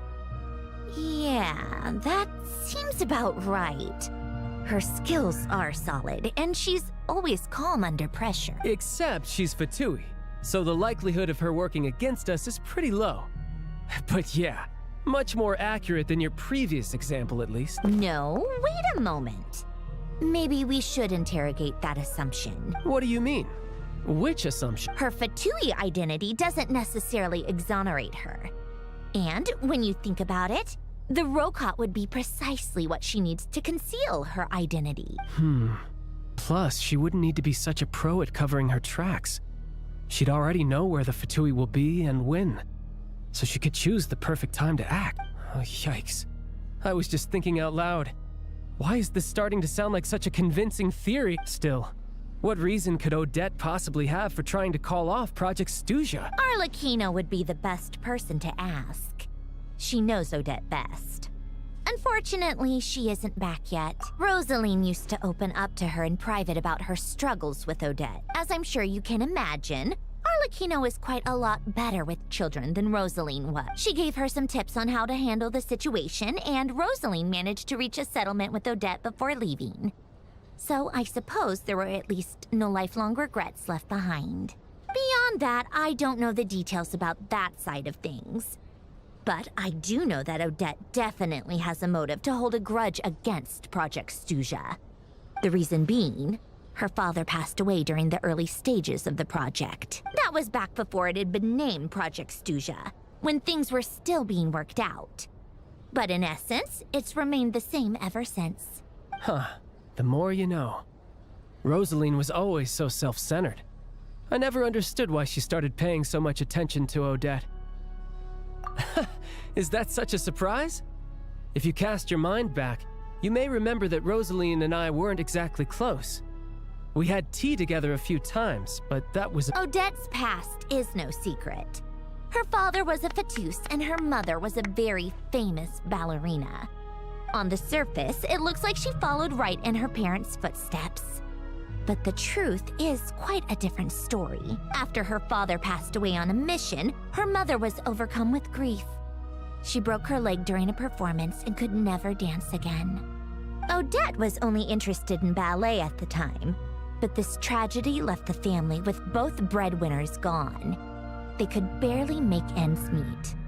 Per Capitano's policy, family members of Fatui who died in the line of duty had to be appropriately accommodated and provided with adequate assistance. So, regardless of how Rosaline may have felt about it, it fell to her to resolve the issue of Odette's family's livelihood. In the end, the solution they agreed upon was to have Odette join the Fatui. Right, because the alternative would have been a one-off compensation payment, I guess. In that sense, joining up was definitely the better option. Still, she must have had mixed feelings about it, right? If she doesn't even like the Fatui. It's just a theory, a possibility. But as a motive for Odette to become Lilac, it holds up. That said, I have no idea where Odette's head is at right now, or what her conflict with Rosaline was about. Plenty of people were on bad terms with Rosaline. I have no intention of trying to figure it all out. Yes, but there's not much point in discussing... Yeah, back to Lilac. Since our investigations so far have turned up next to nothing, we've got nothing to lose by trying a new angle. Funnily enough, Tonya and I had actually made plans to go to the theater tomorrow to watch Odette's rehearsal. Unfortunately, thanks to this Lilac situation, I'll be stuck working overtime again. Which means you can go in my place. No point wasting the ticket. Plus, you'll get to meet Tonya. Spirit Seeker. Quite the classic ballet.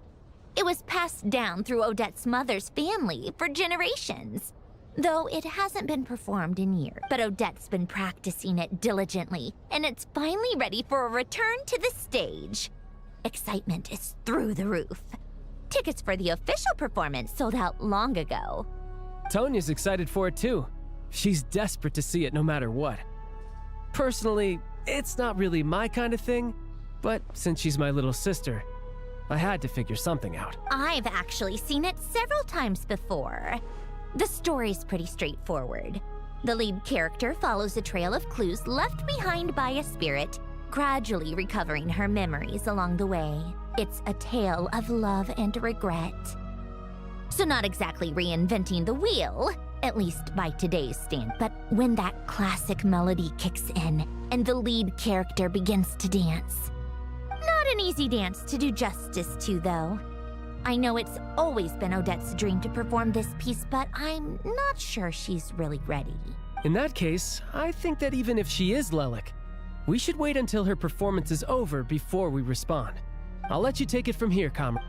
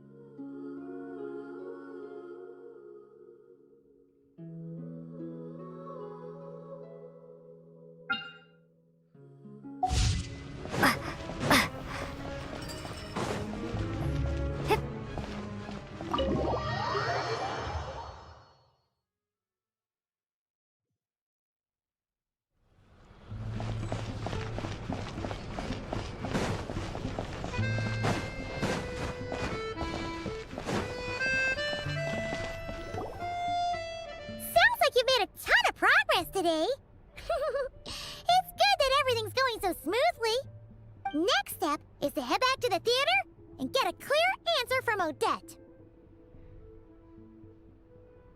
Either way, Paimon doesn't get the sense that she's a bad person. Sure, she might have done some pretty extreme things, but Paimon bet she has her reasons. Maybe this is going too far, but like, with everything she's managed to do so far, wouldn't it make more sense in theory to be even more, you know, heavy-handed? Why leave a letter when she could, well, we know there are plenty of other ways to keep people in line, right? The point is, she could have gone further, but she didn't. So, if it is her, she's got some principles at least. Yeah! Well, all you can do is follow the facts wherever they lead. No change, really. But that thing Paimon told you about yesterday? Paimon feels like she can sense it more clearly. Hearing you talk about your day makes Paimon itch for an adventure. If only she could be there with you so we could experience it all together. Yeah, I wish you could be there too. I'm not used to adventuring alone. But don't worry, we'll get to the bottom of this. Guess it's just one of those things. Never mind. Paimon will behave herself and keep resting.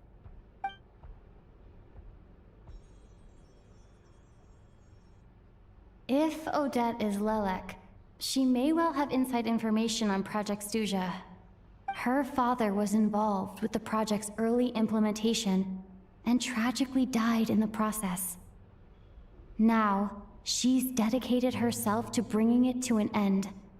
It's hard to imagine she could have gotten this far without knowing anything at all about the Tsaritsa's true intentions. When she spoke to us as a member of the Fatui, how much did she let on? And how much was she hiding? Only time will tell. Maybe tomorrow everything will be answered. Hey look! It's snowing! Could be a tough day ahead. Make sure you wrap up warm tomorrow.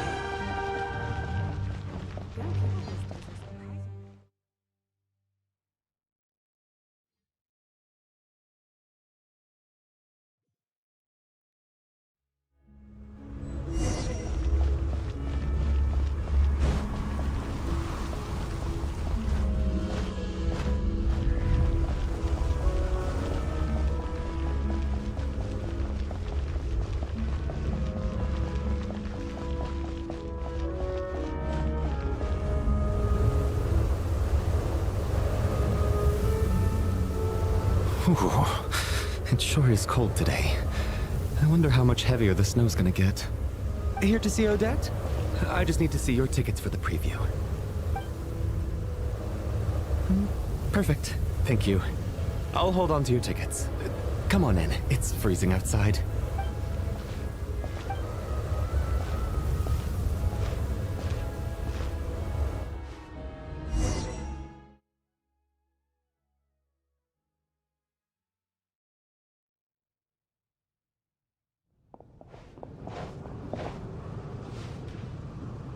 I think I'll leave the Lelek question until after the show's over. Then I'll go find Odette.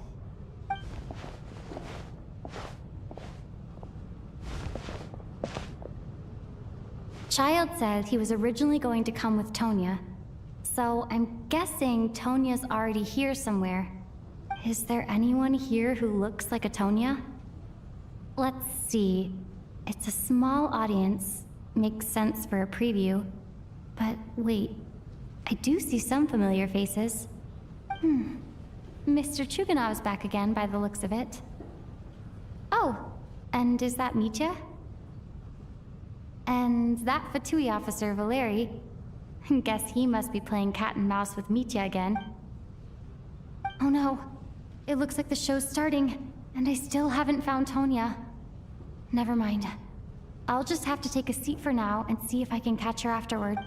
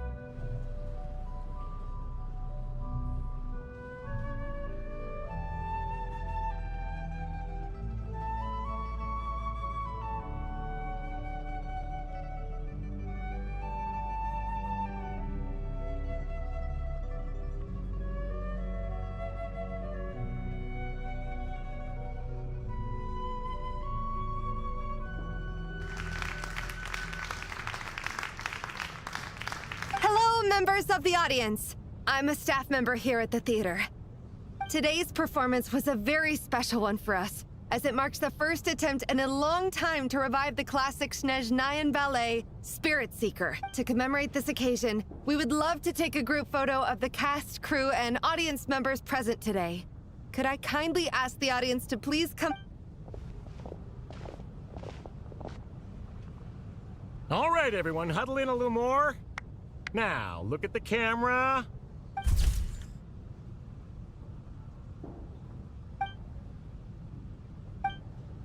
Are you quite satisfied, Mr. Energy Scientist? I rather hope you don't have any other escape plans to add to my workload today.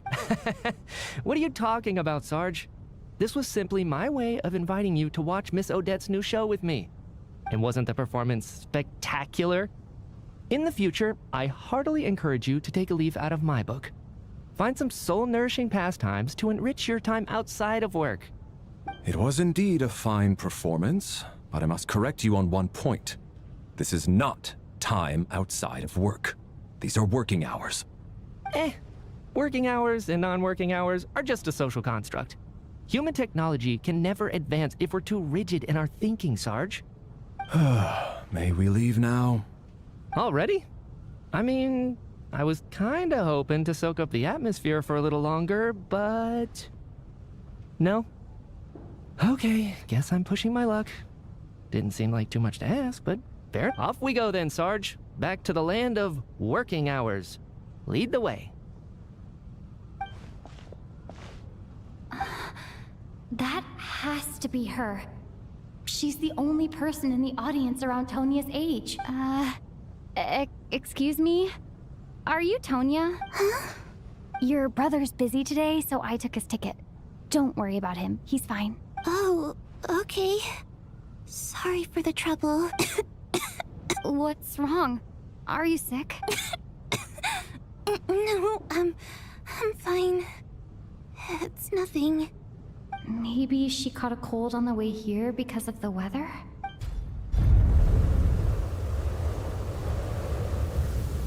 I haven't seen snow like this in a long, long time. It's most unusual. I know. It's completely white out there. You can barely see a thing. I've never seen such heavy snow in my life. Let's wait it out for now. You'd be lucky not to freeze to death in this weather, let alone find your way. Well, look at that. Maybe we shouldn't be in such a rush to get back after all. What do you think? Let's wait and see. Why do you need to take it so seriously? Fate has given us this wonderful chance to take a break. We owe it to ourselves to make the most of it. Come to think of it, there's a small inn not far from here that always keeps plenty of extra blankets on hand for guests. I know the route well. Shall I head over and borrow a few blankets? That way, anyone in a hurry can wrap up warm for the journey back. Just remember to return them next time you're over this way. Sir, there's really no need to go to all that trouble. Hey, it's no trouble at all. Wait here, I'll be right back. What a kind gentleman. Very good. My wife and daughter are waiting for me at home, so I shall be heading back as soon as I get my blanket. So... are you expecting us to go back to the Armory Palace wrapped in Don't worry about that. I made arrangements in advance. Should I not return to the Armory Palace within 3.5 hours after Operation Showtime begins, an armed squad will be sent to collect us. They will escort us back. You are one of our key military personnel, so any weather-related risks must be eliminated. Operation Showtime? So, wait. Every single time you drag me back to work when I sneak out, it's a whole official operation? I gotta say, you've really turned this into quite a moral dilemma for me. It's snowing pretty hard out there. I think you should stay here for now. You seem a little under the weather. Sure. My brother might come pick me up in a bit anyway. Time to get to work. I should head backstage and find Odette. I need to look her in the eye and... Excuse me, are you looking for someone?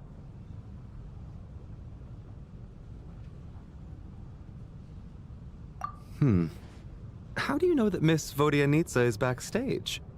Unless... are you here at Mr. Chuganov's behest? Sorry, but that area is currently off limits to everyone except the cast and crew. Huh. Bad timing, I guess. Well, I might as well stick around. I doubt Odette will be leaving before the snow lets up in any case.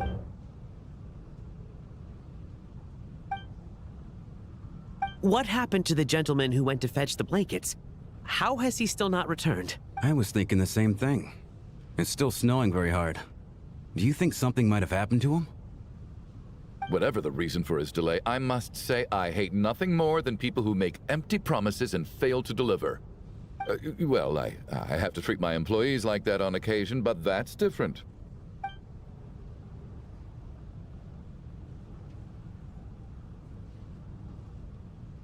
You seem anxious, Mr. Valeri. It's been nearly 4 hours since I left the armory. The army should have arrived to extract us by now. They know how much I despise tardiness and disrupted plans. There's simply no reason that they shouldn't have shown up by now, barring exceptional circumstances. Surely a snowstorm like this one counts as such. Few things in this world can stop the Snezhnayan army, Mr. Mitya. And a snowstorm is certainly not one of them. Why don't you go out and take a look? They might be right outside, waiting for your orders before they dare come in. An absurd hypothesis. I have no intention of leaving your side for even a moment until I have escorted you back to the Armory Palace. This doesn't look like an ordinary snowstorm to me. That guy who left earlier, it looked like he just vanished into thin air. Either that, or my eyes were playing tricks on me. A man-eating snowstorm? Come on.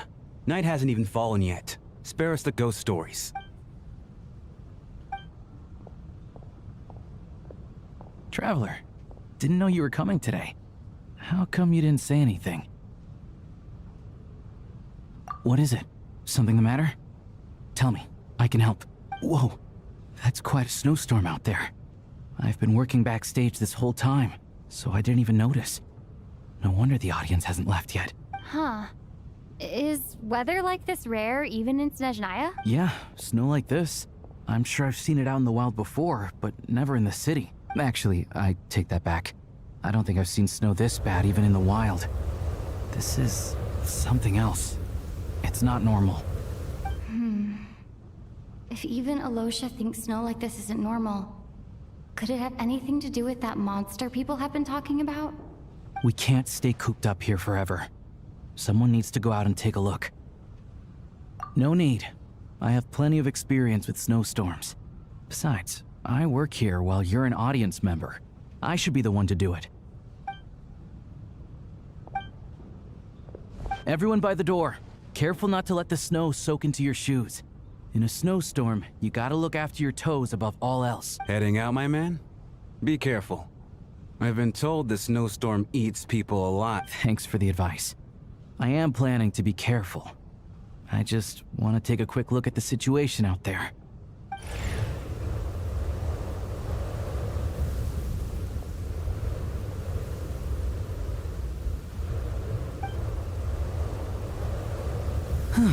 He's back! He's back!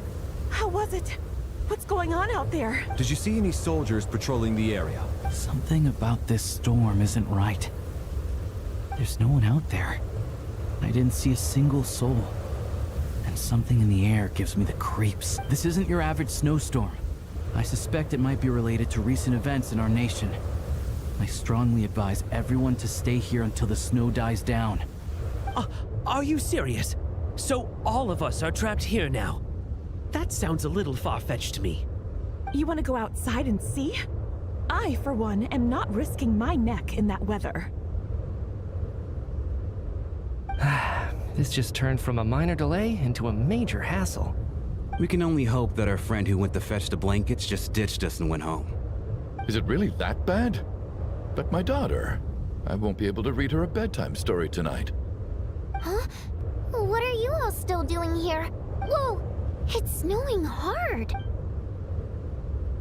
So now we're stuck here? Oh, this is terrible! Luckily, it was just a dress rehearsal today, so there aren't too many people here. On the bright side, the theater's always well stocked with supplies. If the snow still doesn't let up as we get into the evening, you can spend the night here, everyone. At least, I assume that's all right? Fine by me. This seems like a sensible backup plan under the circumstances. My thanks to the theater for being so accommodating. What are you staring outside and praying for, my man? You anxious to get home too? Oh, Your Majesty the Tsaritsa, I beg you, please do not let tonight's snowstorm stop. This is a golden opportunity to spend the night under the same roof as the two top stars in all of Snezhnaya. It's a once-in-a-lifetime experience. I think I've changed my mind. Sir, if you so much as look at us funny, you'll be seeing stars in a whole other way. Behave yourself, or you'll be begging for that blizzard. It's getting colder. We need to keep the indoor temperature up. Close the door and lock it tight. Let's head some.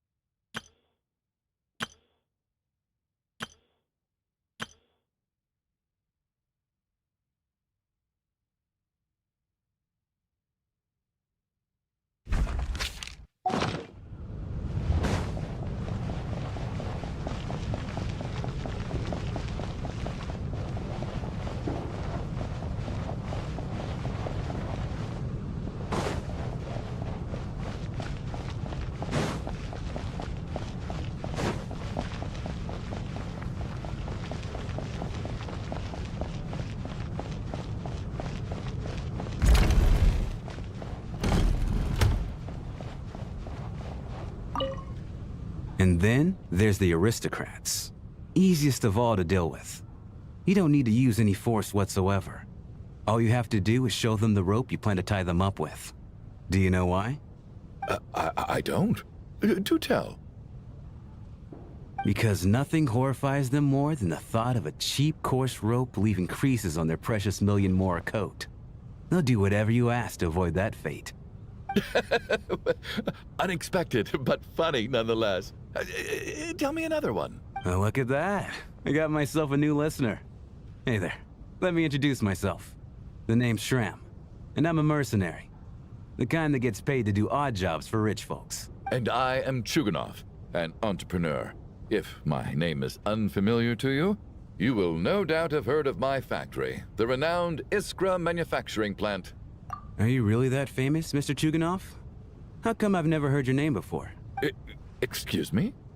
Is that a joke? Or are you being serious? Oh, I'll have to ask my rope later. It's probably tied up more entrepreneurs than I've ever heard of.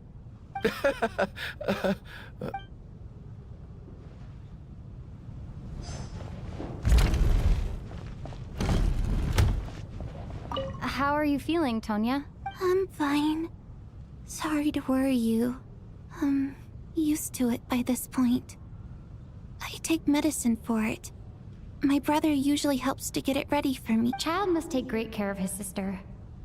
He's never mentioned Tonya's illness, though. You know, I actually find this whole thing kind of exciting. Stuck in a strange place thanks to a snowstorm. Having to spend the night with a bunch of interesting characters. It's pretty cool, don't you think? Exactly. It's like one of those stories where an ordinary school trip turns into a magical adventure. I've always wanted something like that to happen in real life. I'm fine, really. Just got a little overexcited. Look after yourself. Otherwise, your brother will come after me.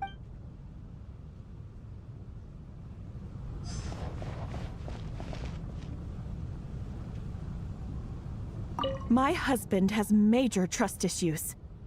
To him, I doubt even this snowstorm is a good enough excuse for me to stay out all night. That's the price of marrying into wealth.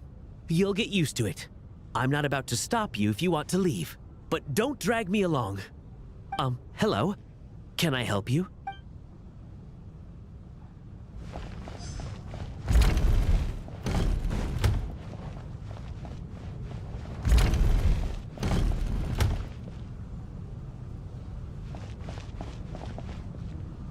This is highly irregular.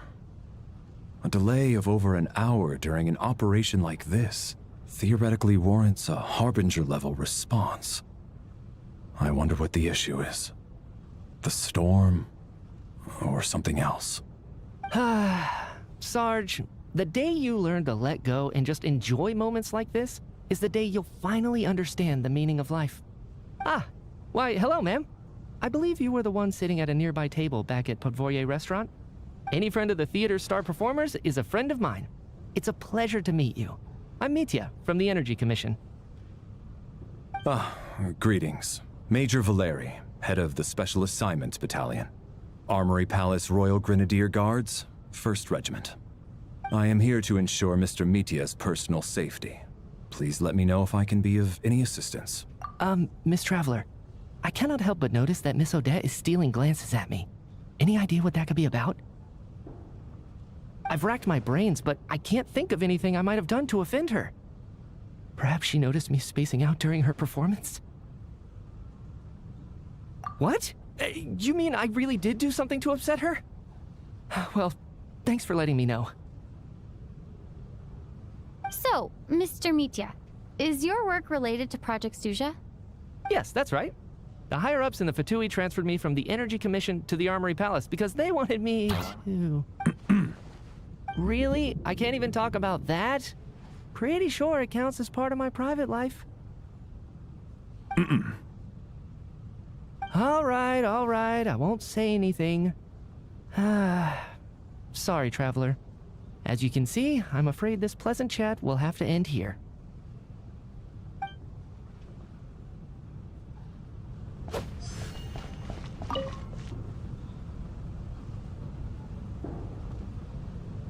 I don't think it's ever been this lively backstage before.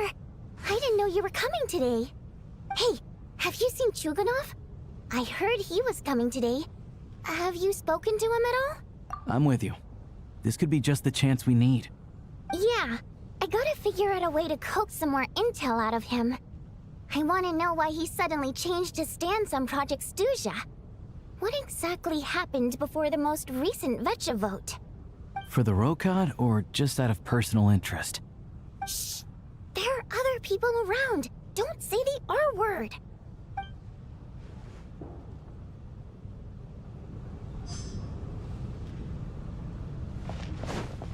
I have to say, even though today was a rehearsal and there were some hiccups along the way, Miss Odette's performance was one of the best I've ever seen, even compared to an actual show.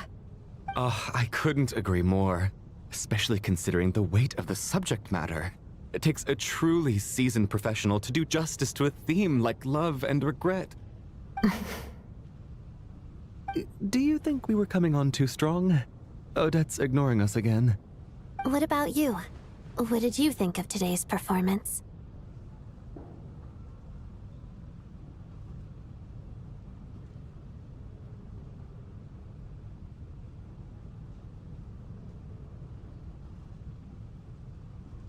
Oh my, that's very flattering of you. Thank you. I'll make sure to save a ticket for you when the show's performance ready. This doesn't seem like the time or place to bring up the subject of Lelek. I need a chance to speak with her in private. So unfair. Talk about double standards. And now it looks like I've been spotted.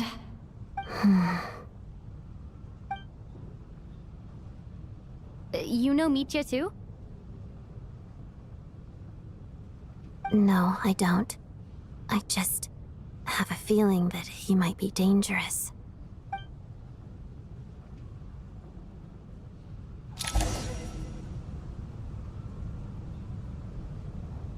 How's it looking, Alosha? No change from this afternoon. Heavy snow with no sign of slowing down. May I have your attention, please? The storm is unlikely to stop tonight, and it'll be even more dangerous outside at night than it was during the day.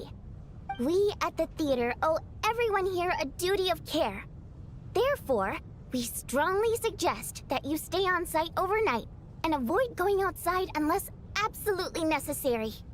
In a few short moments, we'll give you a tour of the theater's various quarters. You can choose to sleep in the VIP room, the office, or backstage. Or on the stage if you'd prefer. We won't mind. I'll pass on sleeping on the stage. What if the snow is stopped by tomorrow morning? The early birds in the audience might think we're part of some experimental new show. A drama about sleeping? That could be fun. Maybe we could come up with a title for the production. Not bad. Clear selling point at least. Could be a big hit. Anyone who doesn't wish to sleep on the stage, please follow me. I'll show you to the rooms. I guess I'll call it a night. Though, I feel like I won't sleep very well without Paimon here.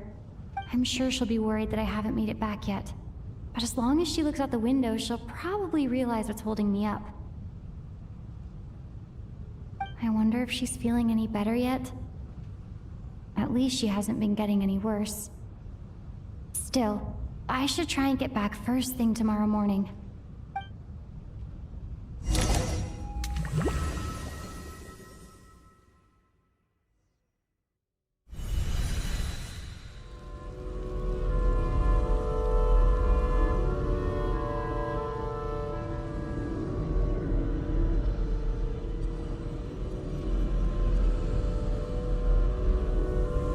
Ah, finally. Welcome back to the world of the living, lazy bones. I was about to wake you. The black mist is almost on us. Still waking up, huh? You know, the black mist. It's been chasing us from below ever since we were born. You're just dozy. There's no way you've forgotten. Come on, let's keep heading up. Onwards and upwards is the only way to survive. Don't listen to a word those black mist cultists... Here we go again. The endless march. What's going on? That black mist down there is creeping me out. And it's rising. Guess I should head upwards and get away from it. The Black Mist cultists believe that being swallowed by the Black Mist leads to everlasting peace. But if you ask me, they're just lying to themselves. We're the only heretics left.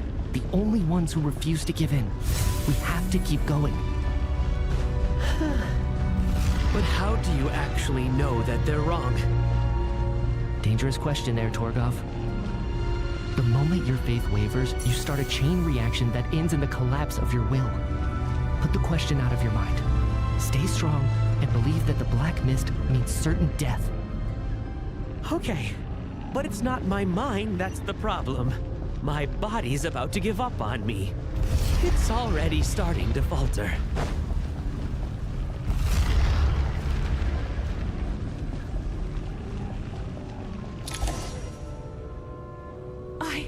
I can't do this anymore. I've had enough of being forever on the run. What's the point of it all? All this will pass eventually, I promise. Keep fighting. It will be worth it. You accuse the Black Mist cultists of being liars. But you're lying too. There is no end to this path. It keeps going up forever. There was never any hope to begin with. The cult of the Black Mist has poisoned your mind, Sobolova. Are you thinking of giving up as well? I am. I think I'll take my chances with the Black Mist over this perpetual torture. As much as I detest the Black Mist cultists, I'm just too weary. Then I bid you both farewell. Let me put my personal opinions aside for a moment and say, I hope that you both find peace within the Black Mist. Fate always appears so impossibly complicated. But at moments like this, its raw simplicity is laid bare. Their fate was sealed from the instant they entertained doubt. From then on, the outcome was both inevitable and irreversible. Let's go.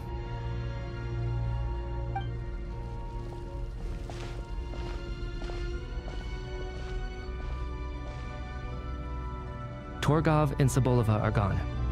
I never thought the day would come when even they would be swallowed by the Black Mist. It's just you and me now. Yes, it looks like it's satisfied. This happens from time to time, but it won't be long before the Black Mist starts chasing survivors once again. No one knows how to stop its advance for good. Well, we should make the most of the precious moments of rest that those two bought for us. Huh? Are you really that sleepy, traveler?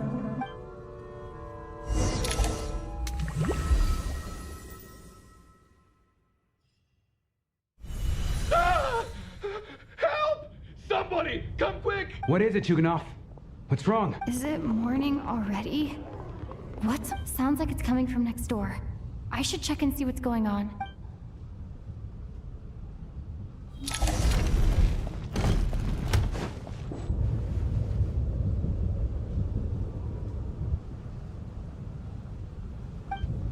Don't look, Miss Tonya. Okay. What happened to them?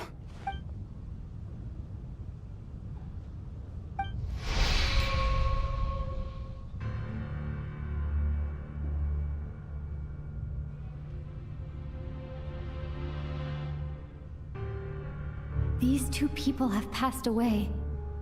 And the strange thing is that somehow I knew this was going to happen. I knew that they would be the ones to die. Have I seen this moment before? Or did I have some kind of premonition? I can't remember what it was. Let me take a look.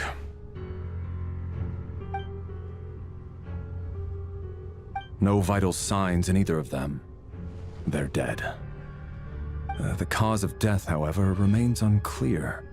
No wounds on the bodies, no signs of a struggle, and no skin discoloration caused by the buildup of toxins. But just last night, they were chatting and joking away. This is so sudden. Could they have had pre-existing medical conditions? Even then, the odds of them both dying of sudden complications on the same night are extremely low. It's hard to believe that they died of natural causes, nor does this appear to be a suicide. Who was the first to discover the bodies? It was me. But these deaths have nothing to do with me, officer. I got up early because I wanted to see if the snow had stopped.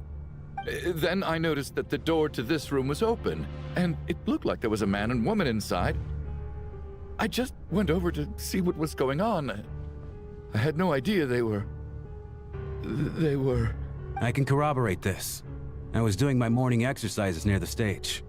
When I saw Mr. Chuganov heading this way, I followed him. I can also confirm that I didn't see a single person approach that room before him. The snowstorm was raging all night, and it's still going now. There's no way someone could have come in from outside, correct? You mean an intruder? No, not possible. I slept by the door last night as a precaution. There's no way I wouldn't have noticed if anyone had tried to open it. Everyone, split into pairs and search the theater for anyone in hiding or any signs of suspicious activity. I'll follow up with a full search of my own shortly. Go. There is no time to waste.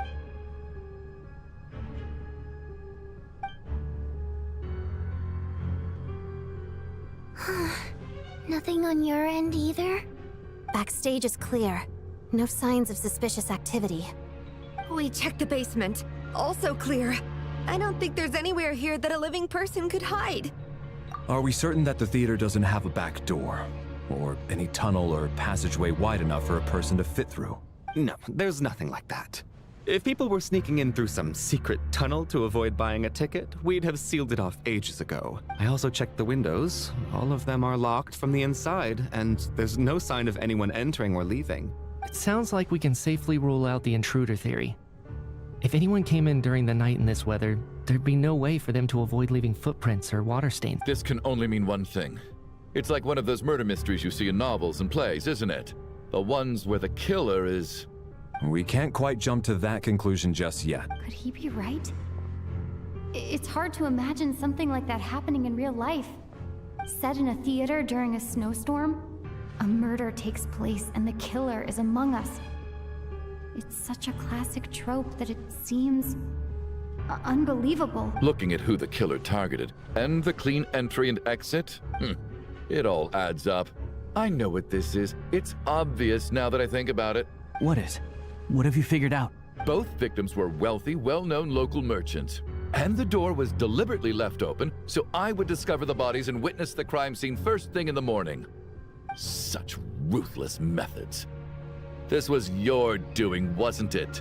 Lelik? You mean Lelik is among us? And he's the killer? Lelik. I know this code name.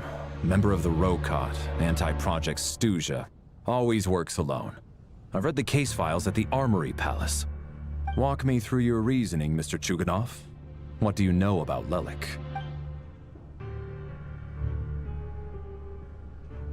What now, huh? What now, Lelik? What more do you want from me? I already voted against Project Stuzha at the Snezhnaya. You snuck into my house the other day while I was asleep.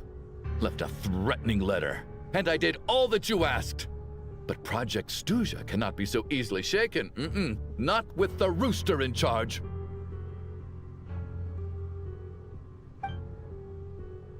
So he really was threatened by Lelik. That makes sense. And now you're resorting to murder to threaten me. Isn't that right? I knew it. The Rokot despises the rich. The lives of the wealthy are but refuse in your eyes. Show yourself! Which one of you is Lelik, Tell me! I'll do whatever you want! Just stop playing these mind games! Was this really Lelik's doing? Would Odette really do something like this? If Odette really is Lelik, this seems out of character. But then I'm probably the only one here with a compelling theory about Lelik's true identity. But if I reveal it now, I'll be putting Odette in the line of fire. What should I do? I don't think it's likely that Lelik killed anyone. At least from the stories I've heard. He's never killed anyone before. And his name has never come up in connection with any murder cases. Besides, even if Lelik did want to threaten you, why resort to such an extreme and roundabout method? It's not his style at all. Vodyanitsa doesn't know that Lelik might be Odette. but her assessment is pretty much identical to mine. Miss Vodianitsa, why do you suddenly feel the need to speak in Lelek's defense? Defense? Oh, no, it's just... I'm worried that we're jumping to conclusions here, so I wanted to share my point of view. Also, I don't think the Rokot is as bad as you're making it out to be. Well, if you think I'm so wrong, what's your theory then, Why don't you tell us who the killer is? The case is still evolving, Mr. Chuganov. Please do not prevent others from expressing their opinions so early on in the discussion. Even so, there's no denying that the recent threat received by Mr. Chuganov may well be an important clue. So there's still a good chance that Lelek is right here among us. I can't do this anymore. I don't care if it's still snowing outside. I have to get out of here.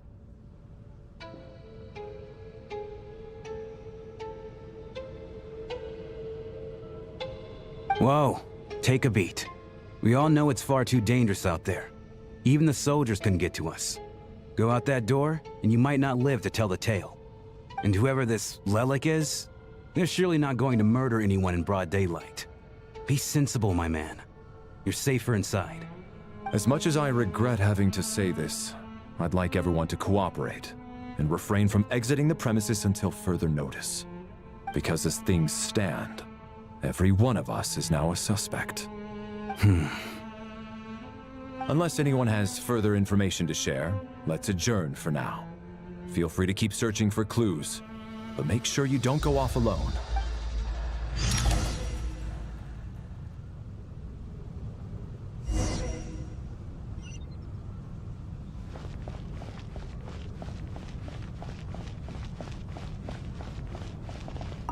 I still find it hard to believe there's a murderer among us. Just last night, I imagined we were like classmates out on a hiking trip. There's no guarantee that you can trust your classmates. Especially not when you're locked up together. Why did they do this? Was it for money? Even then, they could have just kidnapped the people. They didn't have to die.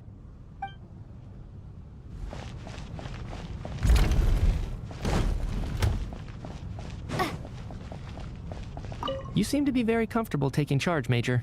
You took the reins as soon as things went south. I simply made an executive decision that someone needed to take control of the situation on the military's behalf. Does... No, quite the opposite. We feel much safer for it. By the way, what does Major mean exactly? Is it a pretty high rank?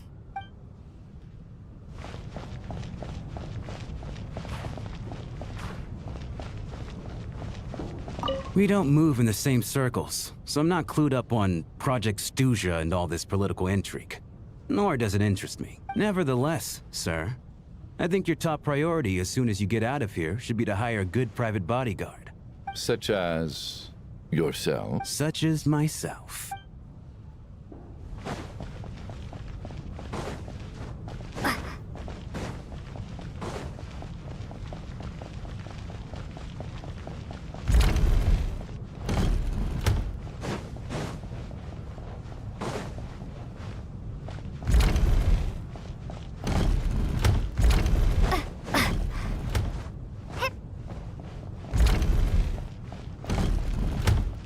You're right, that was my bad. It was a knee-jerk reaction. I didn't think it through. Luckily, no one suspected my identity. Oh, phew, it's just you. I thought someone was eavesdropping. Since Vodianitsa and I were on the same page earlier, I think I should share my thoughts with the Rokot members for...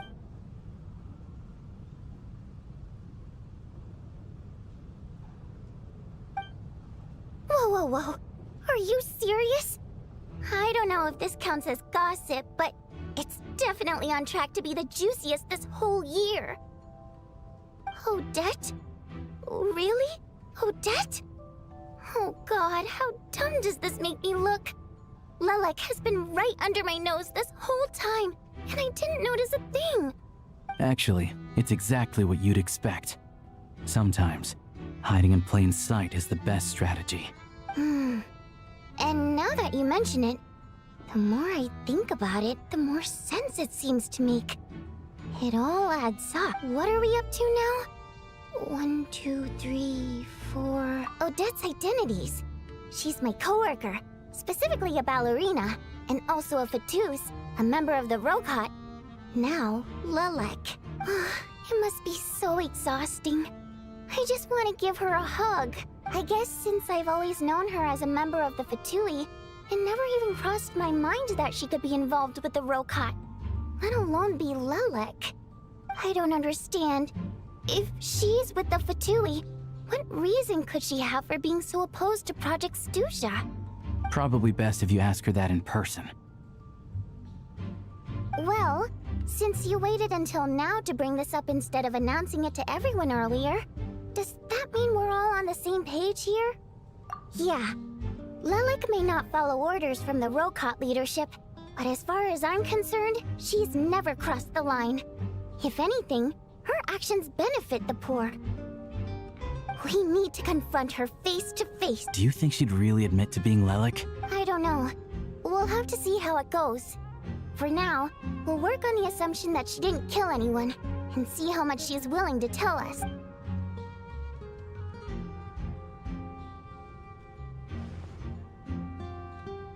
Now's her chance.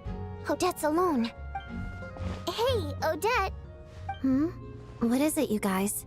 Shh! Keep your voice down. We need to talk. So, you're Lelek, aren't you? Alright, fine. You don't have to say anything or explain yourself. Just hear me out first. None of us believes you kill innocent people. Whoever murdered those 2 people last night, it wasn't you. The Traveler was the first to figure out your identity, but she kept quiet during the discussion just now. Still, it's clear where the group consensus is heading. Everyone believes Lelek is the culprit. If your identity is exposed, you'll be in a really bad spot. We're your colleagues, and we know what kind of person you are. I don't want anything bad to happen to you, so can you clue us in? Tell us everything. The more we know, the more easily we'll be able to cover for you. Alright. Yes, I'm Lelek. And no, I'm not the murderer. And thanks, but I don't need you to cover for me. Actually, I'm planning to reveal my identity. Huh? You're gonna reveal that you're Lelek? Here? That's right. I'll admit I was surprised at first when Chuganov guessed that I was here. It was just a lucky guess, but it caught me off guard.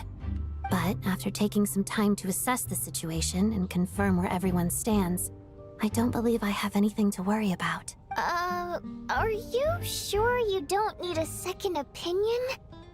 Given the circumstances...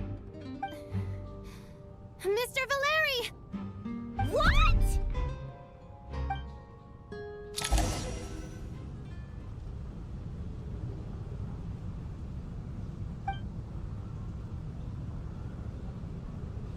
So... Odette is Lelek? I don't know what game you're playing, but you've got a lot of nerve. It's just one identity. So what if it's exposed? I can disappear and adopt a new identity anytime I please. I made my peace with this when I chose to become Lelek.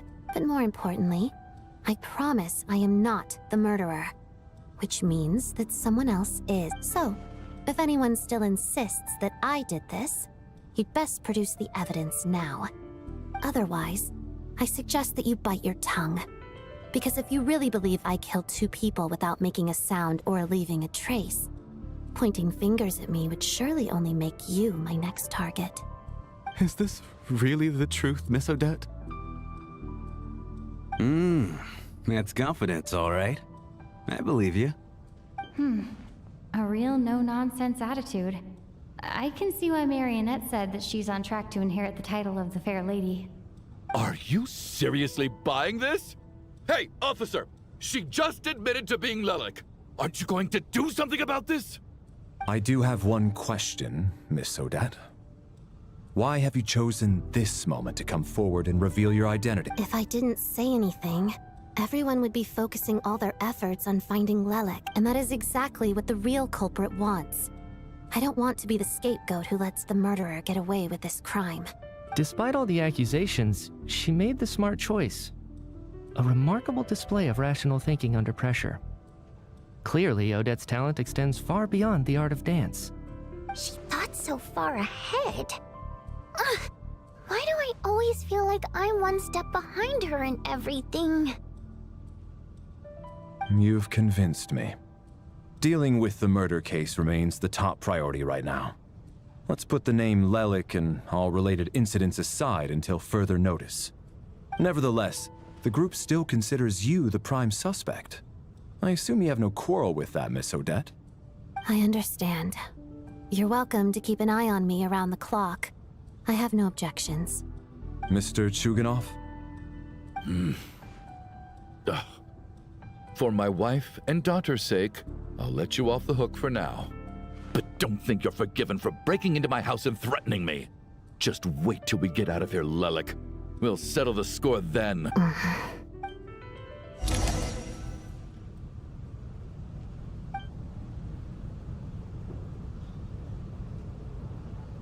Good work, Lelek guard team.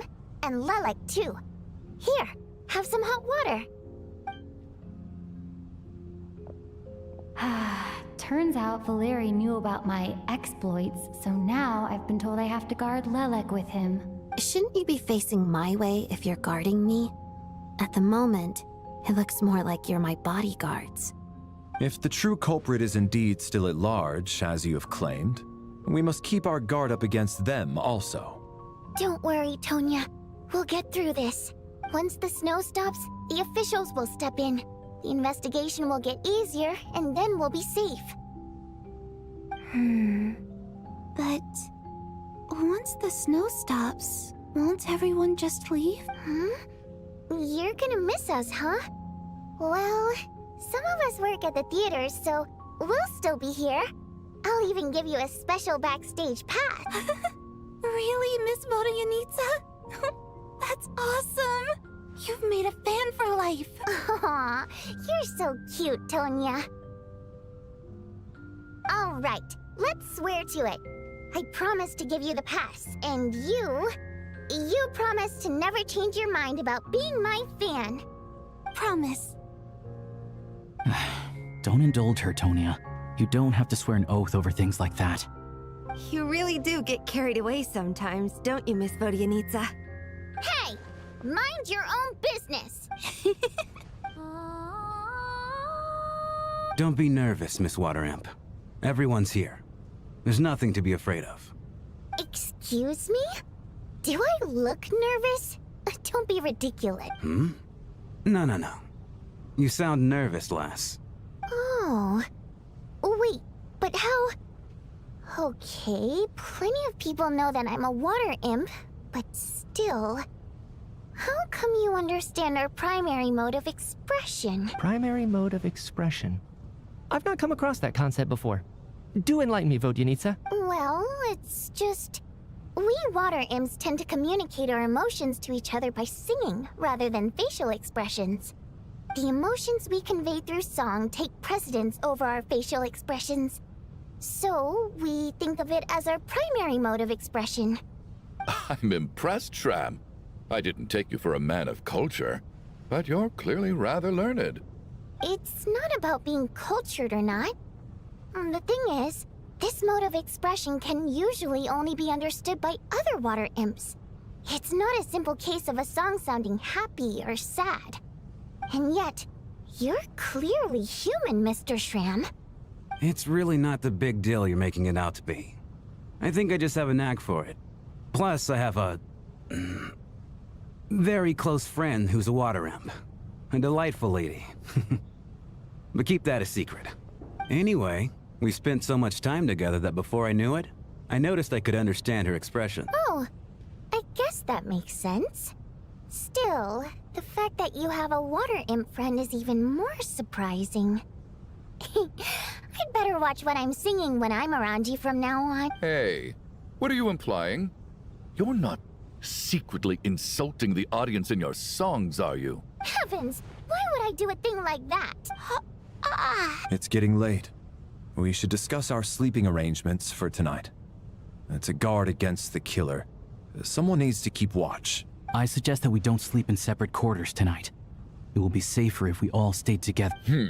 As long as someone keeps an eye on Lelik, I'm quite sure we won't have any trouble. Are you saying that you wish to bet your life on Miss Odette being the killer?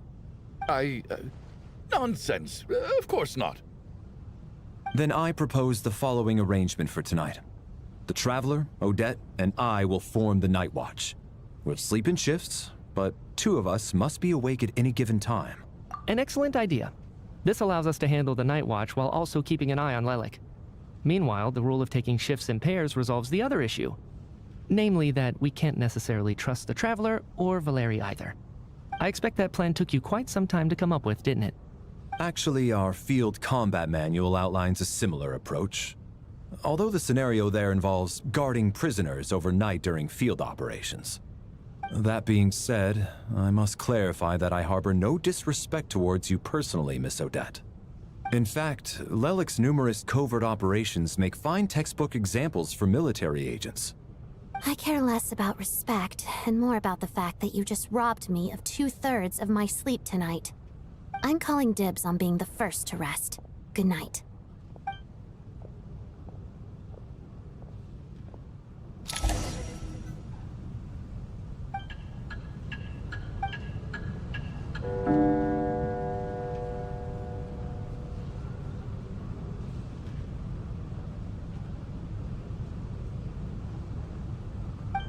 It's almost time.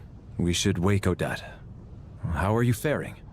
Oh, not going to argue with that. I'll take a quick nap. If you start to feel sleepy, wake me up anytime. It's finally time for Odette and I to share the night watch. I should wake her up.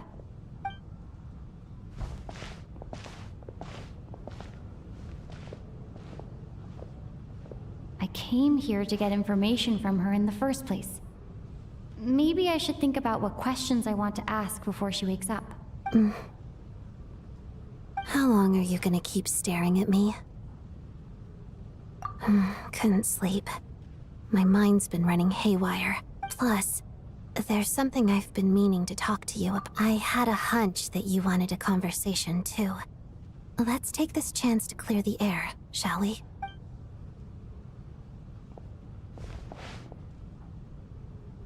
I just had a simple question for you, really. Rosaline, in her final moments, did she have any last words or anything? I see. Well, that was all. I have no other question. No, she was utterly ruthless in pursuing her goals. That kind of person should be hard to miss. And yet, even though I never approved of her methods, and she was an abrasive person, the fact remains that I am indebted to her. Oh, she told you. I guess that makes sense. I think she and Rosaline were on pretty good terms. Yes, Rosaline wasn't the kind to gossip about this sort of thing. Not that it's any huge secret to me that when I was a child, I had to join the Fatui for the sake of my mother and me. I trained under Rosaline. It was extremely grueling, and it didn't exactly come naturally to me. All I could do was try to ignore the biting cold and practice. I was a newcomer who'd managed to make a good first impression on a harbinger. There was pressure to live up to her expectations, to be worthy of the fair lady's reputation.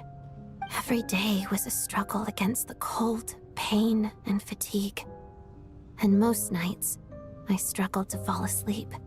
After enduring all that, I've become almost immune to the sensation of pain. I suppose that was the cost of survival.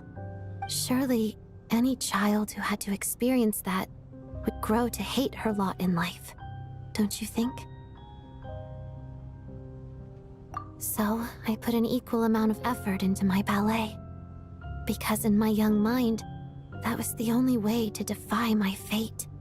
It was my way of telling her, the Fatui's demands and your expectations of me are not what I wish for. One day, I will leave. I think she probably blamed my poor performance in training on my passion for ballet.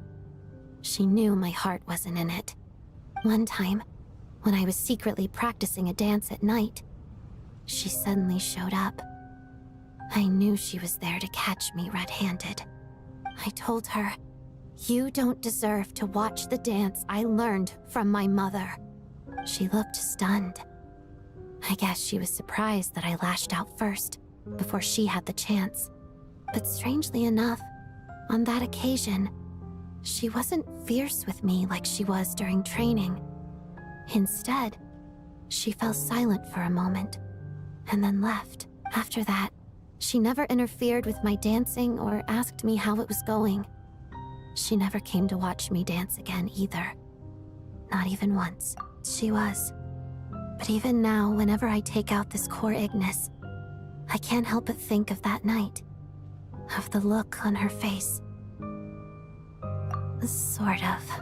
Although gift might be too kind a term. This is her flame sealed within ice. A symbol of her favor, yes, but also her way of keeping an eye on people. She knew the location of every piece of core Ignis. If any recipient started acting suspiciously, she'd be on to them immediately. Trust her to make even a mark of approval feel suffocating. So, when news of Rosaline's death reached Snezhnaya, many people immediately crushed their core Ignis.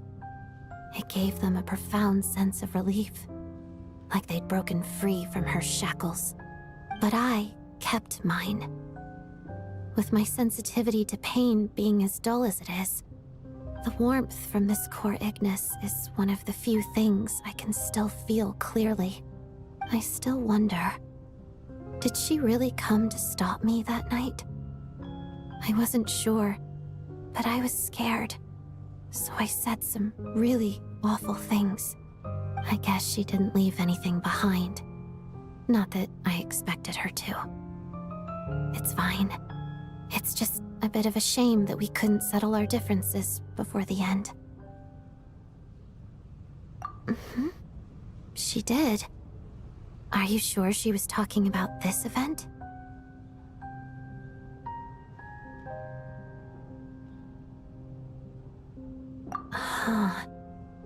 No, she didn't. I didn't even find out that she'd gone to Mondstadt until a while after she'd left. Wait, in that case... Okay, I will. Thanks for letting me know. There's something I'm trying to figure out. I'm beginning to suspect that Paimon's mystery illness is being caused by the energy research behind Project Stuzha. Paimon's very important to me, so I have to get to the bottom of this. I figured that since you're Lelek, you might know something about all this. The ultimate goal of this energy experiment is to create a weapon for the final battle. The weapon's construction was completed in Nodkrai. Now, all that remains is to arm it with a sufficiently powerful energy. Yes, the weapon's development and all the related experiments are overseen by Lord Piero, the Jester, and the lab is located deep within the Armory Palace. I'm not sure why this experiment would be making Paimon feel unwell, though. The best way to get to the bottom of it would be to go there in person. Once we get out of here, I'll help you apply for an entry permit. And I'm hardly the organization's proudest member, as you know. You answered my question about Rosaline. I want to do you a favor in return. It's that simple. Huh? What's wrong? Are you not feeling well? You two seem to be hitting it off. I thought you were sleeping. Of course I was. In the military, one learns to fall asleep quickly, even in the most inhospitable environments. It's vital to staying alert and energized. Even if he was awake, he can't have overheard us. Well, thank you both for keeping watch. Traveler, I'll take over for now. It's your turn to get some sleep. Sure. This is our second night here, but at least I found out a little more about Paimon's condition. I hope she's been sleeping well the past couple of days. Huh. Why do I feel like... Seriously? Is this payback for when I stared at her earlier? But I thought she was asleep. Never mind. I'd better try and get some sleep myself.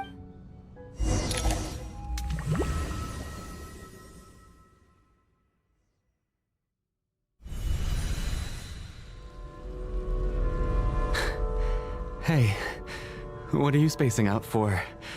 Are you reaching your limit too? How long have we been walking for? Do you remember? Time's lost all meaning. Ever since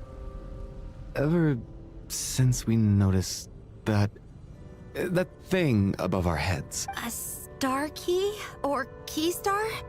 Anyway, the person who named it was swallowed by the black mist. Whatever it's called, ever since we noticed it, we've been walking up and up, hoping that as long as we reach it, we can find a way out of this. But it seems like no matter how far we walk, we never get any closer. Well, we've come this far. You never know. Maybe we're almost there? Come on, enough moping.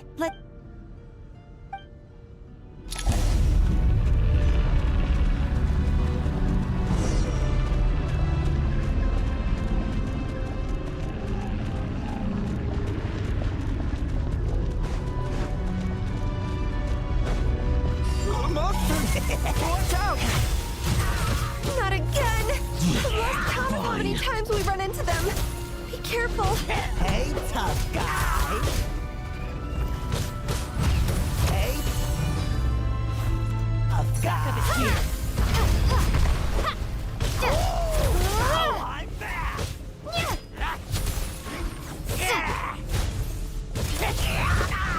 tough guy. Condense!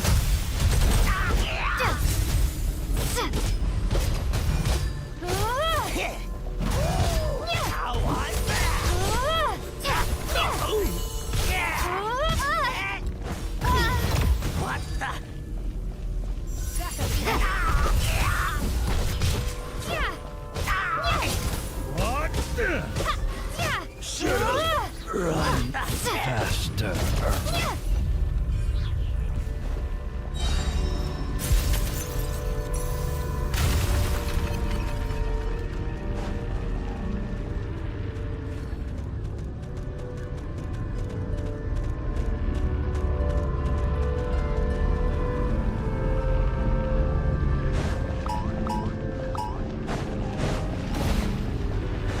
You wanna fight? Let's go! Gotta run!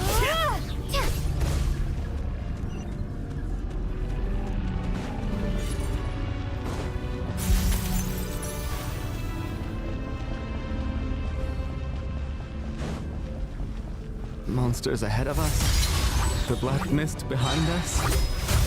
Feels like they've won.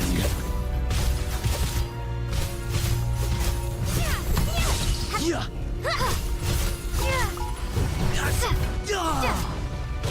Cryostorm! Should've run faster.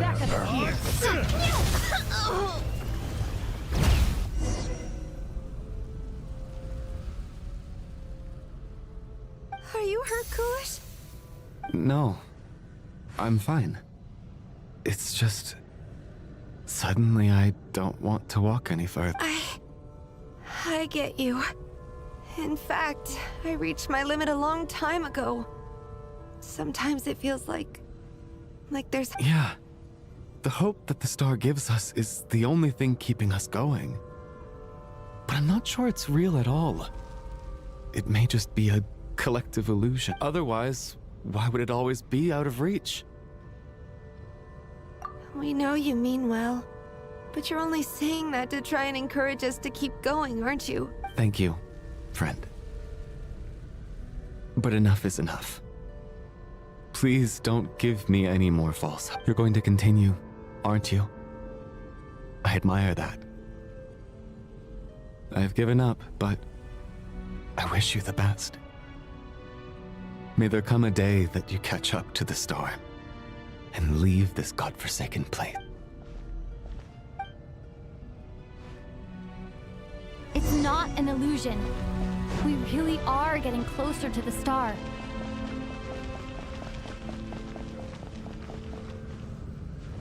Congratulations. You're the first person to make it here.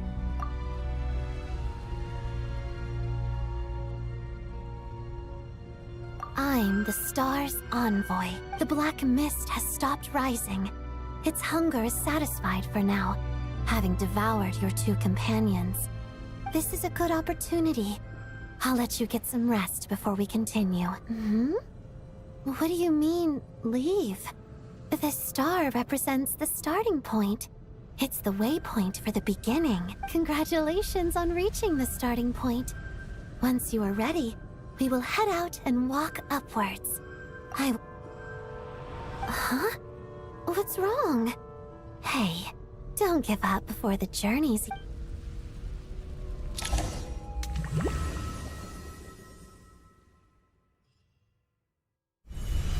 Rampana!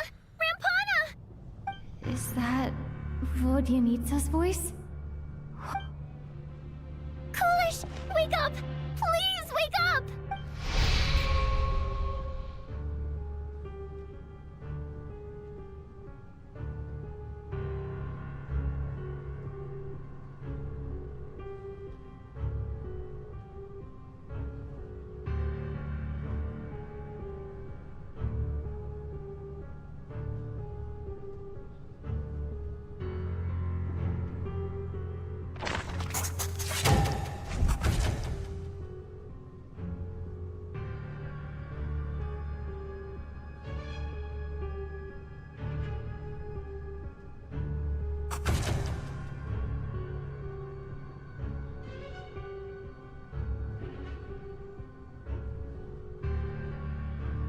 The situation is identical to that of the two casualties yesterday. We cannot ascertain the cause of death. At least there are some elements that we can rule out this time. They slept on the stage with everyone else. So I suppose the surrounding environment can't be a relevant variable. Rampana. Coolish. Weren't some of us keeping watch last night? 3 of us, in fact. How could you not notice something was wrong? I'm as confused as you are. Certainly nothing unusual happened on my watch. Likewise, and from what I've observed so far, both Miss Odette and the Traveler can be trusted. To be honest, I didn't get a wink of sleep last night. I couldn't help but think I was the target, so I just laid there with my eyes closed. I heard the Traveler and Lelik chatting, but otherwise I don't recall hearing any commotion during the night. Me too. I didn't want to wake everyone up, so I was concentrating hard, trying not to cough. I hardly slept at all. Then, what could possibly be causing this? Once was bad enough. I can't believe it happened again. I worked closely with Rampana and Coolish for so long. I never imagined that one day they'd... And on the stage of all places... 4 victims in just 2 days, and we still don't have a single lead. I need to get to the bottom of this as soon as possible. And above all, keep Tonya safe. I'd never be able to look Child in the eye again otherwise. Still snowing? Yes, I just checked. Still no sign of anyone outside either. So we only have ourselves to rely on. If you ask me, this killer can clearly strike whenever they please. The Night Watch was a useless endeavor from the start. Lelik must be an expert in poisoning. Clearly she used some poison that can't be detected on the corpse. Here we go again. Listen, I was already thinking to myself last night, was Lelik's reason for revealing her identity the real story? Well, now I have my answer. It most certainly was not. She's been playing us for fools. You get off on this, don't you? Revealing your identity, only to carry on with your killing spree? That's a hideous thought. One that only a hideous mind like yours could dream up. How dare you? That's enough. Yesterday, You named Lelik as a suspect because the victims were both wealthy merchants. Lelik might have had a motive then, but today's victims were just ordinary people. Not to mention that they were colleagues of Odette and mine. What reason would she have to murder them? Let me guess. Just to scare you? Who knows? Maybe you don't know her as well as you think. I implore you all to ask yourselves, how many people are there really in this world that have what it takes to kill another person?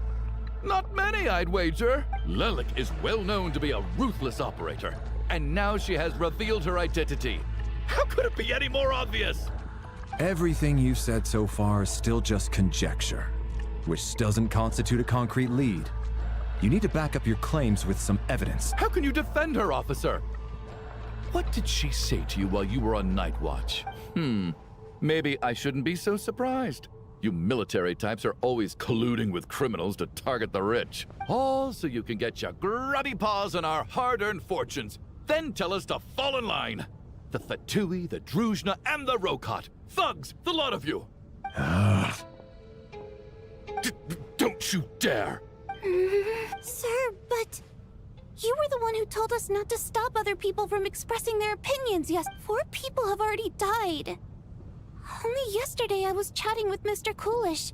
Then we woke up in the morning and he's... Turning against one another is the last thing we should be doing right now. Little girl. Even if Mr. Chuganov is a puffed-up, pig-headed windbag who doesn't have a clue what he's talking about, he's still one of the victims here, isn't he? I had no intention of resorting to violence. But you're right, Miss Tonia. I ought not prevent him from speaking his mind. In any case, I believe Mr. Chuganov has calmed down a little now. We may resume our discussion. I don't think there's any need for that. What is there to discuss? Nothing about this situation is normal. Did you have an idea, Mitya? You're the brainiac here, right? Come on, clue us in. I've been mulling something over. All the leads we have so far concern things from outside the theater. Miss Odette's alter ego, the threats Mr. Chuganov received. But then there's the 2 double murder crime scenes themselves, which have given us absolutely nothing to go on whatsoever. That's highly unusual. Even with the most careful killers, there's always some evidence left behind. So what are you suggesting? I think this could be a supernatural event. It isn't characteristic of human-on-human homicide at all. Correct me if I'm wrong, but aren't you supposed to be a scientist? That doesn't sound like a conclusion someone like you is supposed I got into scientific research because of my insatiable curiosity. But if the present situation defies all known scientific explanations, I don't mind shifting my curiosity toward the paranormal instead. Now that you mention it, I remember when I first came to the theater. I heard rumors about this place being haunted. Haunted? Yeah, I think I heard the same thing.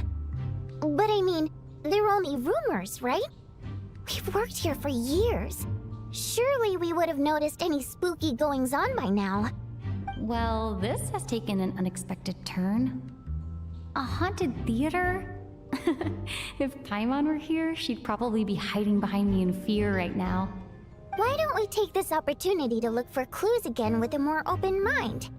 Maybe a different perspective will help us see something different. Very well. Whether it's criminals or ghosts we're looking for, the same rules apply. Everyone needs to tread carefully. I'll move the bodies into the same room.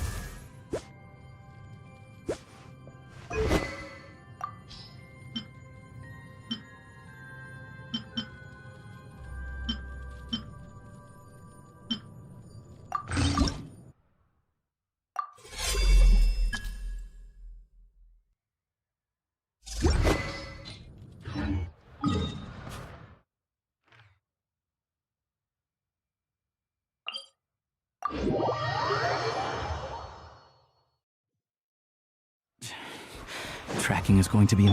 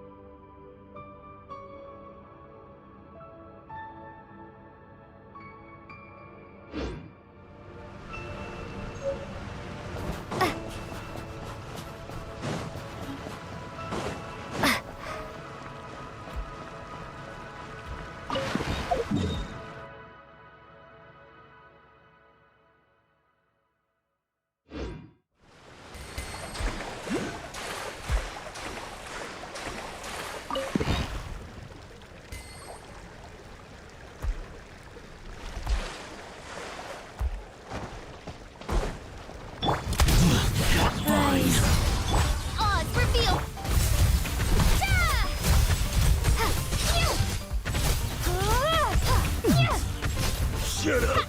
Run faster.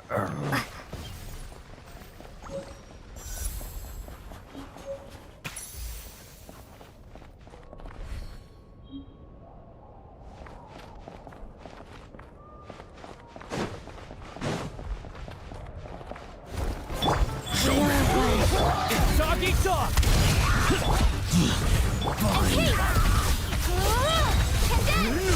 Shut up!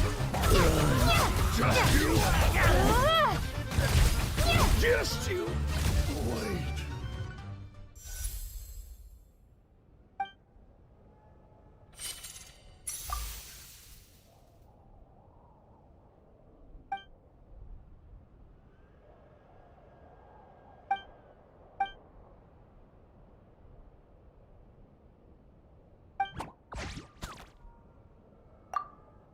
Yeah.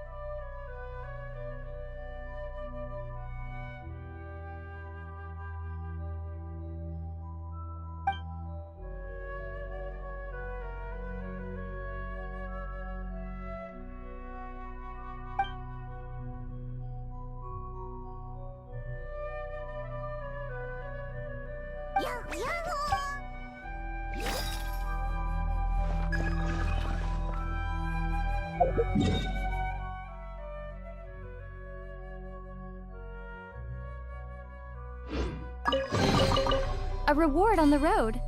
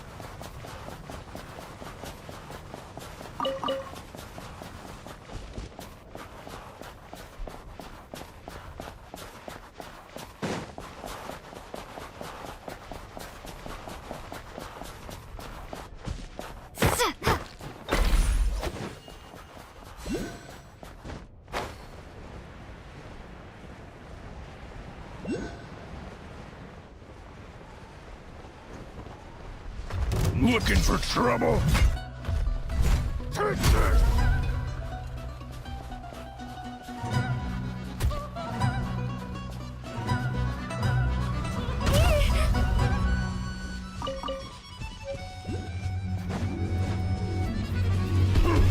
Barely worth my time!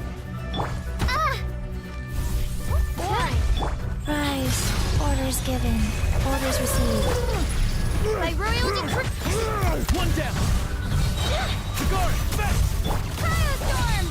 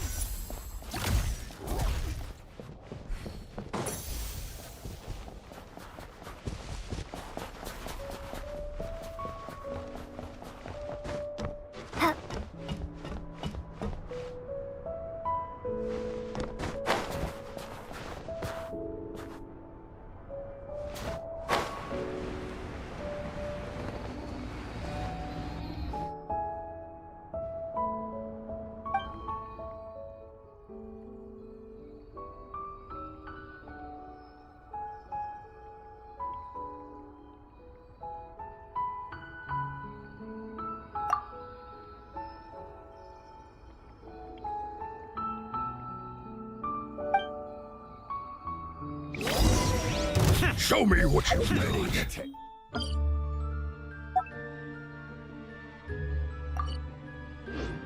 My fists.